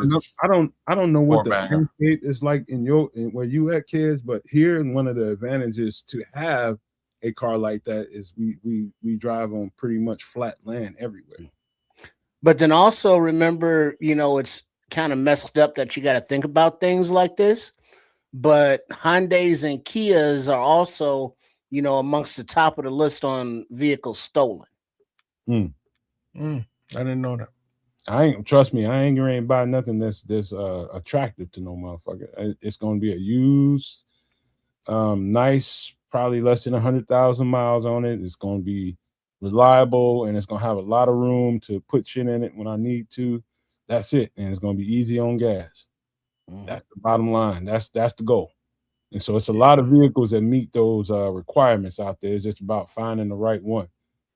Well, but that's when, when your frequency is on a higher level, like you keep it, and your karmatic aura is, good, as the kids say, you're going to come across, one of these jobs where you're, cleaning somebody's stuff out or helping them out. And you're going to open the garage and be like, hey, what that is? Oh, that's an old car I don't even drive no more. You want it? Here's a good price for you, if not free. And to that point too, also the flip side is not only you being proactive about it and just trying to, understand the times. The times also allow for good financial transactions to take place right now. Because guess what? People need money. So you're gonna run across good deals everywhere. I see them every day. Pennies on the dollar. Yeah. And I ain't one of them type of people that's like a fucking buzzard and fucking vulture, just take advantage of people. But this is the time we live in, man, where people just need cash. And they need it bad. Yeah. So it's I mean, you don't want to take advantage of this situation, but you didn't put them in that situation and you're not making them do that stuff, and they have something for sale, for pennies on a dollar. If you pay pennies on a dollar, there's no need to feel guilty about it. Hey, bro. Hey, Jay Grizz, I love Honda Odysseys. I know a lot of grown men that's just too ego-driven and too proud, and they probably just immature. They can't stand the thought of driving a van. He's talking about minivan. Those are dope. I love minivans, bro. Man, you put the seats down, they open, and you got a lot of room. It's chill. I might get another one, man. I just let one go, man. I might go for another one. I might go for yours, Jay Grizz. 125K ain't gonna hurt nobody. Man, because can you imagine a nice minivan going into the drive-in? That's a whole different world. I love minivans. I ain't gonna even tell y'all. Captain's chairs, come on. I'm gonna get too carried away if I tell y'all what I really want to do with a van, because I want to funk one out real tough, man. Turn into a mystery machine. You talking about kinda told ass, y'all grass, or gas? You know, everybody pays that rides. Yeah, man. I want to put some racing tires, some fat, wide racing tires on it.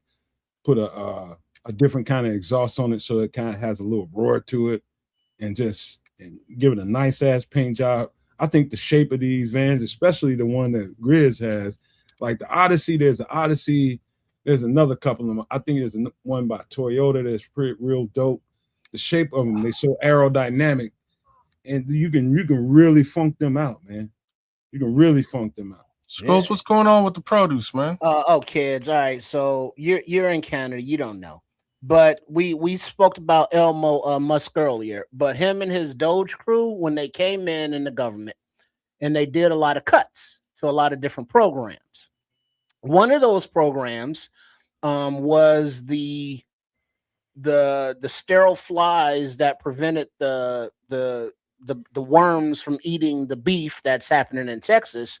But another one was the process to vet and verify and check the produce shipments, like where they came from, where they're going, and the scientific testing of them.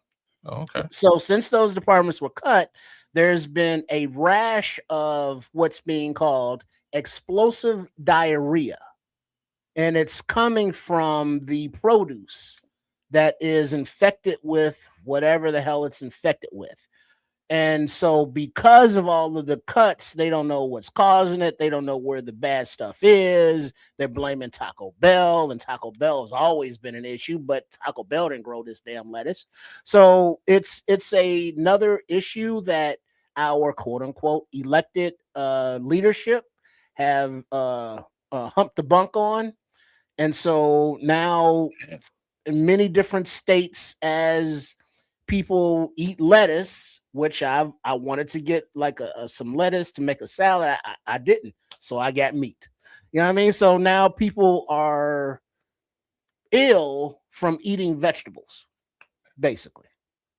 Okay, fine. Look at what Scrolls is saying. No, I'm reading the chat, man. Read it off. All right, fine. He's saying they're using human sewage as fertilizer, kids. That's why we have this bug going around. That's crazy. So, one of the few, there's certain upsides to being a Canadian and living in Canada. And one of them is CFIA, right? So CFIA is the Canadian Foods Inspection Agency. There's no real BS getting around that. They will fine you and shut your shit down. Like, you know what I mean? So what you're saying is there was a similar type organization in existence, and they shut down. Don't shut them down. So now anybody can put whatever the hell they want in whatever. So now all vegetables are giving people explosive diarrhea. Jay Grizz only eats me spinach that's infected. That is a vegetable, so you are eating it at your own explosive diarrhea risk. Oh, best thing I can tell you is the thing to keep for is, and this shouldn't be, and if you got an organic garden like I do, you don't have to worry about this. But when you're buying vegetables from the store, or fruit for that matter, you see that shiny layer that's on that vegetable, that no matter how hard you wash it, that shiny coat on that vegetable won't come off, like say an apple or something like that. Peel that fucking skin off. And I wouldn't tell you that ordinarily, because the skin is that's got a lot of nutrients in it. But right now, for your safety, peel the skin off anything you getting from the store. Damn. And I was just being honest with you. You know what I mean? So you want to eat healthy, but you can't, because the healthy stuff makes you sick. Peel that skin off. There's some plastic in that shit. So that's why I really want to, but I haven't. Like your organic gardens, but the indoor ones, that DIY, plastic bottles, maybe a fish tank and a hydroponics, but you grow your own herbs and vegetables. So like you want spinach, you want lettuce, you're growing it, so you don't have to worry about, giving yourself explosive diarrhea from buying it from the store. So everything that we've been talking about on this channel, as far as that goes, all equals to now. It all correlates to now. This aspect of life, that aspect of life, that aspect of life, all of it's fucked up. And dude, I tell you something, man. I can go on and on, but another thing I want to tell you, this goes to show you how deep the trying times that we are in. There's been 4 batches of UFO disclosure documents dropped out from the government to the public, and hardly a motherfucker is talking about it either. I'm telling you, we are going through a collective trauma as humans on this planet, so strong that we can't get past our narcissism and think about what we're gonna have to do to the next day. Or either it's just too much for other people to think about. It's like, oh fuck, we got all this going on and we got aliens. And so it's interesting to me that all of this information is out there and hardly anybody's talking about it. So it makes me believe that there's a lot of people that need diversion in their lives, because if they start thinking about what's really there and what's really permeating around them, that's too much for them to compute, and their computers start to smoke. And go ahead, kid. So you're saying that's not diversion? What do you say? I'm asking you. Okay, I'll tell you what. Let's look at it. How about that? And you tell me what you think it is, because I don't know what it is, and I'm done trying to tell people what I think it is. I just let people think and see for themselves. But we will give it the proper intro like we should. Hold on, I can find it. Okay, we go.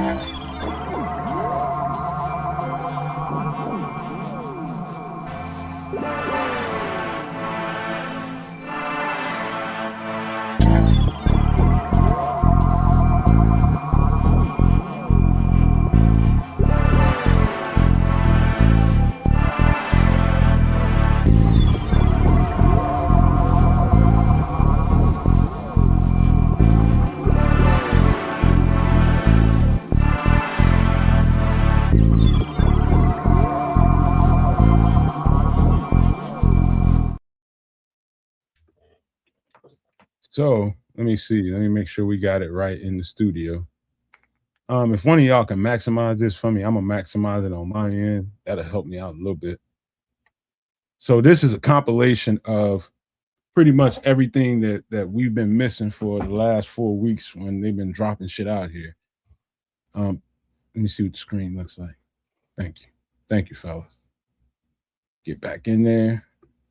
All right, so you guys can comment as we go, because this is this video doesn't have any audio to it. So as you seeing it, speak your mind and be chatty about it if you want to be.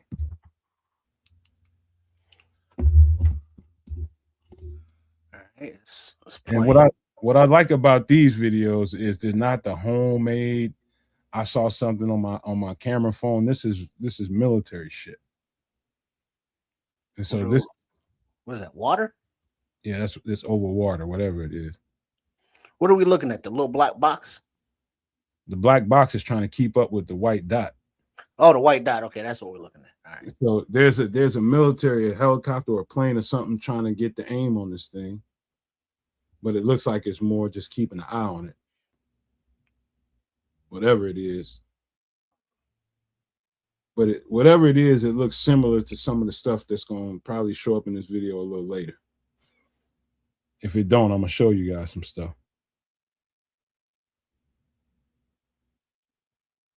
It's floating over water. Moving very oddly. Let me fast forward a little bit. It's a whole lot of that.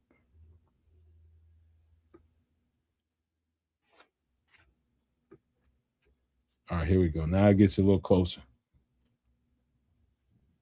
But you really can't see the real shape of it, but you can see how fast it's fucking moving.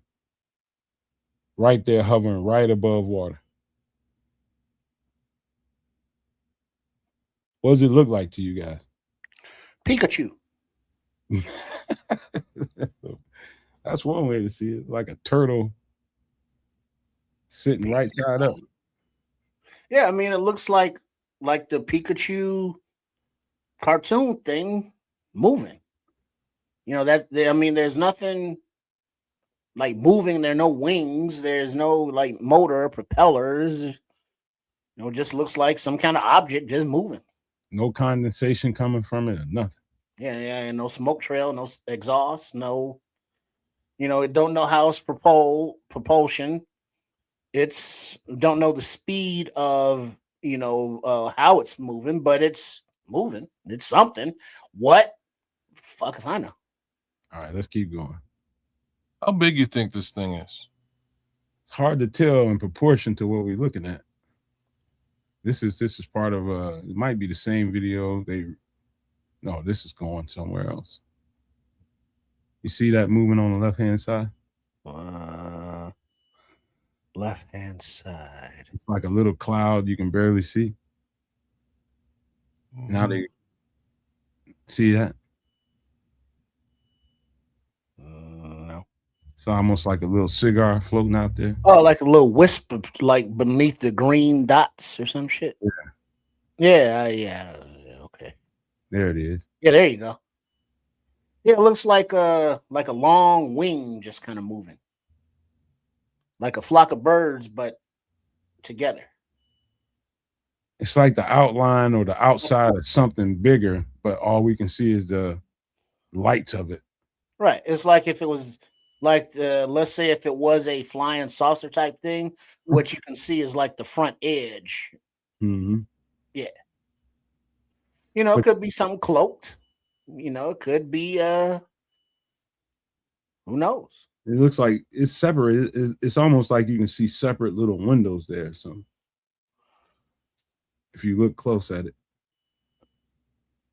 It's something stealthed. All right. It kind of looks like a face. Maybe that's the shadows. Okay, we go into another video. This is over water too. See the little white dot? White dot. Moving crazy on the motherfucker. Oh, kind of like 2 o'clock, 1 o'clock, 12 o'clock. 12 o'clock now. Yeah, 12 o'clock up there at the top. Just got out the screen. Let's see what they do. It looked like it stopped. Oh, there you go.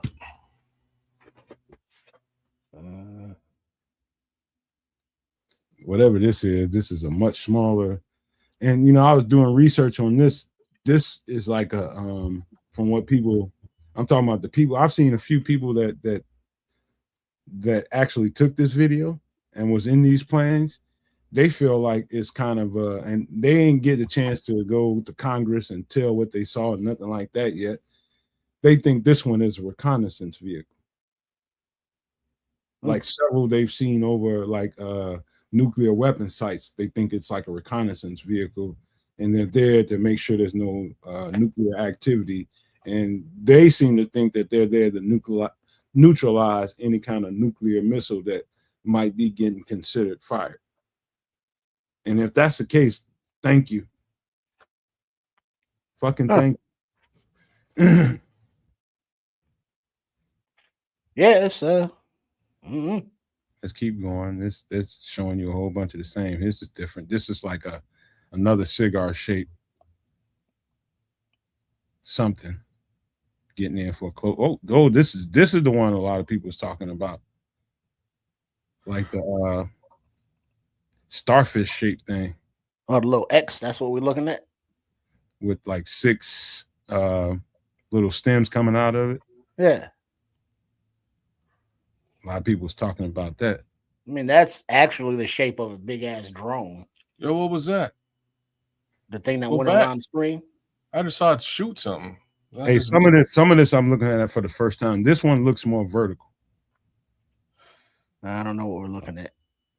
It's the little white dot. Yeah. A lot of little white dots. It's sitting up vertically though. Yeah, it's moving right to left. Let us know what y'all thinking, No Maniacs. What y'all think this is? What does it look like to y'all? I'm just glad I found a condensed one that's showing mostly all military vehicles watching this shit instead of people filming it. It's hard to argue with this shit. Well, that's not true. Well, there's a whole lot of argument.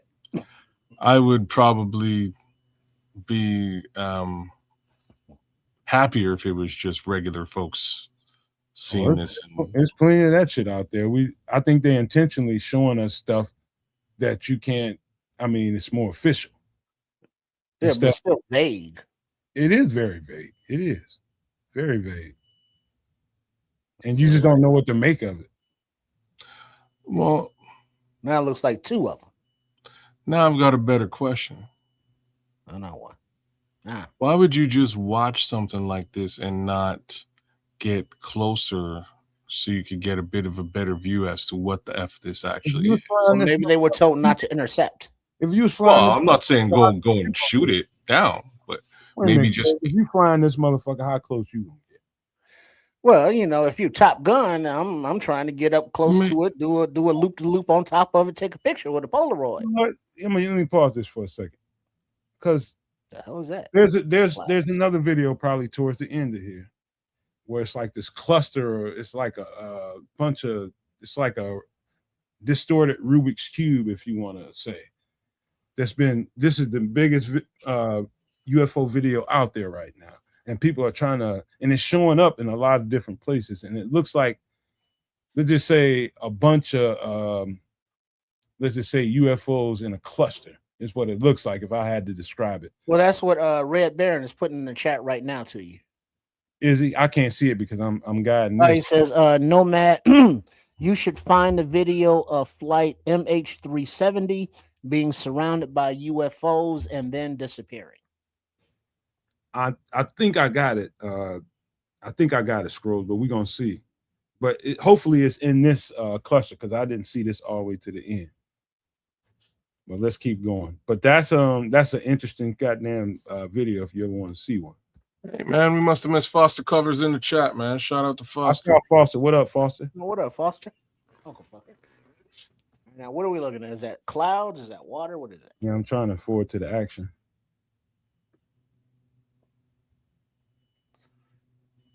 I don't know why. As much as we spend on military, can we get some cameras with some HD TV? You know what I'm saying? Like, this is what I'm trying to do. This shit's in black and white.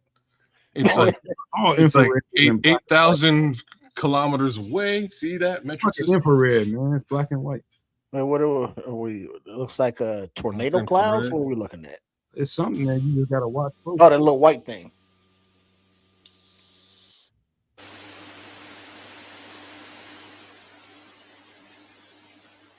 Oh, I saw it. I have no idea what's happening. There it is. Oh, there it is. There it is. Moving from like 2 to 8, down right to left. So I'm going fast. Another one. This is all collected. This is just a whole bunch of them jammed together. You can let me know what they're saying in the chat. If they're saying something I need to hear. Jay Grizz is saying it looks like it's over water, and that might be a speedboat. Oh, I see that one. So this is the big release that the government put out, huh? Yeah. We ain't done, man. Okay, a lot of little white spots. It's a whole bunch of them. Settle down, kids. Keep it going. You gotta get a rag for that. Clean that shit up. Oh man, yeah. I don't know, man. I don't know what. I'm trying to find what Rose is talking about. This is some crazy shit. And it looks like we're looking down at water. It's a dot he's trying to eyeball. Okay, there's a dot in the center of that square. Okay, there we go. Last station, College Street, out again. Breaker 19. He locked on. He locked onto it, and the thing just he locked onto it. I wanted to it's just funny that he can lock in, but he can't zoom in. These cameras suck. This is actually like the best footage so far right now. And what are we seeing? Anything?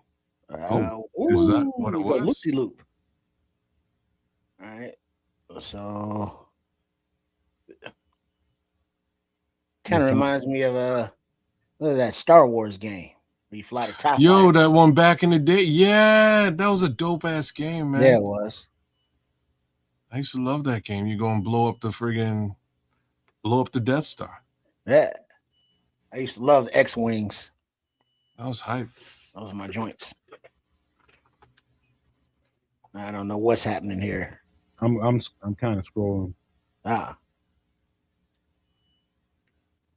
We almost done. I don't think the video I'm looking for is in here.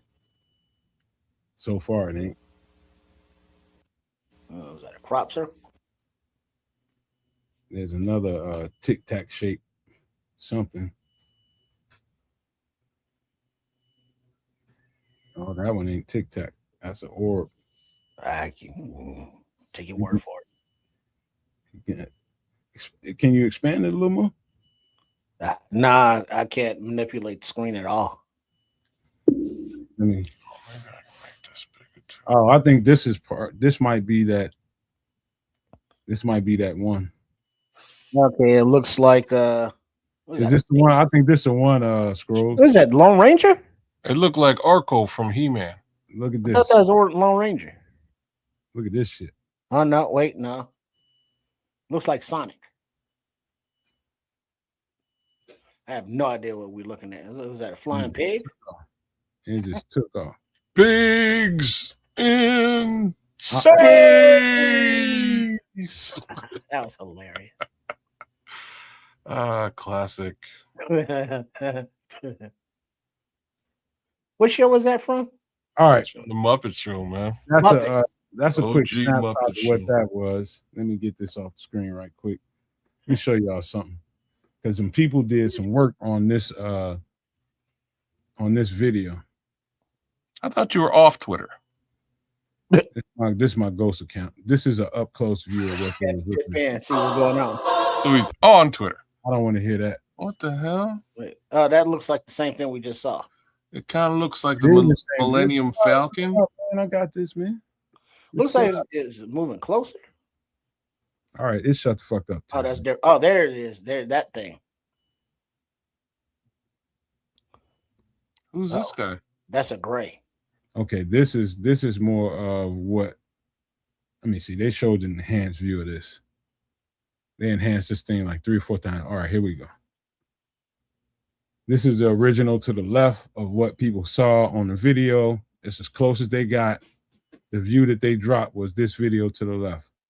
An enhanced view and a super enhanced. This is what they came up with. So it almost looks like a balled up transformer. Yeah, it looks like for those that saw that movie Raccoon City. That looks like the underground Raccoon City, but up in the air. Raccoon City was Resident Evil? Yeah, Resident Evil. Like you remember how Raccoon City was under subterranean, and it had different levels, and it was built kind of like a Hornet's hive or cone or kind of thing, where it had, it was kind of like this design but different, where you got different levels going on up in there. So I don't know. I mean, how does it propel itself? Is there something in it? Is it alive? I don't know. But Squirrels is saying, nah, that's not it. Just look up MH370 UFO. Bear Truth saying looked like it was made by us or US. Let me see. Let me take this off the screen before I look it up, before I come into something I don't need. Hey now. Get you guys back up there. I'm gonna look for it. What do you say? MH270? MH Michael Henry 370. Okay. Over. Yeah. I don't know. Like I said, all that stuff's wild and crazy. I'm a little disappointed in the Pentagon, to be frank, if I have to say this. Like that's all y'all got? Little disappointed. Oh, I'm just saying, look at all the stuff we were talking about before, and y'all taking like 8,000 kilometer Oh, shots. I kind of see what he's talking about. Well, I don't see Canada come with nothing better though. Damn it. Let me see. Let me let y'all see what he's talking about. This is a fact. This is true. Let me let y'all see what he's talking about. And it's good. It don't even have no sound to it. I don't think. I gotta stop this screen first. Share me. Yeah, you gotta stop our first one first. Got it. That's funny. All right. So we're looking at a sky. And you see something moving from what's left that? to right. Rolling around. Well, that's one of our vehicles moving, and you got shit flying around it. Oh, like three things flying around it.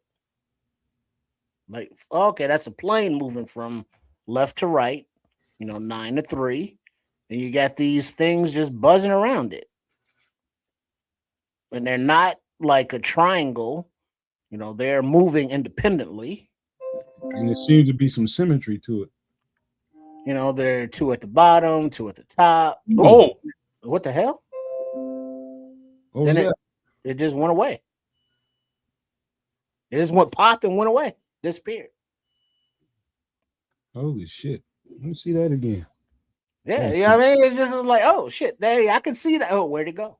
Now, if that's a plane, that looks like a plane. Wings and shit, and then boom, gone.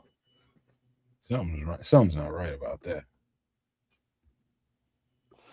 Let's see. Red Baron is saying the government tried to say the video was fake, but experts said it can't be debunked. Because there it is, and then boom, flash. Yeah. So it's like it traveled back in time, or forward in time, or another dimension, gone. There's no debris, so it wasn't like it was destroyed and falling out. I want to see that. It went somewhere. It's like Marty McFly when he hit 90. Gone. Huh. Crazy. Yeah, see that explosion looked kind of comical. Well, I mean, are we sure it's not AIs? I don't know. That explosion, if you look hard at that explosion, it looked kind of comical. And I don't mean Allen Iverson. Right there. He was a good basketball player. Damn, I'm messing up. Practice. We're talking about practice. And it's gone. That's wild, though. Let me get out of here. Thank you for that one, Scrolls. I didn't see that one. All right, man. I don't even know what to say about this stuff. Really, it's just so that people see it. All the people that didn't get a chance to see it get a chance to see it here because we cover it sometimes. But I do think, even though it's right now, it's kind of trivial to a lot of people still, I think it's going to be a player soon. The whole conversation, it's going to be a player. How it becomes a player and in what form, I don't know, but it's going to be a player. So, here we go. We're going down that road. But that's that for that part of the show, man. What would you guys rather do right now? You guys want to review a movie? You want to do an album? Which one would you rather do right now? Let you guys call. Flip a coin or something. I'm always down to do the music thing because odds are we've all heard whatever you've listened to. You're gonna pull out. So music's fun. What about you, Trip? Yeah, music's cool. All righty. I want to do a record. I'm a music man. What up, Billy Joel? I think. I thought you were going. Okay. Oh, you're going Master Ace? You know where I was going. Come on, son. Criminal Minded. Oh shit! Or is this the next one? This is the next one. This is a great album. No, that's By All Means Necessary. Yeah, this is about Boogie Down Productions. Karis One. Which one you think was a better record? I don't think there is no better. There's just different. Yeah, well said. All right, Bear Truth 9 wanted to do a movie. We'll get you one in there, man. Don't worry. They'll do one of each. I think if y'all knew what the second record was, y'all be pissed. All right, well, hold on. Let me give you a for those that don't know, BDP or AKA Boogie Down Productions, Productions. will always get paid. We'll take the wackest song and make it better. What you But about to get the Karis One, he's the leader, the main rapper. And this album that we're looking at now, By All Means Necessary, it's Karis One on the cover, looking out the window like Malcolm X. You know who was heavy on the production here? Say again? You know who was heavy on the production here? Producer Karis One. 1988 album, By All Means Necessary. Production was entirely produced by the group's MC and frontman, Karis One. One. Hoo-ha! If it ain't this one, it's the third one. I think it was this one too. He just didn't get the credit on it. Like he didn't get the credit on self-destruction. He got the credit, but KRS One was also credited, and he did the whole production. Well, yeah, because KRS One's a very talented young man. Oh, yeah, he's a killer unaliver in the studio now. He's tough, but D Nice, man, D Nice is tougher. My name is D Nice. The TR-808 is coming bright and early in the morning. But what are you looking for? A track list? Yeah, I got it right now. I was just in my own head for a minute. But the better of the two, if you're asking, it's 11 tracks. Number one, My Philosophy. Number two, You're Slipping. Number three, Stop the Violence. Stop the Violence. Number four, Illegal Business Controls America. Still does, kids. We're talking about that earlier. Number five, Nervous. Number six, I'm still number one. Number seven, Part-Time Suckers.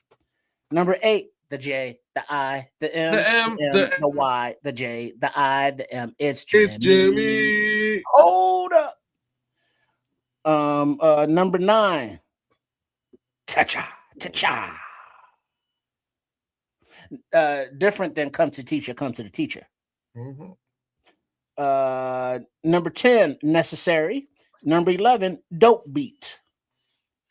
So yeah, a lot of like songs that are classics that hip hop heads would know, as we kids and I, were singing the song as we read the title.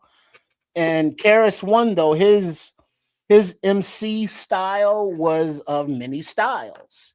He could come, with a little Rasta flavor. He could come with a little more intellectual flow. He could come from the hood, but he was all about his nickname or his moniker, the Teacher. He's all about unity. He's all about, black power and bringing people together and, fighting the man, and how the system is, bad.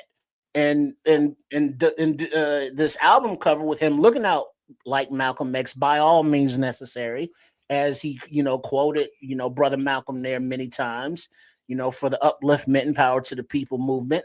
So he's always been about uplifting as opposed to tearing down or the negativity of hip hop or society. So I love me some Karis One, BDP, rest in peace, Scott LaRock, rest in peace, Miss Melody. You know what I'm saying? So yeah, classic. Well, can I, if you don't mind, kids, I got a word or two for this. It's hard for me to imagine all the Boogie Down Production songs I heard, all the KRS One songs I heard, and I don't remember him ever really cursing. I'm sure he has at some point, but curse words they're hard to find here. So as a young boy, his intention was always to be positive. For whatever reason, he was positive and trying to uplift the Black community at all times. And even in all of his songs, there's always something leaning towards that. Even in Love's Gonna Get You, where he's telling the story of him and his family being you picked the one blank was I supposed to do. Yeah, even in that one, that story is very relatable because a lot of people in the black community can relate to that. Like they tired of struggling, man. We can Right? got to get some steaks with the bean and rice now. You know what I You mean? know what I mean? So Can't be sharing, outfits with my brother. That ain't fresh. and also one of the things that stuck out to me as a producer, always listening to certain things, and I think when you start thinking about the chronology of hip hop, I don't know if I ever heard scratching to bass to 808. I mean, like directly to it, boom, like I heard it in his production. That's the first time I ever heard it like that. Yeah, It well, might be, that's D Nice influence right there. could be, Well, he was a TR-808. That was his kind of name. yeah. He was on the production, the TR-808 beat machine. That was kind of in at the time. It's real hard scratching. Like he is a true like KR's run is hip hop. Yeah, he is hip hop, and you can say whatever you want to say about him, but hardcore. But again, man, I'm a lyrical person, but I'm also a producer, and so I listen to it all. The lyrics, the message, but the production for that time frame was so dope. When you listen to all the other production that was going on at the time, it was its own entity. You can hear a BDP record and it set itself apart from the other production out there, did it not? Would you agree with that, Trips? Oh yeah, yeah. He was them, the whole crew. They were always on point. They were trendsetters, not trend followers. Well said. So I've met this guy a couple of times. He is he's often forgotten in people's top 10 lists of rappers. And I say forgotten, it might be omitted or skipped, but I've seen this guy, and he calls himself the teacher. I've seen this guy quite literally teach a crowd how to rap from old school to new school, beginning to end, explaining different styles and how they came about and why. And like it was then that was the last. I've seen him perform a couple of times again and met him both times, watching him perform. The last performance was after he'd released Step Into Our World, which I believe, it's one of his later releases. And he did this performance, and I was like, I've never seen anything like this in my life. Like, as far as hip hop is concerned, if you were in the crowd, you could easily walk out of that room and MC. I don't give a shit who you were, what what you were doing.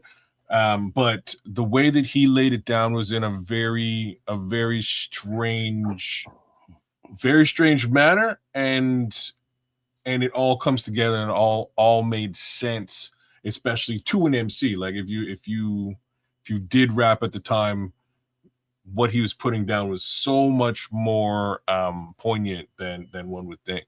And I wish I could explain it. I can't. It was you know what I mean? Like, well, I think I can for you kids, because I did have the pleasure of seeing BDP with K Solo at the Airy Crown Theater, which is in McCormick Place, right just to the south of Soldier Field. But I think what Kids is saying about how KRS-One was able to convey how to be an MC to the session speaks to his ability to teach and convey information. Because if you look him up on YouTube, beyond the music, he does seminars and he does talks, and he'll speak on the history of something metaphysical. He'll speak on the history of something Egyptian or African, and he'll tie it into today in a way. And the way he explains things, it's very thought-provoking. It's very informative, but it's also very easy to understand and relatable because of the way he phrases it and puts things into modern phrases or examples of what historically, the point is he's trying to reference. So he's an intellectual guy. And so it's not like, yeah, I'm a pimp, I'm a gangster, I'm a teacher. Nah, he is a teacher, because he has that intellect and he's willing to share. And we know, about his life from the lyrics of his songs. He grew up in the shelter system. There was a lot of, rappers, but he had to diss them. You know what I mean? So he came up the hard way, but he opened his brain and his mind to absorb not all negativity. He understands the negativity, look at the album cover, but it's for a positive outcome. And his whole persona, his whole aura is that, whether it be on album or when he's, in colleges or wherever he's at giving lectures.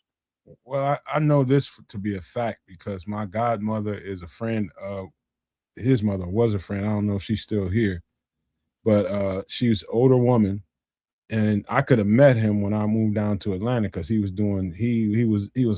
heavy in Atlanta. And something happened the day he was at my godmother's house, which is off of Cascade Road at the time in Atlanta. You know what I'm talking about? Right there in the heart of Atlanta. And something happened. Something I can't remember exactly what it was, but I wasn't gonna miss this if it wasn't something big that was going on. Something big happened and I had to move around and I could not get there, but he was there waiting to meet me. And he found out that I was in the production and he heard some of the stuff that I did. So he sat there for a while. I just couldn't make it. But I'm just talking about, where he came from is the world of metaphysical. That's where he got all the information from. And he learned that real early. I know that. And this, what KRS-One brought to the world of hip hop, the whole hip hop culture, is transformative. Him himself, he's transformative in the way that, like Trish was talking about. He does lectures now, and he speaks to, like when kids met him on stage. He didn't meet him, but he met him, and the way kids got through describing what I just heard him say, that was transformative for him and a whole bunch of people that was there at that show. So that's why I say he's probably the most, I would just say the most transformative MC of our time, man, because he brought something to the game and was so strong with it. It made a whole generation of rappers. It was probably 50-50. Half of them was conscious rappers. Most of them was 7%ers. Some of them was Nation of Islam. Some of them was all kinds of things, but consciousness and positivity was the thing. And then you had another, I say about 60-40 or 70-30 was 70 was more conscious and positive. And then you had the street element that was always there, but very transformative, very transformative. One of the most powerful MCs that ever lived. There's a whole lot of people that would tell you he's the best MC that ever lived. He might be, right? Like he should be in that conversation, well over a lot of the guys who are in that conversation. And why I say that is for multiple reasons. Like the first reason is his career spanned, basically all three major hip hop eras, right? Like it did. This is album number 2. And you asked earlier which one is better. I have to say Criminal Minded is one of the best hip hop albums of all time. I think it's the most historic one. It is all, and that's for that reason, right? Like for that reason. This one sound better to me. This is more like the sound is different, right? Like the sound of this album, from especially as a producer yourself, the sound of this album is a little bit different. The sound in the previous album is so it's so. Well, that was not Kenny Parker, but the DJ. Red Alert, probably. Not Red Alert. Are you sure? Deceased one. D Nice. Did D Nice have a lot to do with the first one? No, the one that died. His DJ. Oh, Scott LaRock. My bad. My bad. Yeah, you're probably right. It probably had a lot more to do with Scott LaRock at that time. Like the why I love Criminal Minded is it has the historical aspect, yes, but it's so heavily fueled with raga, with Jamaican culture. It's very, Cool Herc, Chris Parker or Karis One Jamaican influenced, and I love it. Those the tracks on that album, I will play those tracks. Like, I'll tell you the God honest truth, I play those tracks to this day. I'll play them in my whip tomorrow. I Out of this album, you might catch me play My Philosophy, because it's such a staple. And I've been kind of going through that track in my brain for the last little while, strangely, since you put this up. But I've just been going through it, and it's so well put together. The beat was well put together, but he really sort of went through just putting down who he is and why he's going to be this teacher moniker. Whereas philosophy, it's really what it is, right? And if you look at Criminal Minded, it's a little bit more like, I can't call it gangster. Look at what more Grizz. hood. It's Look what like Grizz if said. Bob Marley had rapped. I would never say that, but I see what you're saying. No, he's transformative in that way. I would see what you're saying. Like, if Bob Marley had rapped, I would actually say listen to Damian Marley, because he really sounds like that. Like, if Bob Marley did rap, that's kind of how Damian sounds. But Chris he's just a young, like, for my like Jamaican culture, there is so musical that just walking out the street in Jamaica, like, finding a kid of his age walking out the front door of his house, making his own track up, freestyling on the spot, is just everyday regular shit. And he really exuded that and brought that to light, and still does. Like, you'll find him in parks in the Bronx doing it tomorrow. Like, you could probably find him in the Bronx freestyling tomorrow, right? Like, this is who he is. And speaking on that, to piggyback on what Kids is saying there, of the Bronx, and talking about Criminal Minded, the album cover here on Boogie Down Production, or By All Means Necessary, is violent because he has a firearm. But if you look at the time that this album came out, this was right at that precipice of when gangster rap, started taking over, because, the corporations bought it out, because Boogie Down Productions was more criminal toward equality, against the system. And so while it's not gangster, like the track list for Criminal Minded, which is supposedly gangster. Poetry, South Bronx, 9mm Goes Bang, Word from Our Sponsor, Elementary, Dope Beat, Remix for the P is Free, The Bridge is Over, Super Hole, and Criminal Minded. That's not gangster stuff. That was just growing up in the hood, South Bronx. And it was just violent at the time. It wasn't about, having a 9 to go bang robbing people. Is like, hey, if something goes down, I got one of those too, and it goes bang. So it's more about defense, self-defense kind of thing. You want to exist. Well, what I mean? There's other aspects to it too. Like, he's a battle rapper too. Like, I'm not gonna sit there and say that he's a gangster rapper, because he's not. He's definitely a battle rapper. He had, like, that whole Criminal Minded LP is really him setting himself up as a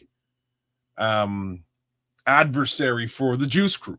And the Juice Crew is originally Marley Marl and Big Daddy Kane. It's the Bronx. It's the Bronx and Queensbridge at that time. Yeah. That's really, and Queensbridge is represented again by Marley Marl, Kane, there's a proof. Biz Marquis, MC Shan is the major guy at the time that he had beef with. Roxanne Shante, the whole shebang, and that's him sort of putting himself up against them. He like, he not only held his own, he probably had the better tracks, period. And like, let's just be real about this. The Juice Crew was super dope. Big Daddy Kane is one of my favorites. Master Race is definitely in my top few MCs ever as well. But MC Shan's career was never the same, y'all. Like, never the same after this guy grabbed a microphone and was like, "Fuck these I don't think it was because of that. I think it's because the artist that came after him in that crew was way more dope, and so he kind of was overshadowed by all. You got Kane, you got Cool G Rap, you got Master Ace, you got Craig G, you got all these cats that's coming after him. I think it was that. And I know I heard this story so many times that, you know, that KRS-One put him out, sent him to the glue factory. I don't think so. I think it was just the power of the cast that was in that crew just overshadowed them. They was just way better MCs. Way better MCs. That's a tough one. Like, that group of guys. You can't argue it though. You can't argue with that. I like it's like there's potential argument there, but I'll kind of leave it alone because I love those guys just as much as I love Chris, man. So you know, but going back to Shan specifically, because he didn't have and he would say that too, because that's kind of how they looked at it back them days. They looked at it like, okay, well, you have beef with the entire Juice Crew. And I don't think Chris really said that at any time, because there's no, if you recall, I can't recall a diss record from Kane to Chris, or from Cool G to Chris, or from Master Ace to Chris, or you know what I mean? Like, I don't think they ever effed with him, but the beef was him and Shan, and straight up and down, man, Shan could not hold a candle to this man for certain. No, there's no, because he flipped styles on him. Bro, he'd get right into reggae, and it's kind of over. It's just a different thing. But you know, and what's funny, I guess, is like, what's the last track you remember MC Shan on? Oh shit. There's no, man. There's one specific track that I'm expecting as the answer. I know it, but I'm just not thinking correctly right now. But you talking about in comparison to lyrical ability, and it comes down to that for me. And sometimes the beat carries it over and takes it over the top, and that happens at times. But MC Shan was about as bubblegumish as you can be during that era of, you know, when Chris came through a mic, when KRS-One came through a mic, his voice is so dominant, it's powerful, and it just smothered. Like MC Shan, here we go again and again. That's how he sounded in every record. And Chris is more, KRS-One is way more dynamic. And like Kids was talking about, how he can flip into the Jamaican accent and go there on the mic. That just, he can't do nothing with that. Yeah. So the answer to the question before you go, Trip, is Informer by Snow. All right, that's the song. Oh, Informer? It's Informer. That's the last song. It's probably Shan's biggest song. Yeah, 1993. And it's a reggae song, coincidentally, just to sort of wrap around what we're talking about. Oh yeah, because I'm looking at his songs now, and it's like Informer, 12 Inches of Snow, 1993. I think he had bigger, one or two bigger records than that. Name one. But I'm looking at like he never did. The Juice Crew I was never like a huge fan of. Really? But looking at MC Shan songs, it's like his track list is horrible. It's bad. That's just because you don't know him. Well, no, I know him. I was there for all of them. They just sucked. Yeah, they're not good, Nomad. And I mean, even what you're saying holds true. Yeah. It was very bubblegum at best. He just wasn't a guy. You know what I mean? He wasn't, in comparison to KRS-One, he was not the guy. Any of those other guys that we're talking about there from the Juice Crew could probably have really had a good battle with Chris, but you know what I didn't like about Shan. And I tell y'all again and again, I studied this era so hard, And in my music, the stuff that I produce when I go hip hop, it starts somewhere in this vein. It's at least when the drum pattern starts to develop, it comes from this vein right here, this era right here. I'm in love with this era. Now, talking about Shan, talking about his music and why it never really went nowhere, because you really couldn't tell one record from the next. His style and how he delivered on the microphone, his delivery was just, I'm telling you, it all sounded like this. Here we go, again and again. And then about a man named Frank. That's how it sounded the entire record. And every record, you can just bleed one into the other when it's the same goddamn record. And you ain't going nowhere if you can't flip styles and get more authentic with. I mean, he was authentic for his time. Nobody sounded like him, but it gets stale. KRS One is way too dynamic of an MC to even have this conversation. Really, there's no conversation to be had. Now, you know, him, the Bronx, and the people in Queensbridge that was making all them dope ass records. That kind of, you know, you throw Brooklyn into it, you know, they'll have that shit for the next 2 eons. They'll have that conversation for the next 2 eons. Who was the dopest out of those boroughs? But you know, yeah, you know, people still argue, where did it start? It don't matter to me. It started. I'll let people in New York deal with that, but we know it started in New York. Well, yeah, I don't. South Bronx. I don't care about potential origin in that respect. These guys are bigging up G-Rap, Rakim, and or Kane. I thought all of those guys were super dope, and they're probably each better than Chris to a degree. I would definitely say G-Rap is a bit of a cut above most of them. Like Rakim's different though. Like Rakim's another story. He's not Juice Crew though, to put that out as well.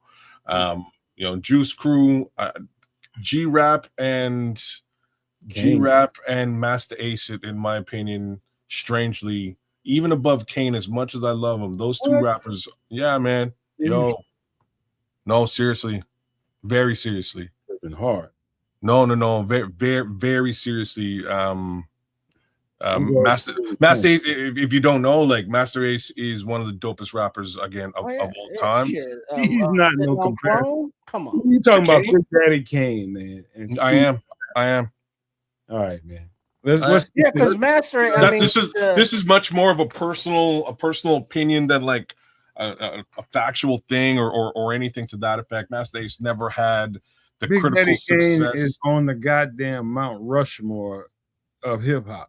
Yeah, but Big Daddy Kane is somewhat limited in his variations, in his ability to flip styles on them. Shit. You know, to whereas other MCs can change the flow or, you know, change the subject matter. Big Daddy Kane is, if it ain't about pimping, he ain't rapping about it. You need to listen to his first record, man. Hardcore. You need to listen to the first record real hard. No. Long Live the Kane. Just listen to that motherfucker. I mean, it's good, but I've listened to all of them, and I liked them to a degree. He doesn't have a variety. I don't want to bleed into a Kane conversation. We is talking about this. I'm talking about Ace, man. It's the style that Ace kind of has his own style, and it's funny even to hear folks hear G-Rap recant sitting in a room with this nerdy kid with glasses and wondering the whole time, who's this kid and why the hell is he on this song with me, Kane, and the rest of you? Like, who's this guy? And like, if you to look at Craig G, who's like the other guy on Symphony, for instance. Craig G, I believe that's me. Craig G is a freestyler, and he's a dope freestyle MC. Super underrated. Folks don't necessarily know. None of his tracks were any good on a commercial level or like, you know what I mean? Like, just not. Yeah. But like freestyler, Craig G is nuts. Like, he honestly is. And that's how he got on the track. Cool G Rap is still sitting in this room with his kid with glasses going like, but like, what are you doing here? And I don't know, y'all. Master Ace Person Symphony is super dope, y'all. Like it's a great Let verse. me get this off of here because we bleeding off into a whole other conversation. Yeah. But Craig G, man, come on, man. Craig G is Seagram's gin, and we talking about fine cognacs around him. I'm talking about the symphony as a song, right? And the symphony again is Craig G, Cool G Rap, Big Daddy Kane, and Master Ace. And the story goes, we know who Cool G Rap is. We know who Big Daddy Kane is, right? Nobody really knew who Craig G was. I'm telling you who Craig G was. Craig G was a monster freestyle talent in New York at the time. That's how he got on the song. Outside of that, we all can recognize that like Craig G ain't, and you just said it, he's not really something to really talk about. But I'm telling you how he got on the song. The other kid, nobody knew how the kid got on the song. What's the kid with the glasses? I know the story. I know the story. I'm just saying the kid with the glasses. I can tell you the story. I kid with the glasses is fire. That's how, and he always has been. Take me about 30 seconds to tell you the story. And it's as simple as this. There was a beat, there was a session set up. Kane was supposed to be there, G-Rap was supposed to be there, and Craig G was supposed to be there. Those are the three guys that were supposed to be on the record. And Kane was not. Let me take that back. Yeah, well, Kane was supposed to be there. Maybe Biz was supposed to be on that song, but I don't know. But it might have been just Kane, G-Rap, and Craig G. And when they got there, Master Ace was sitting there, and he was there sitting there. He drove one of them cats there. I can't remember whether it was Craig G or Cool G Rap, but he drove one of them there. He was just like a piece of furniture. He wasn't supposed to be saying a goddamn thing. But the beat came on, and at that time, it's about the amount of reel to reel you got. How much tape do you got? And after everybody get done with their verse, there's still some tape left, and somebody need to fill in that space. And you looked around the room, and it's like, anybody want to jump on it? And Master Ace was like, I get on it. And the other cats in the room was just like Kane and G-Rap was trying to find their way out the motherfucker. No, I take that back. The way it was supposed to start was G-Rap. Nobody wanted to go first because you got two of the deadliest MCs in the world in the room together, Kane and G-Rap at that time. And nobody wanted to go first. Craig G didn't want no parts of that shit. And nobody wanted to do nothing. So they sat there for a little while. And Marley Marl, if you listen to the record, I don't care who's first or who last, but I know that y'all better rock this at the drop of a dime, baby. That's how that came about. And nobody broke the ice. And so here comes Craig G, and Marley is about to let him get on the mic, and G-Rap and Kane saw that they're going to let this motherfucker with the glasses. They're finna let this motherfucker, they was calling them glasses in the studio. You're going to let this motherfucker get on the mic? And they was just getting ready to be out, and they was getting ready to go down the street fake like they was going to get something to eat, but they was finna be out. And then he got on the mic right before they was getting ready to leave, and they started hearing that shit, and they doubled back like, hold up. Like, glasses can go a little bit. And they hung around, and they liked this verse, and then that's how it all came together. They started spitting after they heard Master Ace go. And so he was a guy that wasn't even supposed to be there, but fucked around and was in the right place at the right time. And the symphony, one of the dopest records in hip hop, was born. My boy's dope as shit. That's all I really got to say. Love that guy. He has some of the dopest lines of period, like of all time. Swinging like my dick in the toilet when I'm shitting. Like, who comes up with stuff like that? Watch your mouth, man. Hey, man, that's just a lyric. It's a lyric. It's a Master Ace lyric. It's brilliant. All you gotta do is mute yourself, swinging like my in the toilet when I'm. But like, I didn't write it. I'm just reciting it. If the song was on, I'd be reciting the same way. The kid is nasty. He's the major influence on Eminem's career and his cadence. If you ever really pay attention to it, it's very similar to Master Ace, and he'll tell you that. The dude's dope, man. The dude is real dope, and he's hard worker. First of all, Master Ace is still putting out music to this day, To this day. independently, and he's still going on tours, and not tours, as much as he still does shows. Put it like Yeah, that. yeah. And he's got a song about it, how he's missed shows or tours because he had to work, but he still has a 9 to 5, but he still goes out, MCs, hustles, sells his merch after the show, hangs out till 2 in the morning when half the fans are gone, but it's fine because he's on his grind. And one little thing, he's also in some capacity a former football player and a major football fan. These are the other little things I can tell you about Master Ace. He took some time off before he did Disposable Arts, which is at this point a pretty classic album, and that's much later in his career. Like Disposable Arts is like, I'd say like maybe 2017 or 2016-ish, somewhere around there, but much later in his career. Dope ass album. But he took some years off and just went back into like coaching and focusing on football because he loved it so much. And that's another reason why I'm a big fan of this. 2001, Disposable Art. One last thing. 01? Yeah. One last thing I would say about Master Ace before we get off the subject and get into this last thing, which is a movie, is I know for a fact that he's a thinker and he's a forward thinker. Brilliant. He's able to think outside of the box, and he's not wrapped into, okay, this is what this is supposed to be. I know that because, you think about the chronology of the time when he made that record that has Sitting on Chrome and all that stuff on it. That record right now, if you listen to that record, for a fact that the music was moving away from the East Coast. And you can tell that the best music out, the most popular music, the music that was popping at that time was West Coast music with heavy bass in it. Heavy bass. The NWA, yep, the Ice Cubes and all that shit was happening. And Master Ace was brilliant for being a hardcore East Coast rapper, a real spitter. That sound was really, really boom bap. And it was strictly East Coast. Knowing and having the forward vision to know that this is not going to work for me, I'm going to have to go and take my sound out here. And he produced this shit. Well, those are some of the dopest West Coast sounding beats, period. Like that whole record is hitting. That record is hitting. What's interesting, Sitting on Chrome, 1995. Yeah, so those two, the two albums,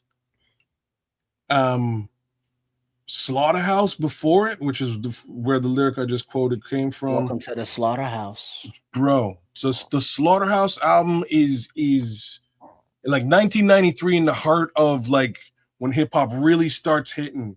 This is one of the top albums that kind of got slept on. And if you know about Slaughterhouse, it's a dope album from beginning to end. It's really good. The Whack MCs. Oh, so good, man. And Sitting on Chrome to Follow was a very large departure from the style that he put forward on Slaughterhouse. But his West Coast fuel, that bass fueled sound was so dope. Yeah, True Pilgrim. All three of those first Master Ace albums are super classics, bro. Super, in my opinion, super class. I could play all three of those albums from back to back. No problem. Because I can go on talking about this shit for the next 2 hours. Because the record, I still bump that shit now. I'm just being Sitting honest. on Chrome, it is fire, bro. Yeah. It's a fire album. Well, but that's the thing about Master Ace. He's never been, a top commercial guy. No, never. He's never been, a top. It's like, oh yeah, Master Ace is the dopest, but he's always been dope. He's always kept it true to himself. Makes his own beats, puts in his own work. Stays relevant with the times and the lyrics that he's spitting. And he's just a lover of hip hop, and he's a dope MC and a dope producer. Yeah, to this day, absolutely. He's intelligent, man, because you got to be a forward thinker. You got to be somebody that can think outside of the box. With the acclaim that he has, being one of the dopest East Coast rappers ever with one of the dopest crews ever. And that sound is kind of in a box. That whole genre is in a box, and it sounds like something. It's And funny you say it like that, because that first album, Take a Look Around, it really exudes that, and it was so like straight up, it was so slept on. Not a lot of people really listen to this album, but you know, he does a Biz Markie impression as one of his tracks, and that's just completely thinking out of the box. The next thing, Me and the Biz. Me and the Biz, the next thing he does on that album to finish the album off is, it's called 4 minus 3 is the name of the track, which just leaves one. So he redoes the symphony by himself, y'all, and it's really good. It's a really good re-rendition of the symphony, only by Master Ace. And you know, just that thinking outside of the box case scenario that you're bringing to light it has everything to do with why I like this guy as much as I do. That's what intelligence really is. It's like when people start talking about who's smart, who's not, who's intelligent, who's not, who has intellect, who doesn't. Really, what it is somebody that can recognize, like if you have a thought to do something, or to speak and say something, can you know exactly what you're about to say before you say it, and be intelligent enough to correct it and say it the right way? To me, that's real intelligence. Just while you're in the flow of talking, know how it's going to come out of your face, and you can correct it while you're saying it. That's kind of getting outside of the box. Yeah. That's real intellect right there. And he had it in spades. And I appreciate that. That's probably one of the things I respect the most about any MC that I've been a fan of over the years. But he exudes it. So again, big ups to him. Big ups to Chris Parker, man. Big ups to KRS-One and what we sort of looked at with regards to By All Means Necessary, the album. It's a classic LP with some great joints on it. You know, I would not, you know, if you're gonna go back and listen to KRS-One, I would not say just go listen to that LP. I would heavily say go fill a Spotify playlist with Chris from beginning to end, and get an understanding of who this guy is. He's a fantastic rapper, a very brilliant mind, and you'll catch that all the way through his musical journey for sure. And then I would also recommend going to YouTube and type in, you know, KRS-One lectures or KRS-One speeches. And they are filmed, you know, on the campuses from the lecture halls, you know, in real time. So, you know, they're hour and a half long, but he does his presentation, you know, he entertains questions. It's, you know, entertaining and educational. And it's also a look at, you know, him aside from, you know, the microphone or MCing. Yeah. All right. I'll tell you what, man, because we got only a certain amount of time here. We limited here, but I don't want y'all to feel like you're limited. Just to speak your mind. You guys are going to enjoy this one, I'm sure. Oh, come on. Oh man, I love this movie, man. This is a good movie. John Wick. Man, wait a minute, hold on. We didn't do this right. My bad, y'all. Oh, okay. Let's do it correctly. Gotta do it the right way.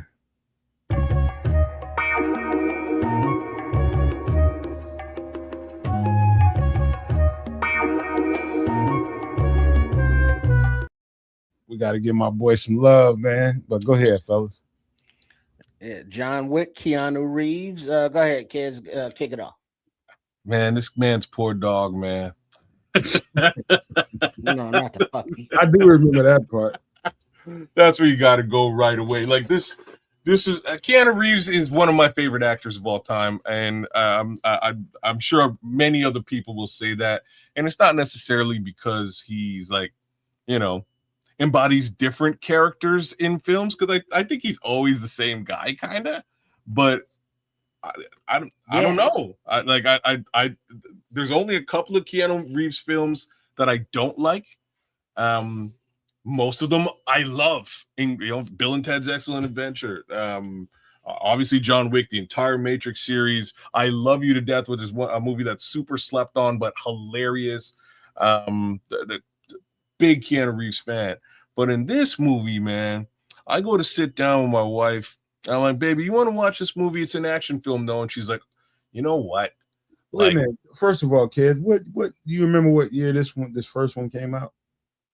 I don't, because I did not see it in the theater. I saw it probably maybe even a year, maybe even 2 years later. I saw it a fair amount later than when it came out. I could probably tell you in a minute. I'd say about at least 12 years ago. It's been a minute because there's been 2014. There we go. Right, it's been a minute because there's been a host of sequels and a spinoff since. But we were sitting in the living room. I'm like, do you want to watch this movie with me? And she was like, an action movie? Like, you really want me to sit down and watch like guns and fighting and stuff? Like, I'm sick of that. I don't really.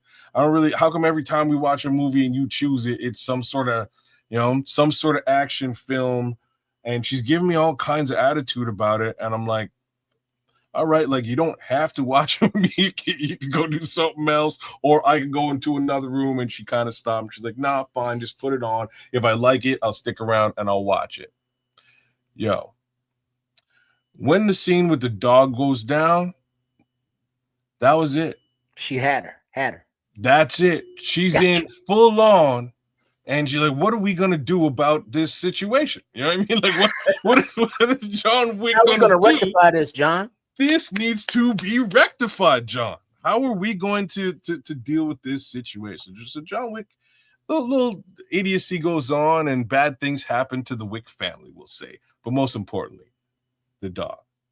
And John Wick goes off the deep end, being the Baba Yaga bad MF he is, to get right. With a pencil. He gets right, y'all. He goes through all kinds of stuff, creates his own, his own lore and legend, if you will, in this movie.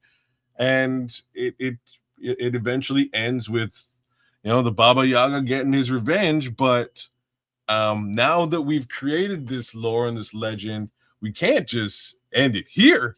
We need 3 more movies because this was super dope. And it's just a great series. Let's see. Chapter 2, 2017. Chapter 3, 2019. And Chapter 4, 2023. And they're working on a Chapter 5. Oh, really? I didn't realize they're working on Chapter 5. I do know there's also the Ballerina, I believe, which is the Ballerina spinoff. Which is a spinoff. I haven't seen Ballerina yet, but I have seen the 4 John Wick films. It's funny, again, seen every single movie in this franchise, seen every single movie in the Matrix franchise, seen every single movie in the Bill and Ted's franchise. I love this guy, can pretty much do no wrong as far as I'm concerned. He's also Canadian, just to put that out there as well. Well, my favorite Keanu Reeves expression that he does in every movie, he gets that faint hippie, kind of beach dude stare and goes, yeah. Oh, there's another one, Point Break. Sorry, but continue. Point Break, speaking of beach dude. Beach dude. Yeah. And then the joint when he was with Morgan Freeman, he was a scientist back in the day. I don't remember that. Trying to like a reactor, trying to make energy for the world or something. But back to John so Wick. Many, yeah. It's I would say, somewhat unbelievable with the situations and the stunts, and it's like, ain't nobody. Oh, he gets shot about 18,000 times. That's no question because I'm not deep. Chain reaction. Thank you, AC. Okay, thanks, AC. I'm not steeped into it, but isn't he part of some elite secret society of unalivers? Well, it's kind of an anti-hero movie. And he's part of unalivers, assassins. Underworld. Can we say assassins? No, secret society. Unalivers. Okay. Well, assassins, I guess it's all right. Yeah, Assassin's Creed. I mean, it's a movie, it's a video game. So I mean, it's that world, but he found love and he, got out of the life, if you will. And everyone's kind of envious of him that was in the life, but he's also well respected because of who he is and what he can do. Baba Yaga and all. So the character building and then the world that they're in, that whole underworld scene, John Leguizamo, the chop shop dude, and then Winston, and his my man at the front desk at the hotel, from The Wire, so there's a network that he builds globally. And then so you see they're all kind of bad guys, but there are some bad guys with morals. Yeah. And so there's that dichotomy within the underworld of the assassin. What to say, Trips? They figured out how to do the wrong thing the right way, huh? Right. You know what I mean? And but then there was those that like to do the wrong thing the wrong way. And it's like, well, we can't do it that way. And so there's that, it comes to a head. It's like, look, we are bad guys, but there's rules to the game. And these are like, well, we're going to change the rules. Hence, your dramatic arc. You know what I'm saying? Your conflict. And there's also there's also the fact that this movie is the movie that popped into my mind is Denver When You're Dead. Anyways, he's trying to get out, right? And that's how the movie starts. He's kind of trying to get out of this whole, and there's no way out. This whole world he was trying to, that he had become, an apex assassin in. He's trying to get out of this world and go and just be with his woman and his dog. Peace. And next thing you know, that goes right out the window. And now you don't have that whole world, that home that you were going to sort of focus on. That's gone. Sanctuary. And this idiot kid took it from me. Now it's on. You know what I mean? And like he goes to the ends of the earth to make sure he gets back. But Tripp is right. They create lore. They create a world around all this that is interesting to the upon first view, because they only just touch on it. Hey, here's John Leguizamo. Hey, here's that's a child. Hey, here's the hotel. Here's the homie at the hotel. He seems to have some scruples. You know what I mean? And then oh snap, there's all kinds of bad people. And then there's a boss and there's the other boss. And like, how does this all fit together? And they just build it out and build it out and build it out for 4 more movies, and it really, really works. Yeah, it flows. It does. Can I throw something at you what guys? Up, Halle Berry? I'm gonna throw a word or two out here for you all to agree or disagree. Do what you will. And this is the way I saw this whole thing. Okay, number one, I'm gonna use one word: tormented. Talking about John Wick. Very much so. Mm-hmm. Right. And that was from before he met his wife and fell in love. He was living that life and he was good at it, but he was not a, let's say, happy person. No, it was very dark. He was very tormented. He was very tortured on the inside. And then once that respite, that love that he had, with the wife passing away, and then what happened to the dog, then the beast came out. He had to dig up his what he tried to bury away that he thought was deceased. And so now he had to revive this thing, and that I think it was kind of a symbolism when he had to dig up his old life. Mm-hmm. That old life being death. And so now we're back into that world. And so the way his transformation was always tortured, he just went from one level of being tortured to another. Okay. He was trying to escape being, a tortured existence initially, and was then tortured, and went right back into that tortured existence to relieve himself of the torture. Which leads me to my next question: did the work of the devil, and he can't get away from it now? Agree or disagree? Did the work of the devil unaliven, now he can't get away with it right now. So if it's like, even when you think you're out, you're gonna get pulled back in because this is your life now. Kind of, but the thing is, everybody that he unalived, were bad people. And we're great folks. Yeah, there is that factor. That's true. That's true. But once you go down that road, You know, so that's the thing, though. It's like, yes, he's doing bad acts, but he's doing bad acts to bad people who are doing worse acts to innocent people. yeah, no doubt about it. You know, either way, there's something about his soul that was always drawn to this life, and he lived it.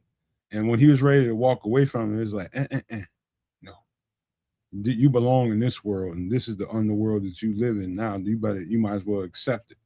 And I've seen probably 2 John Wick movies, and in every movie, that's the same thing. He's tormented by the fact that he deep down knows that, and he doesn't want to. He was trying to leave. He didn't want to do this anymore. But it's not his fault. He's so damn good at it. Exactly. Well, a part of it is like there was, if you guys recall, there's sort of like a set amount of missions he had to accomplish. Yeah. In order to be let out, because you can't just leave.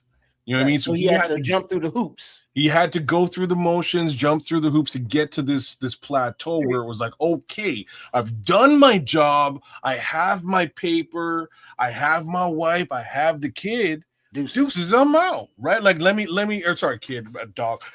Let me get out of here and let me go and actually live life for real. That's impossible when you do stuff like that, because everybody has family, everybody has people that love them. Well, the thing is, when he left. You know, what happened to his wife, you know, tragic, but he was still out until they pulled him back in. But even them pulling him back in, though, you have to respect, was a complete and total mistake. Like, they fucked up. Right. Like the kid who is the kid messed up, man. He should not have done this. This was an accident. This was a mistake, and he wound up paying dearly for this mistake. Like, he really did. But it wasn't as if, you know, a lot of the time when we see movies like this, it's like, yeah, you kind of gave you sold your soul in this capacity, and you should, somebody should seek retribution against you for doing it, and then they go off on whatever mission they wind up going off. In this case, he'd done his job. Job was over, unfortunately for the wife, but he still had his pup, and he was still ready to get out of the situation and go be a good guy. And he was trying to find some morality in what he was doing. And there was morality there because, like you said, Trips was saying, he was doing in some effed up people. Well, but look at True Pilgrim's comment. And I got I was going there. I was kind of going there, but let me read it. He said, well, Common's character wasn't a bad guy, and Wick was still trying to smoke him. Yeah, he was. And that's another thing. But I want to go to the scene. I don't know. Wait, hold on. Before you go, Common's character was in that world. So he was an assassin as well. You were innocent people. It just happened to be that he worked for somebody bad as a protector. And now that John Wick had to go against him, they were against each other because of that professional thing. But as he said, professional courtesy.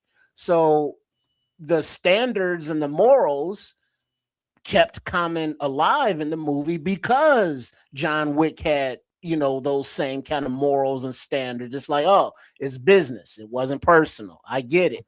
All right, we got to battle it out. It's like, I could unalive you, but I'm not. And the look on Common's face, kind of set it up.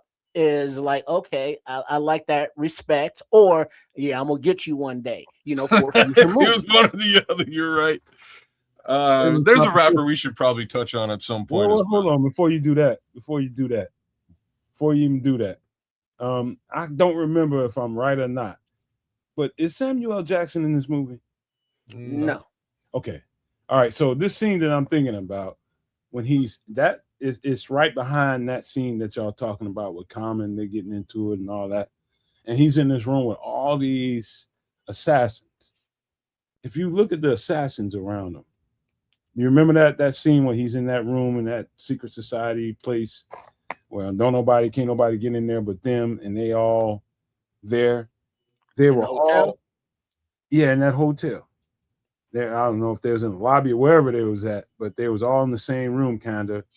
And you can see the look of resignation on all of their faces. They know in that room, they know this is what they are, and this is what they're always going to be until the bitter end. However it's going to end, they know this is their fate. And Keanu Reeves seemed like the only one that was unresigned to his fate.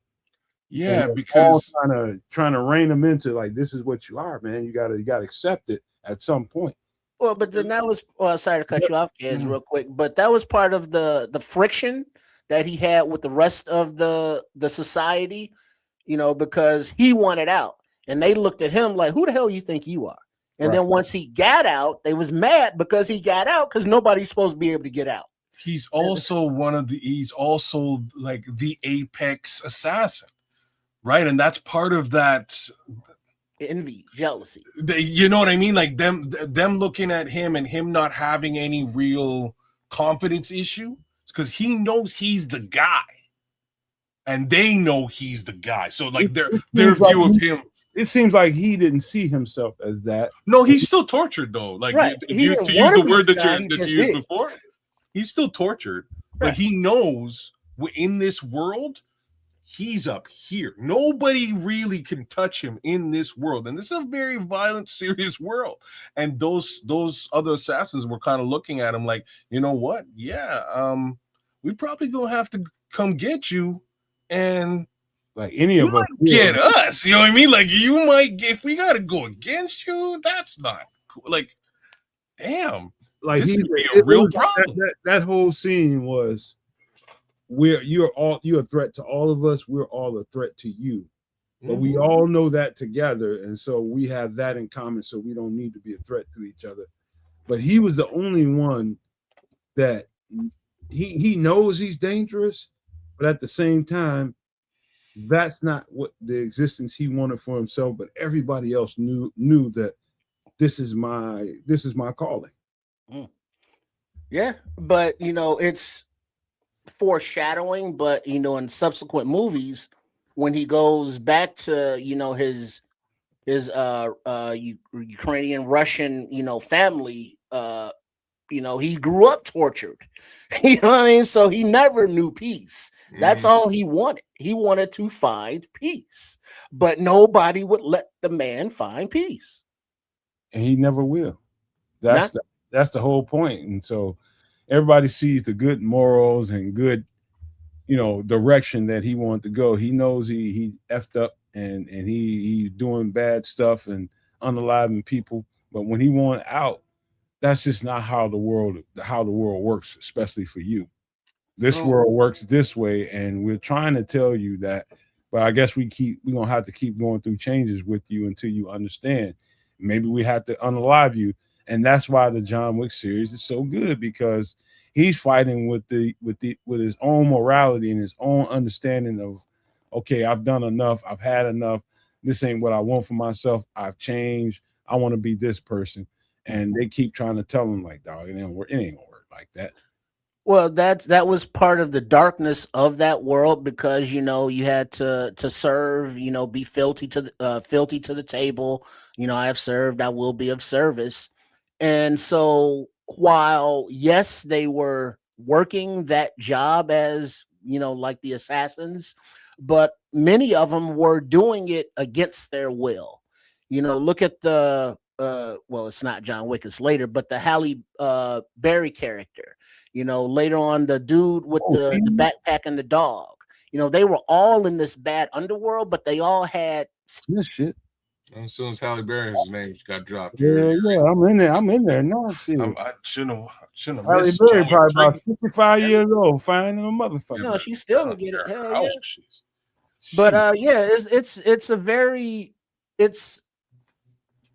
once you look at this movie and look at it on all the different levels that we talked about, it goes just so much beyond, just a shoot 'em up. Mm-hmm.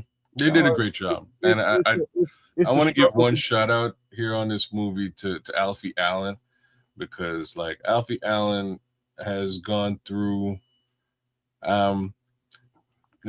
systematically. Alfie Allen has been just tortured as a character in anything he's been in, or at least anything that I've seen. So Alfie Allen is the kid who messes with the dog and gets John Wick's wrath. He's also Theon Greyjoy from Game of Thrones, and if you know who Greyjoy is in Game of Thrones, he has one of the most tragic arcs in Game of Thrones, period. So take that for what it's worth. Say less, bro. Did you know what I'm talking about? Yeah, say less, man. Okay. That's thing I can tell you. Hey, but also want to give a shout out, or I mentioned earlier, rest in peace from The Wire, Lance Riddick. Oh, he's passed away? I thought he did, didn't he? He passed away a couple of years ago. Yeah. Oh no, I didn't realize he was in a show that I was watching. What was that show? He was in a hospital show or something, or NYP, Chicago PD or something. Yeah, he was. Yeah, he was like in 2023. Yeah, he's been in a lot of other things, but there's another guy I'm looking for. It might have been a different movie, but he was also on The Wire, the detective that they locked away in the basement, the old guy, and he was in the Assassin's Hotel, and he was like catch and release. You know, the May to Find You. That dude, he was also on The Wire. Yeah.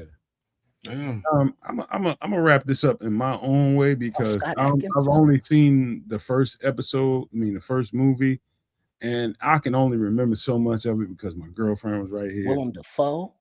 It's and I think I was thinking Samuel L. Jackson, but I think somebody corrected me in here. It might be True Pilgrim. Yeah, True Pilgrim said you must be thinking about Lawrence Fishburne. Maybe that's the person. Yeah, because Lawrence Fishburne is in it.